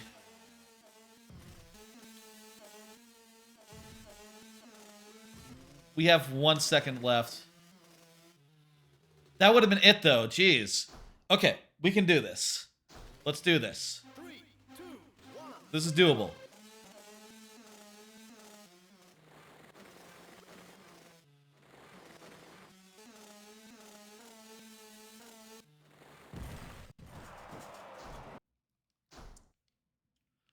Okay.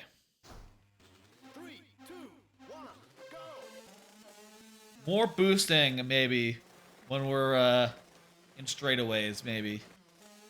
Like, we don't need to do a jump or anything, but still good to do, unless you run into a wall and flop.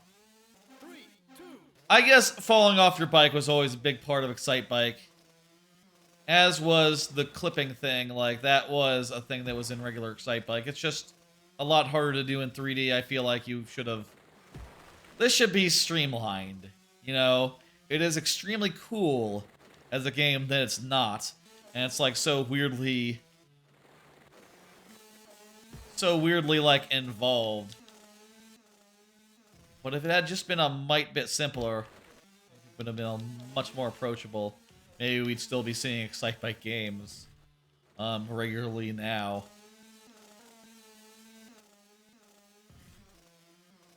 You know, Excitebike 99. That wouldn't be a bad one, actually, come to think of it.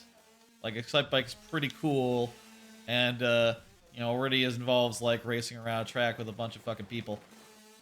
Oh! Second try, excluding the time where, we fucked up. Okay, we can learn about the wheelie. So you do a boost, and then you hold on the stick, and you balance, you know. I don't think this is gonna make us...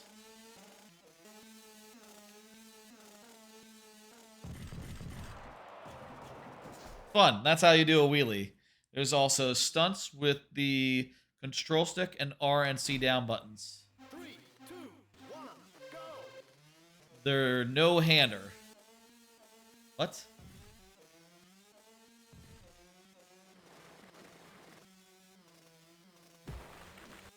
Down, C++ up. I'm trying C down.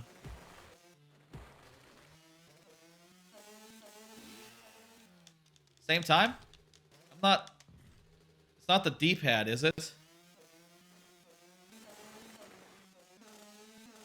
Wait, you can use the D-pad in this game. Look, I'm using the D-pad now.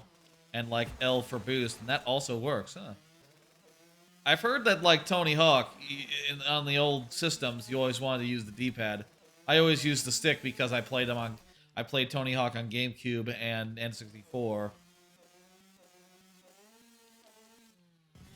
Do I have to hold down the C button and then flick in a direction?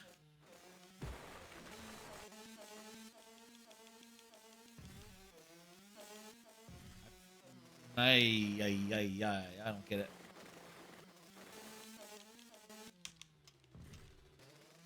Up and stick. No.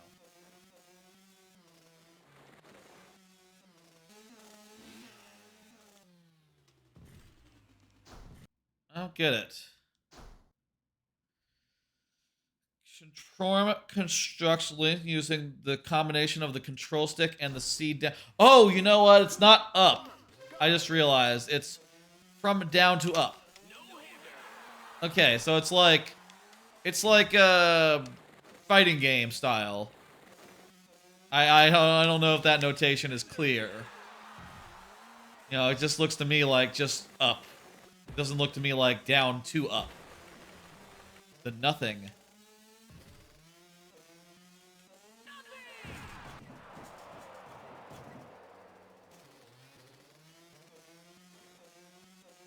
These are just for kudos. Saran wrap. Until, of course, there's like a stunt mode where I think they're worth points or something. They should have started with the bar hump. Like quarter circles, people know quarter circles. That's like fighting game 101. No. The moves that are like you know, left to right, up to down, they exist. Like there's some of those in Mortal Kombat that I've been playing.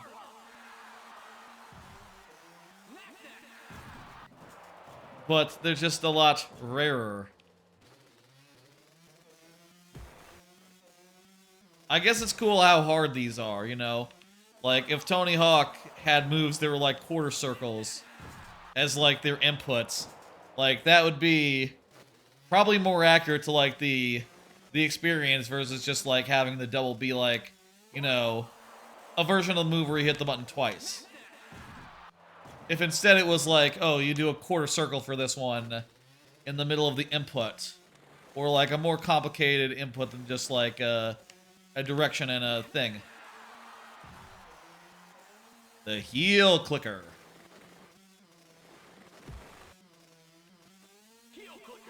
Heel clicker. The cliffhanger.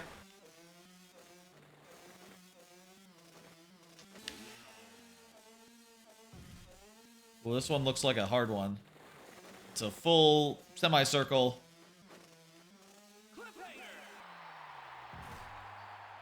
Hey, it counts even if you land on the outside parts. Cool. We opened up a special track. Hey, what did we open? Oh! Well, let's play some fucking original Excitebike. That's like probably the best thing in this game, right? I'll say.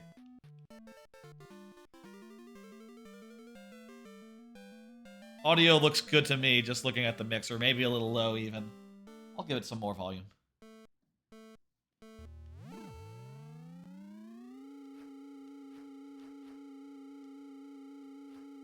Look at us. We're playing a NES game on N64 online. That's cool. You know, obviously, there is some technique here. There's no boost in the new game. Although, actually, there are. There's no boost pads in the new game. In Excitebike 64.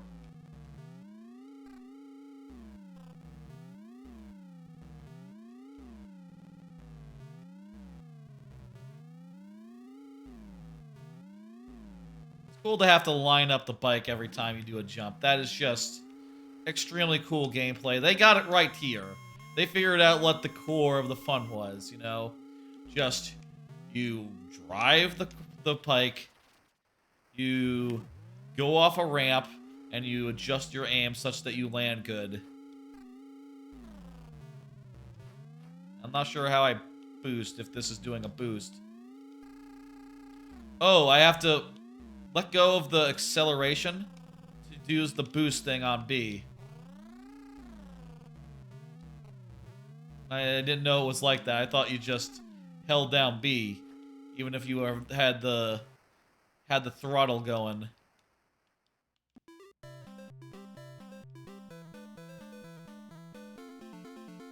Now let's do the. Can we do the one where there's like CPUs running around? Hang on, I'm gonna bounce out of that. I'm gonna go back in.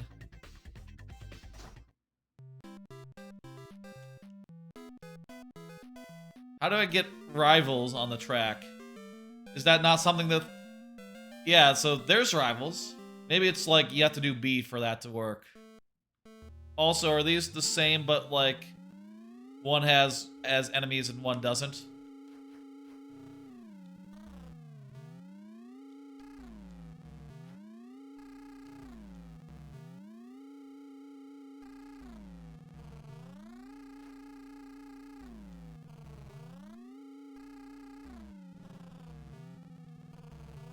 I guess you could just, like, hold down the A button specifically when you don't want to boost, rather than the other way. If A button stops your boost from boosting.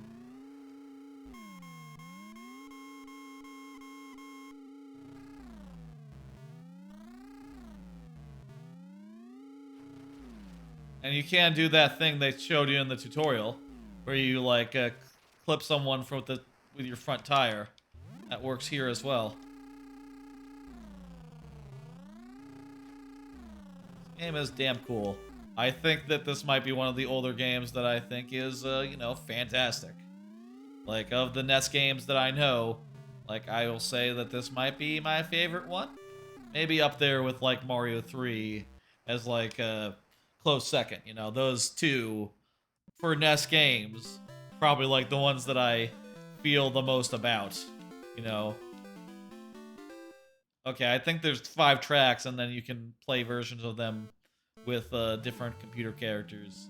Or if you pick A, it's a time trial. If you pick B, there's enemies on the course. I think you want the enemies.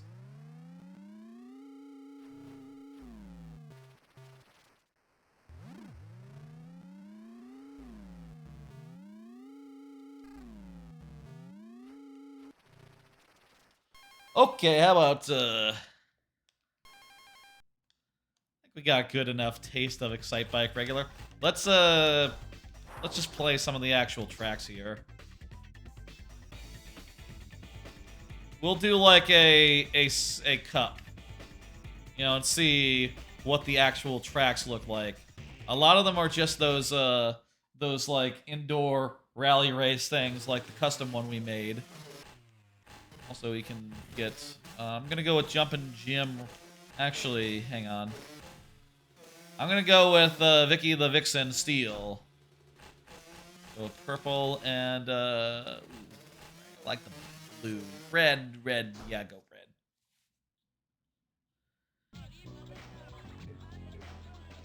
Oh, we have to place first overall to beat the... Okay, so this isn't like a... Like... Crap, this isn't even like a regular Grand Prix, you know? Oh, 1 second. This isn't a regular Grand Prix. If you lose this race, you can't continue.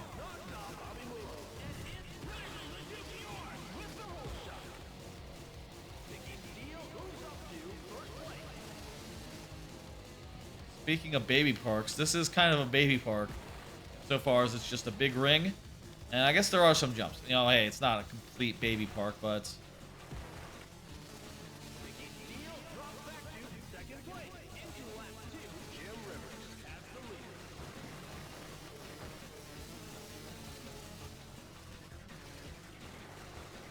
There's also some players, even if you're in the first, you'll see, like, computer players that are just like, you know... Just running the course for fun, I guess. I guess that's a thing it has in common with, like, with F-Zero. Coincidentally, F-Zero does the same thing. In like, F-Zero NES and also 99 as well. just add some extra bumpers just to make sure that it's not just a cakewalk, even if you're in first. I was about to say that, like, the prospect of having to get first seemed like big, intimidating thing, but that wasn't so bad, actually. Maybe we'll be able to get through this. I put in my government initials. I do. I could also put MDS, but whatever. Continue. Hey, I still have a couple cards. Let's talk about them. I'm planning on catching up.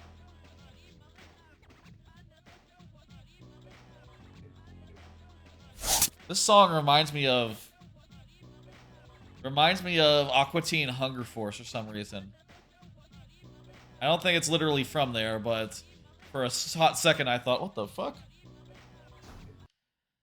I still got a lot of streams left that I want to clip up and make sure that any cool, fun moments are pulled out and preserved in the clip system on Twitch.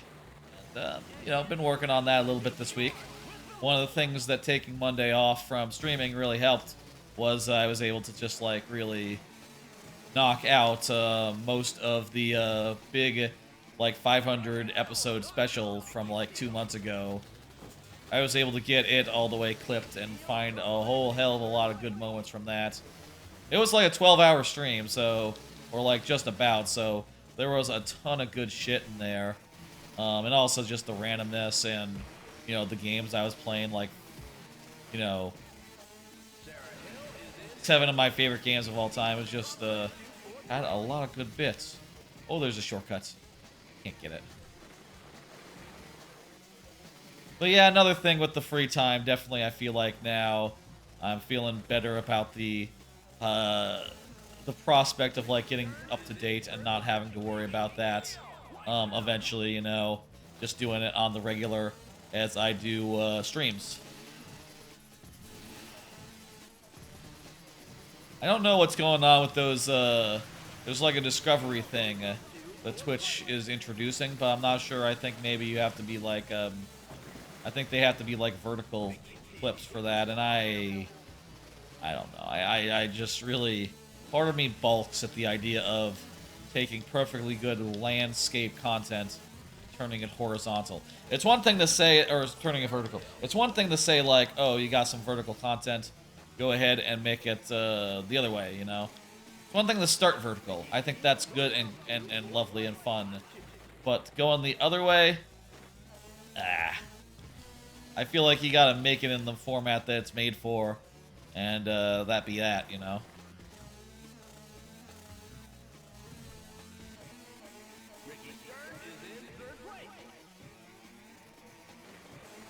I guess if you don't really want to, like, go too far,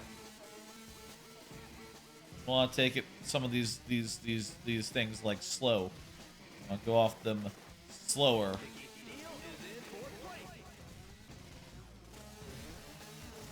Damn it. That would have been a good time to do the shortcut. Like, a lot of height doesn't always benefit you.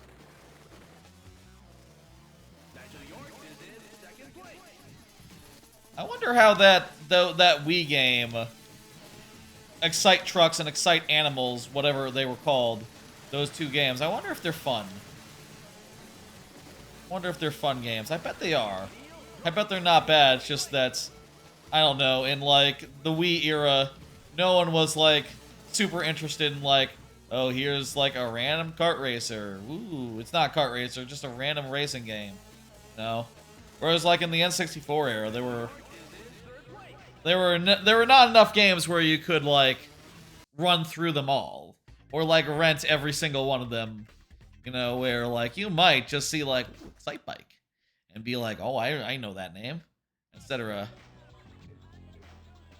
Wait. I thought we had to do a thing to beat the round. Do we still move on if we don't? Okay, you know what? Shit, let's just do it then. That's cool.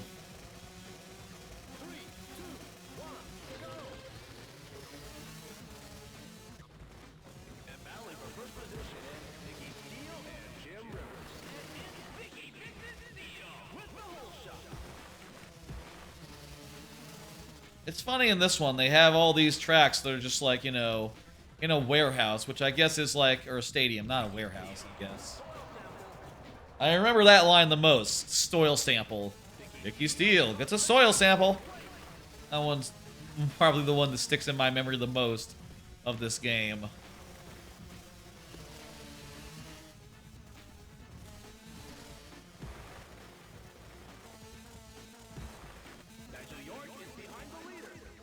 Nigel York is behind the leader. Must be said.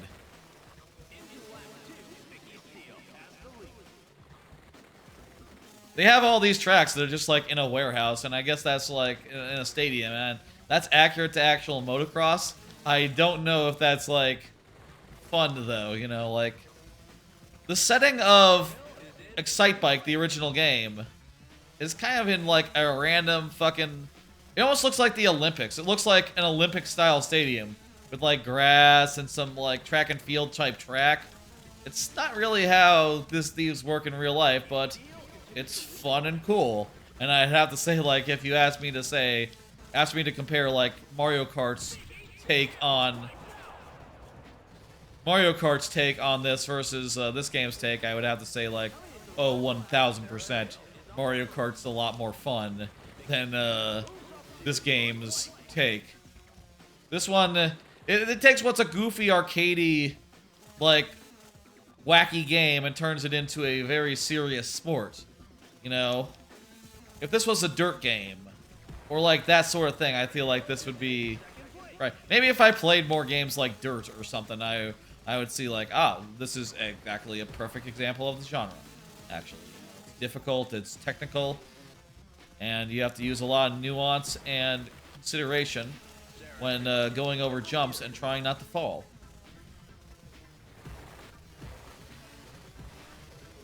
And rubbing against the wall as infrequently as possible. What does it say here?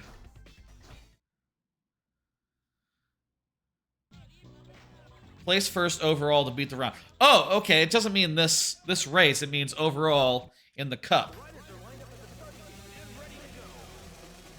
All right. This is a foggy more. You know, that is a thing that the N64 is great at. Foggy regions. Like, if it's gonna be a forest, yeah, it probably should be a foggy forest. Probably would be better.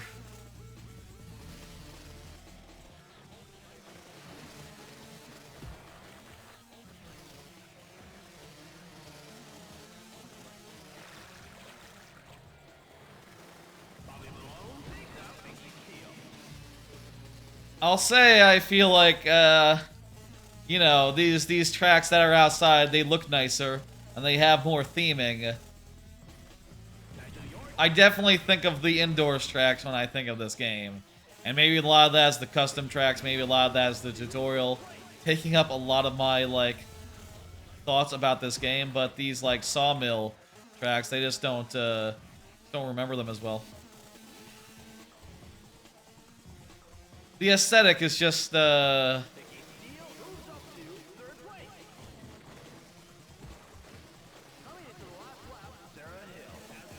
We're in last, that's not good, but pretty close behind the other guys, so we'll probably pull ahead. Because Ricky Stern is eating dirt.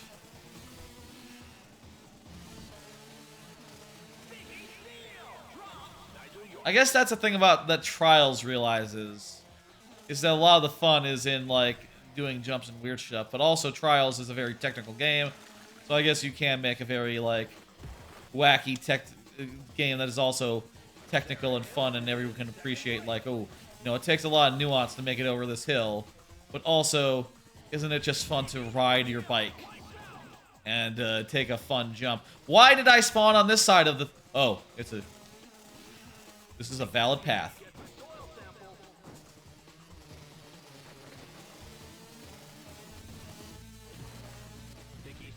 Valid path, but there are 6 places? I didn't know that there were 6 people competing. I thought there were 4. Go in this fucking door. This is a weird place for them to respawn me. Yes, you can go through this door.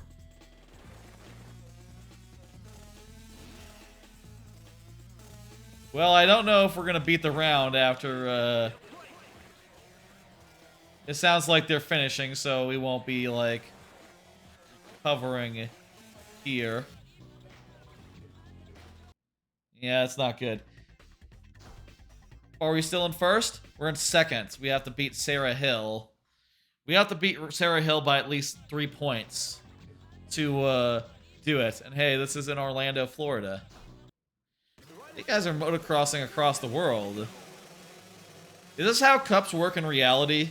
Is it like over the course of a couple weeks, and like between every like 2-minute race, you just like fly internationally to a completely different country?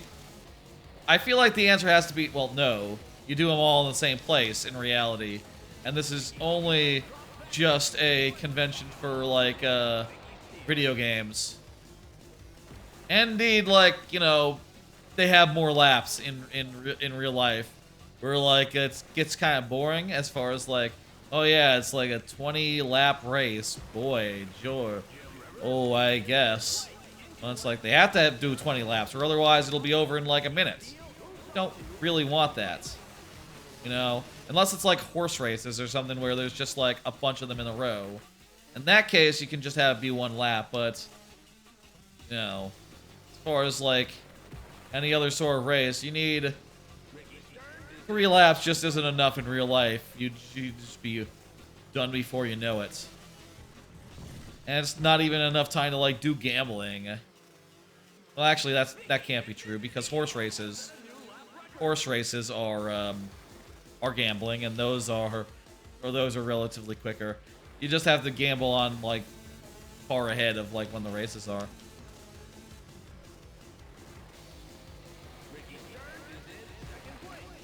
Imagine if they did have like a teleporting machine or something, and you could just teleport anywhere on Earth like instantly. You could then, if that was possible, you could then do like shit like this. Oh shit, we did first and it wasn't even close. A new track record. But did we beat the person we needed to beat with enough points to maintain first place? Okay, Sarah! Sarah didn't get any points! Sarah Hill! In 5th place. Oh, shit. I think... Yes, okay, we beat Sarah Hill by 2 points. That's us, Vicky Steele. Perfect. God damn, I feel good about that, considering this game is technical in nature. Okay. And also, I guess I unlocked like the 2nd cup of this game.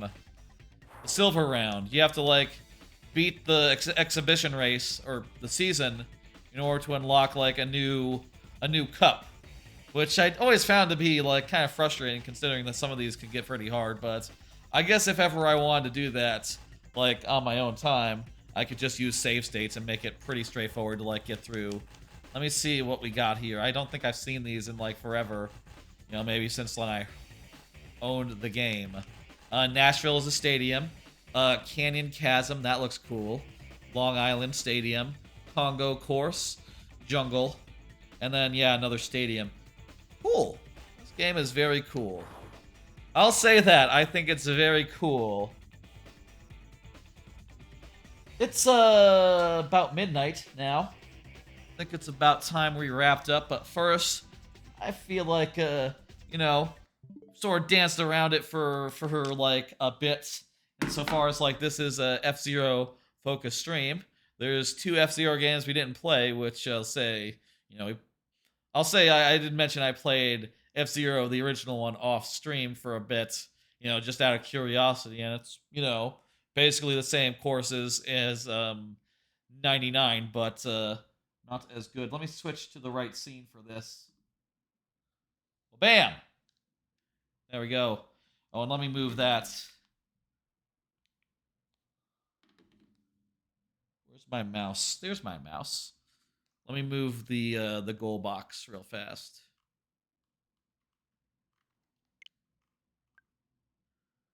Gonna do a little F-Zero 99.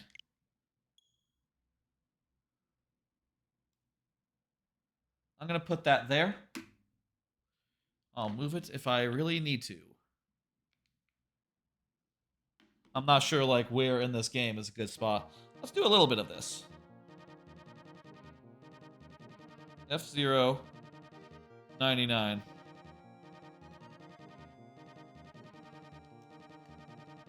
If y'all haven't seen 99, it's fucking cool. 99 is pretty awesome. The only thing is about it that is I think sort of a bummer and sort of like a shame is that you know, there's only so many tracks right now. You can see, in fact, in practice mode, if you go into practice mode real fast, you can see that there's only 5, 6, 7 tracks available, and one of them requires you to get through the whole Grand Prix, which is not currently the event. It starts at 1 a.m. in 6 minutes, so we'll absolutely do a Grand Prix. Meanwhile, let's look here. We can see what the 7 tracks are. This one I believe is Silence, but I haven't gotten to that point quite yet. Also the workshop, where you can look at this shit. I haven't looked at any of this shit. I don't really care about this.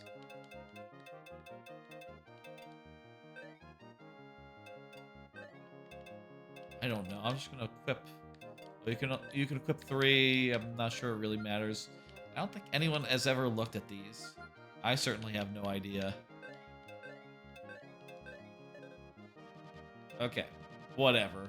And you can customize the machine's colors and stuff. Mostly just colors.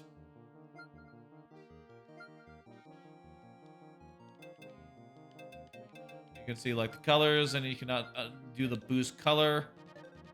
Pretty straightforward. Let's do one pro track. So, you know, there's 2 pro tracks that always appear when you play this mode. I feel like if it was a more random selection, I would love to be able to race Silence, for instance, in this mode, but it's always going to be a choice between, I believe, Port Town, and Whiteland.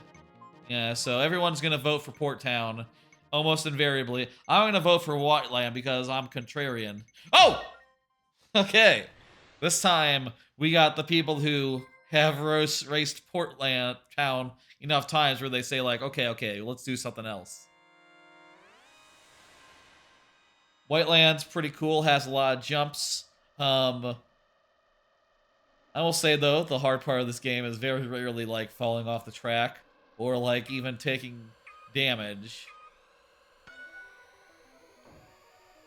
So I feel like we're gonna be pretty good here. This game's just fun. Having a good time playing some of it. You know, obviously it's like your ability to like kill people isn't as powerful than is in other games, and the repair zones are really weak compared to X and GX, but they're probably about the same as in the original F-Zero.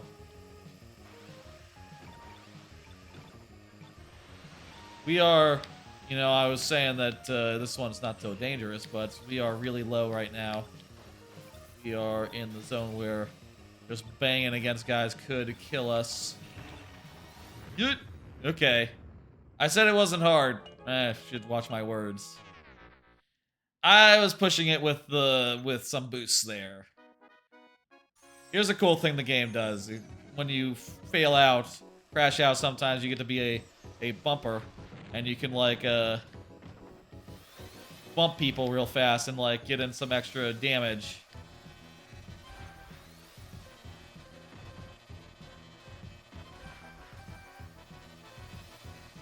And be like, you know, a nuisance, in other words. It's great. This is great. And you're gonna time out in like a second. Oh, I just noticed there's a timer for that. I didn't realize there was a timer before. And it's in the upper left corner to boot. Never seen that before. I'll move. Tell you what, I'm gonna get the camera controls up so next time I can have a good look and see where's a good place for me to go.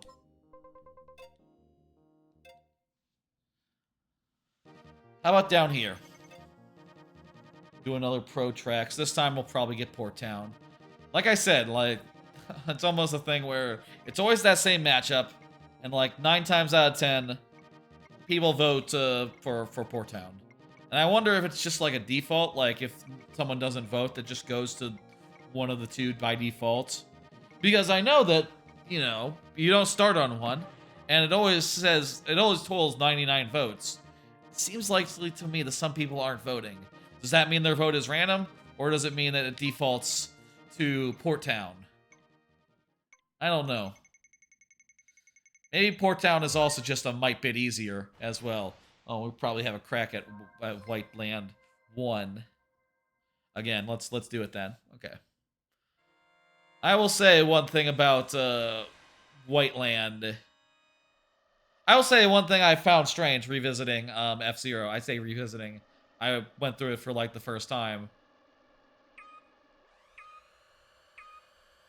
I will say one thing about F-Zero, which is that I found it really strange that like a lot of the courses are just like pretty straightforwardly versions of other tracks, you know, like White Land 1 and White Land 2, for instance, or like Port Town 1, Port Town 2. They're not that different. To the point where when I first raced on Port Land 1 in the original F-Zero, I was like, wait, is this Port Town 2 from... Is this the Port Town from you know, the video game from 99? And the answer is no, it's not. It's the other one that is that. But like 80% of the track is the same, other than like the ending parts, which is pretty weird, I think. And I feel like whenever they add that to the game, people are gonna find it exactly that, pretty weird. Kind of want to reserve my thing until there's like a good time to boost. Until there's a good time to like skip some troublesome corners or something. Do it now. I think it's probably good time for it. We skipped a bunch of like left and right. That's pretty difficult. We're just going over here some pretty normal space. And we even went a little farther than we should have done on the boost track.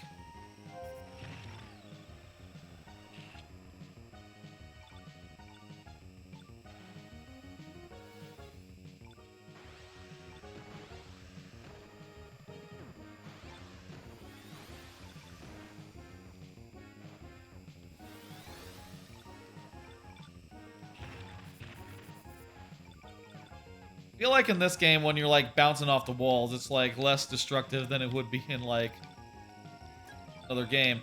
All those like dirt spots, jeez, people crashing. Let's see, where's a good place to do it? I think last time, like after the second jumper so served us pretty well. So let's do that again. Right about here. Like dashing?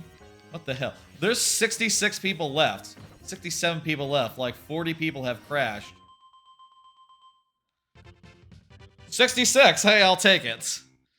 I didn't beat that many people who didn't crash. But whatever. Also, by the way, there's a rival system where it picks out people near your MMR and challenges you to beat them. Pretty neat. If y'all haven't seen this game, it's fucking cool. Let's play, oh, the Grand Prix is in an hour. The Mini Prix is right now. Okay. That's 3 racetracks, not 5. Let's do a regular one. Wait, so if you KO in a Grand Prix, your health bar increases? Wow, I didn't know that. KOing is really hard in this game. I've only done it like a handful of times, and it almost felt like accidents. I don't know like what to watch out for other than like smoking guys, and just know like, hey, if I get behind a smoking guy and hit them with like a spin thing, I'll probably do pretty well. Here's a new pair of tracks. Hey, I'm gonna pick Sand Ocean because I don't hate myself. Good. Sand Ocean is definitely the more approachable of the two, I'll say. The other one's just like a baby park type thing, but it's Intense wind makes it hard.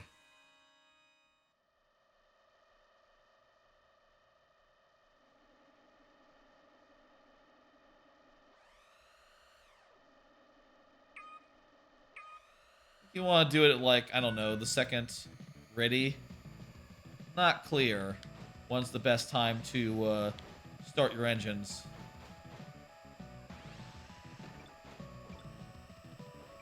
I like this part at the start where everyone's just like in a big dog pile, and it all narrows down to an actual track.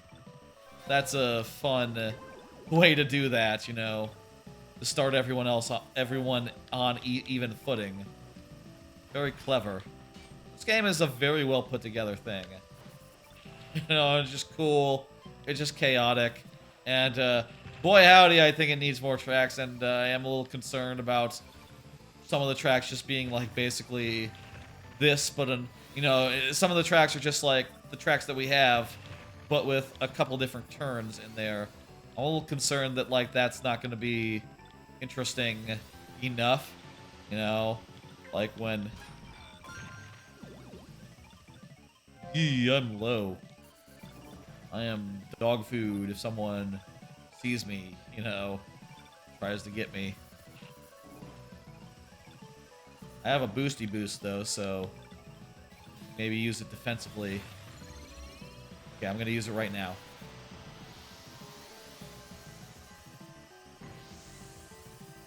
Whenever the boost, the high track gets you over like a turn, like a place where the regular track diverged and went a different way, if you do that, you're in good shape. You're skipping something worth skipping, you know.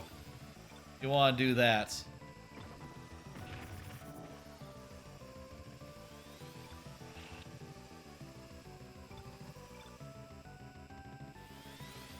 It's like when you're really damaged, you actually go slower as well.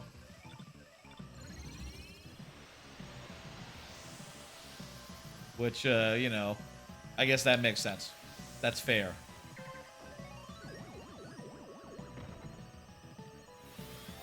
"25 people have crashed." I hear there was like a leak or some such. There was a leak that was like, they're gonna add like a survival mode where it's like the last one standing. I hope when they do that, they add something that's a little more difficult. Jeez, that was not a good boost. I did not have enough health. That was not a good boost. That was a dangerous boost. I hope they had some more difficult tracks, because like if I'm not going for like placement, right, just for survival, I'm probably never going to boost, and that means I'm going to be a lot more durable, probably. Unless, you know what, there'll probably be like a rank out thing where like where every lap it reduces and you have to be like top 90, top 80, top whatever. It'll probably be that plus last one standing. You know, it'd probably go around multiple laps. That said, every lap is long enough where if you had an infinite amount of them, it might be weirdly long. Do one more regular mini Prix, and I'll do a card. I think I have like one more. I'm planning on getting sleep schedule back on track and eating more regularly. I feel like, oh yeah, here's a different choice than usual. Mute City or Sand Ocean. I feel like Mute City is usually put against Blue. Is usually put against Big Blue, and usually wins. People like Mute City a lot. Anyway, that's probably like the big thing on my mind right now, as far as like, yeah, I would like to get to sleep at a good time each night. I would like to get up at a good time, and I'd like to like get like 3 square meals a day. I feel like recently I've just gotten in the habit of just like rolling out of bed in the morning and just like getting right to work, you know, like starting up before even like eating a breakfast.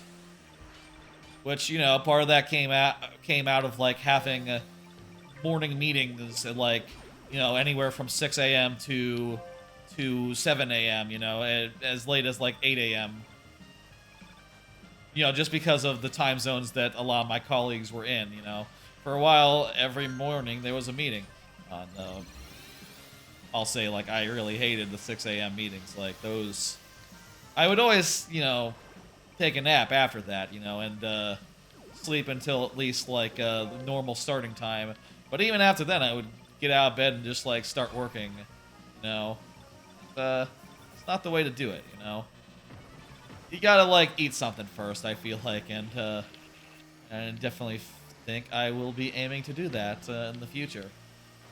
And also the thing is, if you like just roll out of bed and start working and just like don't stop until like lunchtime, it becomes a thing where it's like, okay, it's lunchtime. Wait, I'm gonna have eggs and a muffin because I didn't have breakfast. Okay, shit. So, you know, at that point you start just having a lot of days in a row where it's just like I'm having breakfast at like noon after a whole bunch of work, and then I'll have dinner and then like a dessert after that sometime later. I like to have dessert later than I hear a lot of people have their desserts like right after dinner. Not me. I like to have it a few hours later. I don't know if that's a thing that's like relatively rare, but it makes sense to me. Having ice cream as its own thing. But you know, it's better health-wise to be in the cycle of like breakfast in the morning, then lunch in the middle of the day, then dinner thereafter. And we'll definitely be looking to get back to something like that normality in you know, in this time that I have. And certainly if I'm to do travel and do that sort of thing, that would be the essential thing. You know, that'd be how travel works. I go, you know, you go to Six Flags, or sorry, say I'm gonna go to Universal, or I'm gonna go to Orlando, hang out with my cousin for a while, for a weekend coming up. You know, I'm definitely going to like, well, we're probably gonna have breakfast at her place, right? And then some meals at the parks, Halloween Horror Nights, whatever. You know, Epcot, I imagine we'll have like a dinner there. They seem to... That's like the place, right? Epcot is? Epcot's like the place to do that shit. Oh shit, we missed the mini cup. They're so short, some of these things, where you can't really, We'll do a team battle, though. That's fine. The cup is cool, though. Every time you go... There's like 3 races in it, or 5 races if you do the Grand Prix. And like 20 people get eliminated. At least 20 people get eliminated each time, which is pretty cool, I think. It's a pretty cool structure for this. Again, I'll say I think it needs more tracks. That's the #1 thing I think this game needs. More tracks. And, you know, more randomization as far as the combinations in which they're presented. You know, to have like a choice between Big Blue and Sand Ocean. That's interesting. Big Blue and Mute City 100 times, or, you know, if you're picking the hard cups, to have a choice between Port Town and White Land. I almost don't want to pick that category just because it's always going to be those 2 tracks, you know?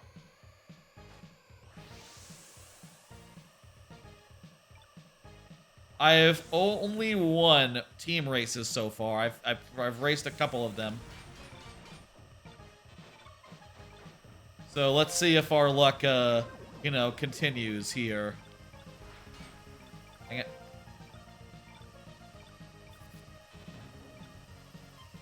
So yeah, it'll be good for... I'm hoping for, like, you know, a nice, good break between like, jobs.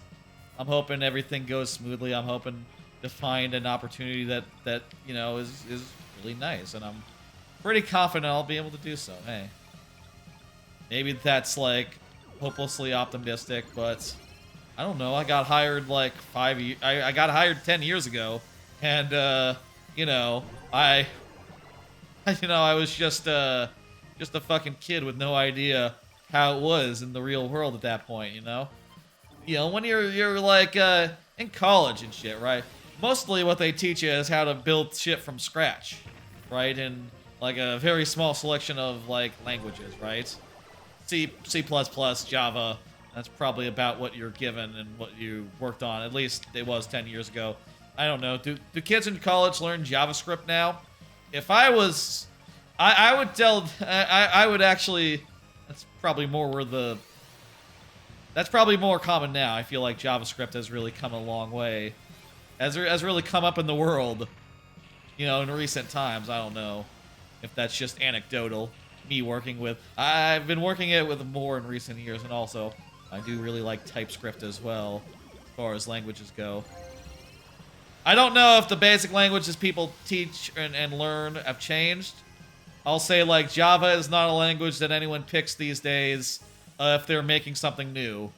It would probably be something like either JavaScript or TypeScript or, you know, one of those fancier languages that I've not touched, like Ruby or Python. Never used Python. I'm sure if I needed to learn it, it wouldn't be a problem, but, you know, never used it, so I can't say that I have. Should I, like, start... You know, I guess that is a thing also I could do in this, like, break. I could, like, I could try messing around with, like, engines or something and see, like, you know, get a little experience with any of these technologies I've not touched before. That wouldn't be a bad idea you know, to top off the resume or whatever. Ah, jeez. We lost. I wish it showed you what position each person was, like, overall. I want to see, like, you know, who was the #1 slot? Was that a green guy? Or was that a pink guy? All we're getting is, like, the order, and only in terms of points, not in terms of, like, finishing. Oh, wait, you can't see the rank here. Wait, but multiple people have the same rank. That's just points from rank, not like someone's... Oh, hang on, there's like a silver crown. Okay, so you can figure out based on the crown next to people's names who did first, who did second, and you can see that #1 was Chaos Dragon, #2 was TJ, and number 3 was TJ, #2 was bronze, you know. #2 was Matsun. Was Matsun there. Japanese characters, I know how to read them. Those ones, those are easy ones. You can learn those on day 1. I'm not on day 1 Duolingo. Oh, you know what I am on, though? Let me see this real fast. Just gonna pull up my phone and, like... I am on day... Wait, it's... Oh, that's not... Duolingo, I am on day... 1999.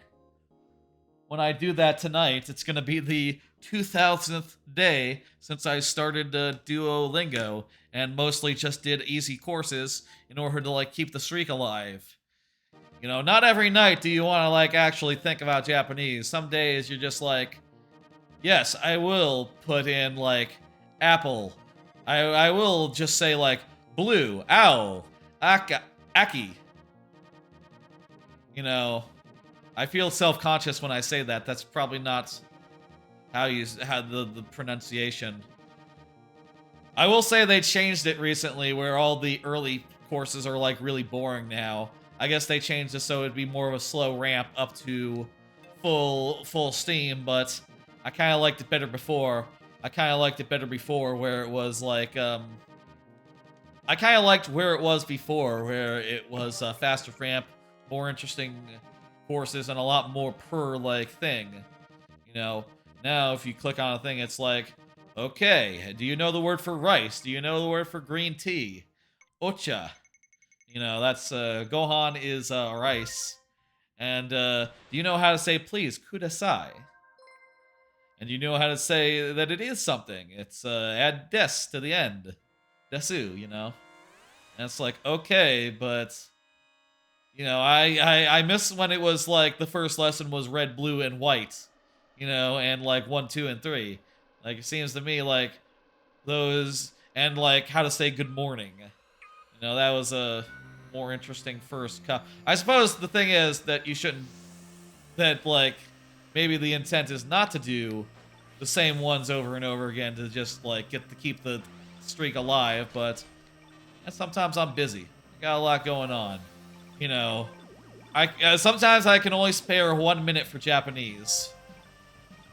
And that minute will just be me going like, yeah. On Lingo Deer, I'll say I'll have like an even better cheat, which is that on Lingo Deer, you can put in. There's like there's a character drill where you can just go through like and say like, okay, I recognize this character means this character means that, and it's pretty easy to go through, right? But also there's like a mode where you can like trace kanji and you know, draw them and learn the order and stuff, the strokes. And I don't quite do that. That's not it. The thing that I do, the thing that you can do is the thing that you can do is there's a skip button, and it turns out if you skip every one in a row, you will get 1 experience. There's a minimum of 1 experience going through, even if you skip every one of them. So what you can do, quite simply, is just skip every one of them, and then you get through, and that's that.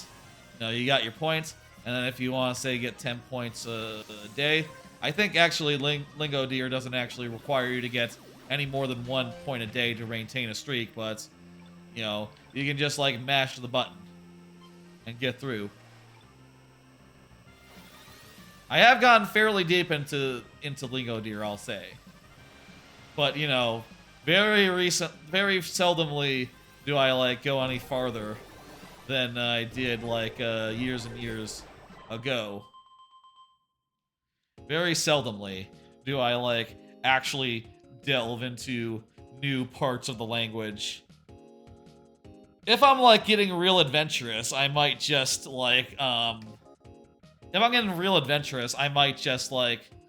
If I want something that's, like, more than just nothing on Lingo Deer, what I'll do is I'll do, like, the vocabulary quiz thing and just go through and try to just make, you know, sort of vocabulary, flashcards. You do 20 of them, and you get more points, more experience based on how many you get right. And since I always like to have 10... Damn, by 20 points. God damn it. Since I always like to have 10...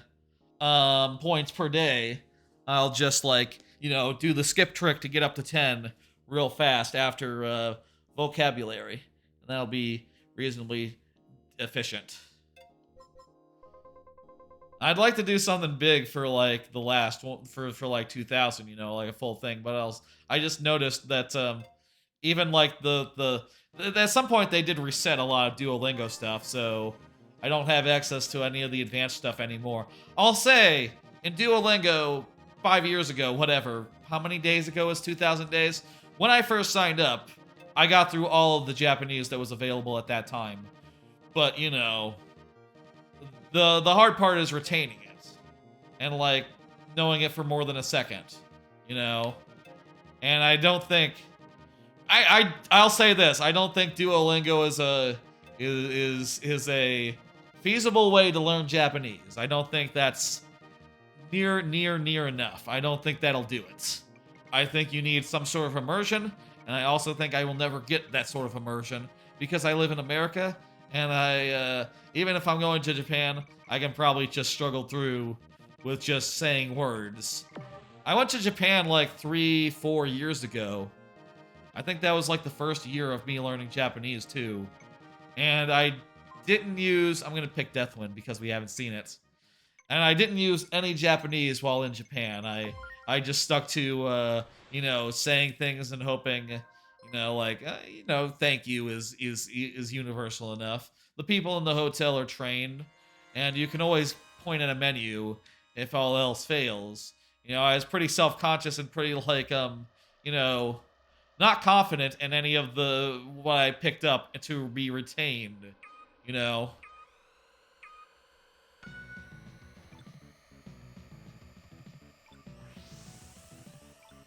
So what I would do is I would just, you know, if ever I had like a bigger complicated problem, I was only there for 2 weeks, by the way, which you know, I think that's the right amount of time to go. I could see doing a little longer to fit in a few more things, but 2 weeks, that's about right. And also probably like the most you can do while, you know, employed, which, again, I'm between employment. So once I have something nailed down, maybe I could set a start date that was pretty far out and do a Japan trip. Fun. Probably depends on what the employer is interested in, you know. If they're like, we really need you now, then maybe that's part of it, you know. Certainly, hey, look, I would prioritize a really good place that was a really good fit and paid well versus taking a Japan trip now, you know. And I'll say, like, if I don't take it, like, at the end of unemployment, like, right before a new gig, I would definitely do it, like, sometime next year, assuming that the new gig has a way of, like, you know, unlimited PTO or something of the sort. You know, I don't know that I would have enough banked up to, like, do a really extensive trip. I don't know. That's the thing that I have to figure out. I guess I'm hoping for like, extended PTO, for, like, a good... I'm hoping for a good PTO policy, is one of the things I guess I'm hoping for in the new place. Good culture, good tools, you know, a nice team that's all more or less in the same time zone. That would be lovely, if at all possible. If I could get all that, I would be reasonably happy. You know, not that work is what makes you happy, you know, but I'd be satisfied. And also, hey, probably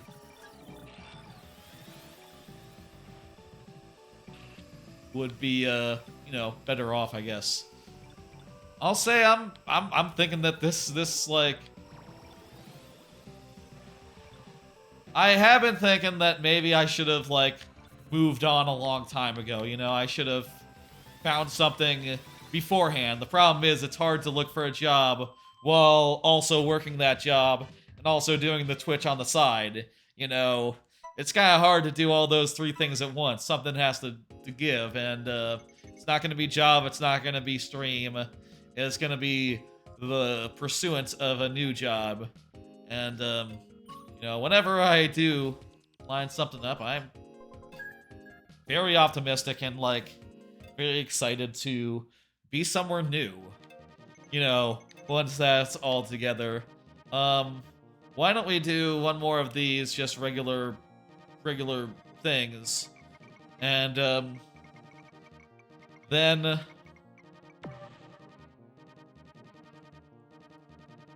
And then, do a thing. Do a raid. Get out of here, you know. About 5 hours in. Didn't make any headway to that towards that sub goal. We don't usually, but I figured, like, hey, you know, for now it actually kind of matters. Any money that comes in through Twitch supplements the well, I don't think it supplements the unemployment. I think how it works is that any Twitch money I have to report, and then it gets deducted from what I get from unemployment, which, you know what, that's fair. But I don't get that much money from Twitch, so it won't be that much of a dent out of it. And also, I'm pretty sure how it would work then is there's like a maximum amount you can get out of unemployment, and if it was reduced by that amount, then you know, if what I get per week is reduced by that amount, then it's reduced by the amount that, you know, streaming brings in, which is, like, you know, not that much on the whole, mostly through ads and the couple of subs that are recurring, you know. If streaming is to add anything, it'll just, like, you know, make it so that the unemployment lasts longer, which, sure, that's fine. That's good. And also, you know, it would be helpful. Maybe we should keep it on for tomorrow's stream. You know, tomorrow's the Mario Maker. People, that's, like, you know, far and away the most popular stream of the week, generally on a good week. On most weeks. On every week. Don't think it's ever not been the most popular stream of the week. Maybe on my birthday week, or maybe on the the retro random, not the retro randomizer, the randomizer roulette or the rare roulette weeks. But still, I would probably give the edge in like total viewership generally to the viewer level streams. I guess there was the one week where I did the 4th of July stream where I got like a raid that had 200 people in it. That was the one time where big raids can tilt it in favor of one, I guess. In favor of a random stream, but that's contingent on raiders, I guess. Raiders, if you're talking raiders, you're usually talking about the person who starts the people who are included in the raid. If you're talking about the person who instigates the raid, is raider the right word? 64, like Nintendo 64, I'll take it. Not sure. Seems like it's up to interpretation. Whether raider... It's up to people rating, let's say. One more of these, and then we'll see what the next thing is. It's probably going to be the Pro tracks, and we'll do one more of those. See if we can race on Pro on the Port Town. I really don't care, but I'm going to vote for Big Blue, and Mute City is going to win. Wow, okay, shit. Blue won. You know what? Proving my my thoughts as far as like how exactly this usually goes wrong. Shit.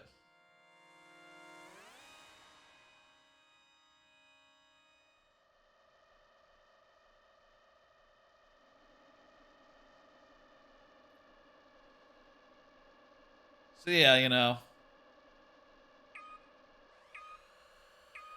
Part of me is annoyed that like, oh yeah, you know, it is a little like put off by like, oh well, I guess doing another hustle while you're on unemployment doesn't actually benefit you any, you know. It actually just stretches out the unemployment, I guess, but you can't make money when you're doing it that way. Literally, you're prevented from. And I'll say like shit, we're like really eating shit here. As a software engineer, you know, I'll say like Twitch can only supplement, you know, I can't replace. Could be one day, you know, I would have to be 1,000 times popular for it to be like feasible. You know, it's like a full-time thing, and I'll say like you know, I know people who are like I know people who have had like podcasts, you know, that sort of thing for like decades, right? And they have a following they don't make enough money off Twitch where they could go full-time off just Twitch alone. You know, they have to also do podcasts and also do their other stuff and like Patreons and for like non-Twitch related products and you know, sponsorships, I suppose. Well, I guess sponsorships go with the Twitch part. They have to do stuff and not just do full-time, and you know, it's not a realistic thing, I think. I see some people doing it, I don't know how. Maybe they're living with their folks or living with a significant other who is the breadwinner. You know, I see people who are doing it. I know there are some people that are doing it that have like not Dan Reichert style followings, you know, not like big streamer followings, but like an order of magnitude bigger than me, but not like but an order of magnitude less than other people who are not full time. So I don't know how they manage it. You know, if it's like a significant other, family, whatever. But it's just not in my future.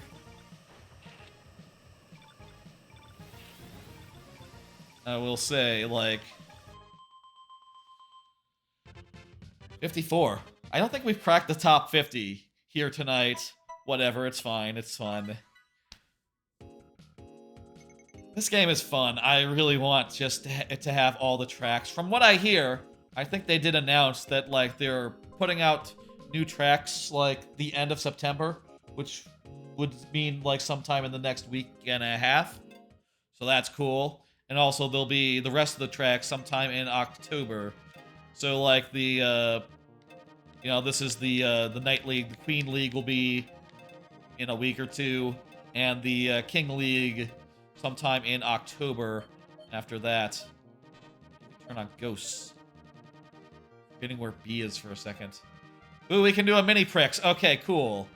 Let's do a mini Prix to end. Let's do... If we get past... We'll do 2 mini Prixes unless we get to the final round this time. Okay? If we get to the final round, that's it.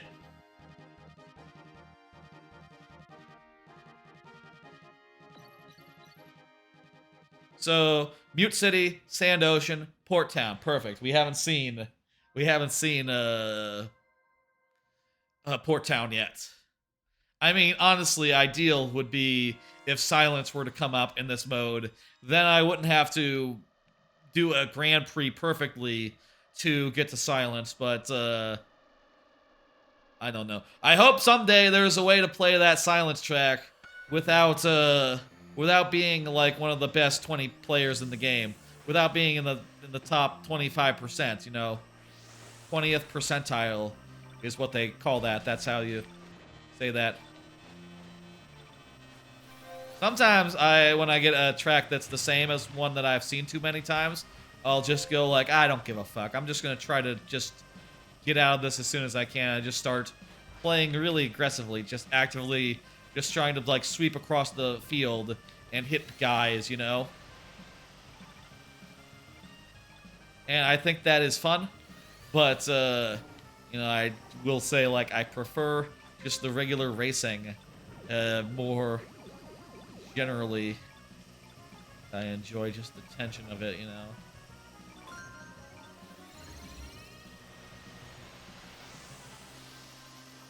I guess the one thing that's different about the tracks in the original version, the original F-Zero, is that they have boosters outside of the special track, which doesn't exist because it wasn't a thing.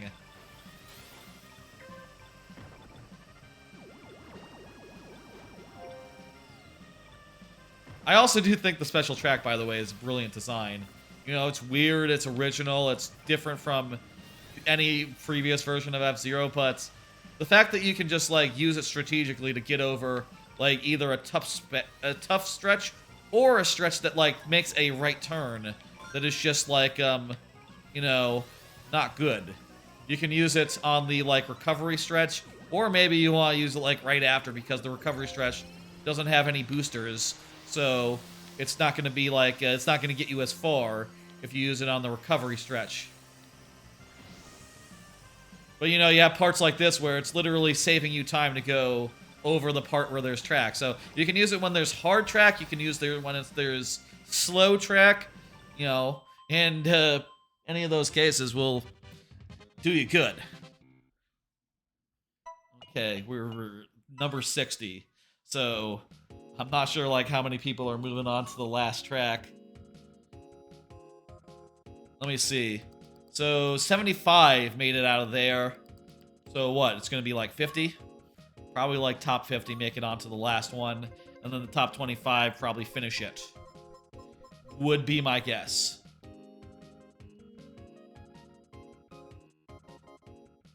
Let's do it. Again, I'll say, I make it to the last course. This is it. I make it just to here. We're going to do another one.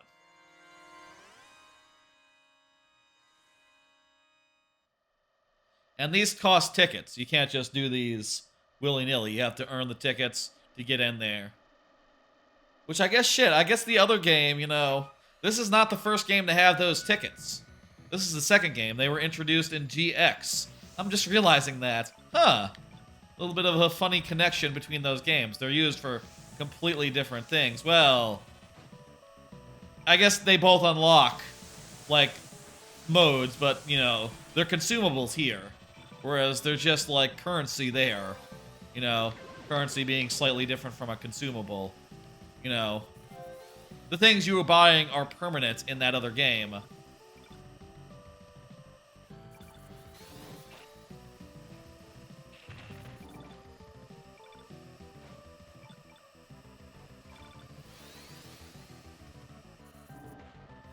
I want to get a boost right now.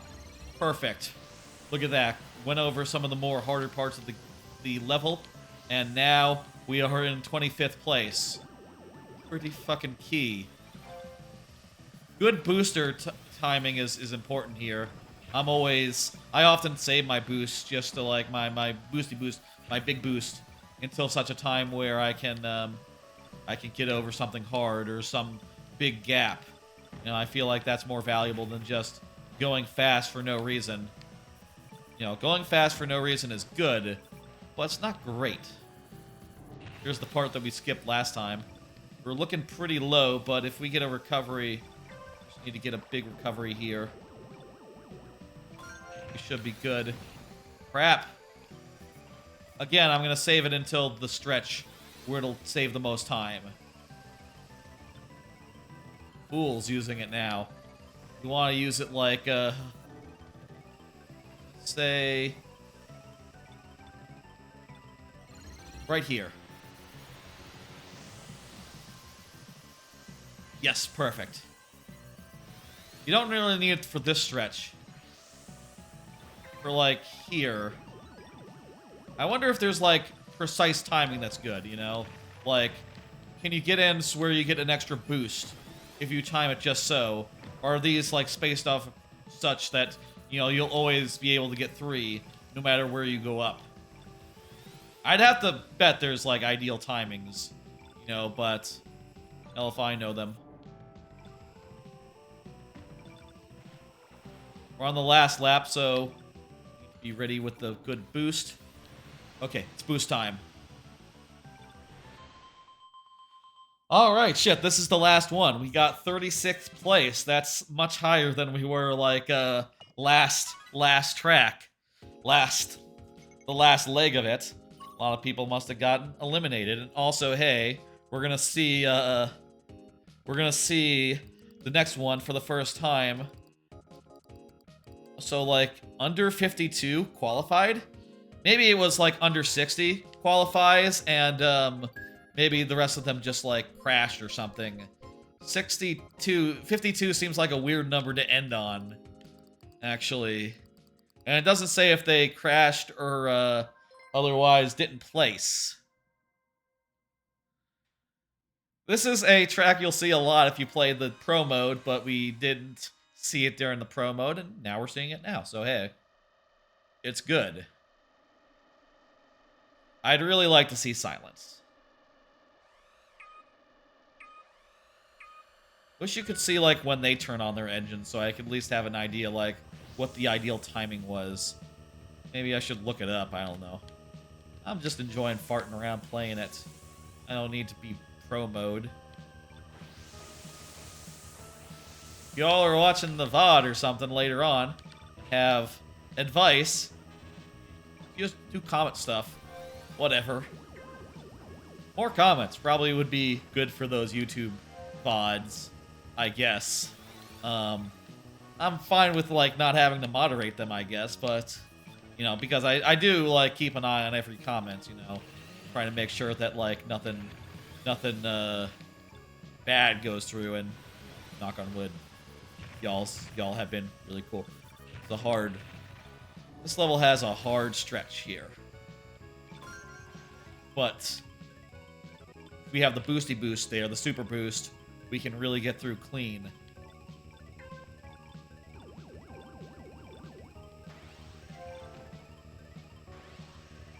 I'm gonna hold on to this until we get to that last section. I'm assuming, so right now, 50, higher than 50 is safe. We might need to pull it early. Okay, let's pull it. Feel like that was a little early, but I think, yes, okay, we got through the trouble stretch. Jesus, we didn't really make up that much in ranks, though. We were still, like, in the mid-40s, and that's not going to be good enough to make it through the whole race. We're going to be, like, probably assed out as soon as the next lap changes. Okay, safe 45. We can do that. Here there's, like, stuff that, like, magnetizes us, and we gotta, like, lean one way or the other to get through. Oh, come on, we need to hit that. God damn, that thing just, like, evaded all my attempts to hit it. Alright, we got charge. We just need to use it strategically to make it through. Actually, I guess we don't. The safe is 45. And we're at, okay, the safe will be 40. So, we are in danger. We have to get up to 40 before the race ends, or else we'll be, like, pulled out. This will be the first mini Prix I've ever finished, by the way. Oh, that's cool. Okay, it's time.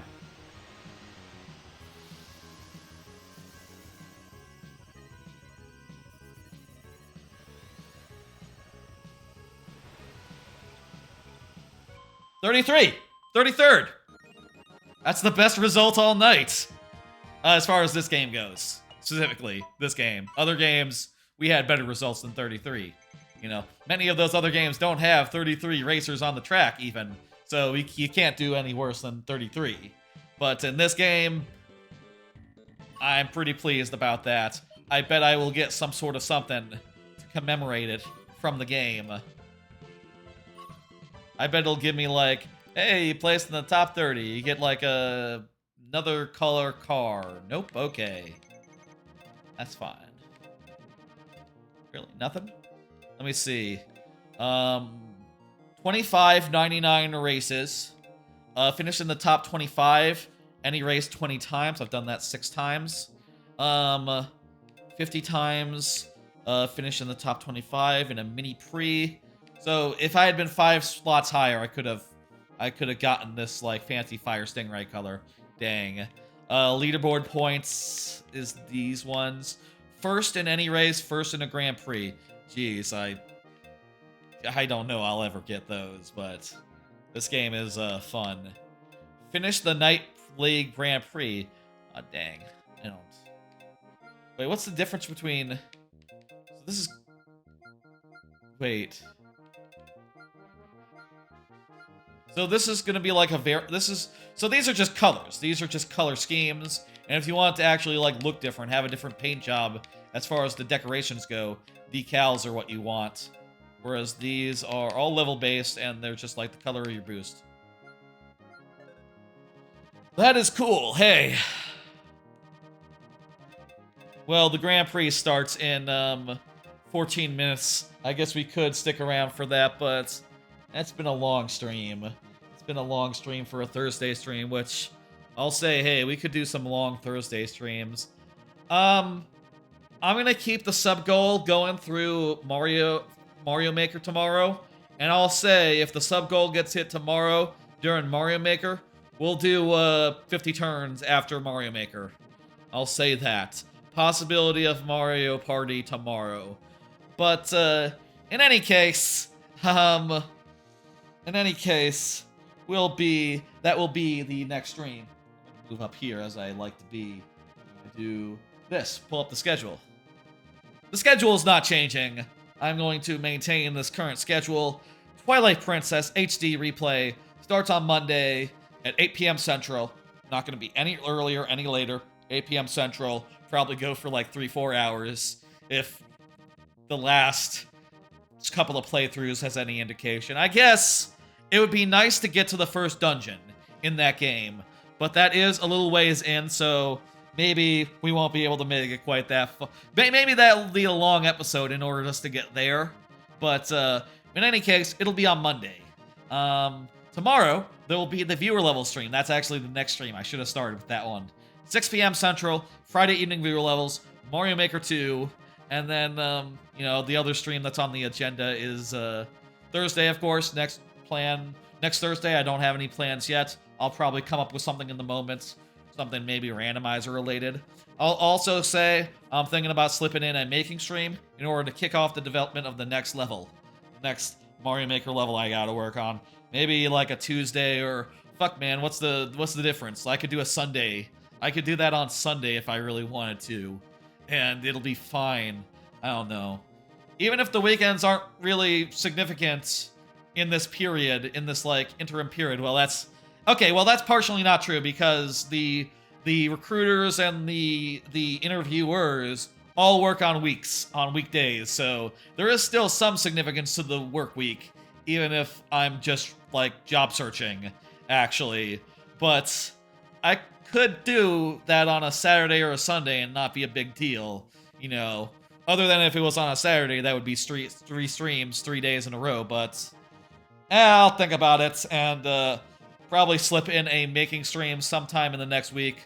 But the next stream here will be Mario Maker tomorrow. That's sort of the highlight of the week, generally. I'm looking to see who is online right now. Thinking... What is Dread Rob doing?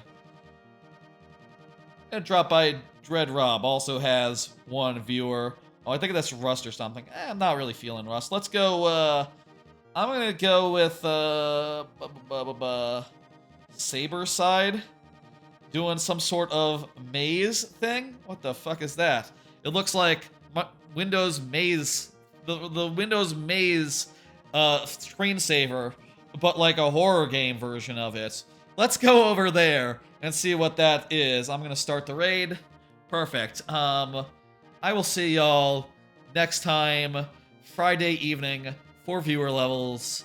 That'll be tomorrow. I'll probably use most of the same cards, probably mix up the order of them, as I tend to do on Thursday, and when Thursdays and Friday streams both use cards. So, you know, we'll talk about a lot of the same stuff, but whatever. It'll be viewer levels, and the viewer levels will be fun, and I'll show off my latest level, and we'll have a good time, and hey, I'll leave Mario Party on the table, just in case anyone wants to, like, make that happen. And, you know, since I am between jobs, it would be, it's probably a good time to, you know, for once, money is, something I need to think about, except outside of, you know, I've always had to think about money as far as cars, housing, that sort of thing goes, but for, like, basic things, I now have to think a little bit like, okay, I gotta make this work until another thing comes through. Whatever. Okay, that's enough talk about this and plans. I'll see you tomorrow for viewer levels. Twilight Princess on Monday. 6 p.m. Central for viewer levels. 8 p.m. for Twilight Princess. See ya for Mario Maker tomorrow. Bye, folks.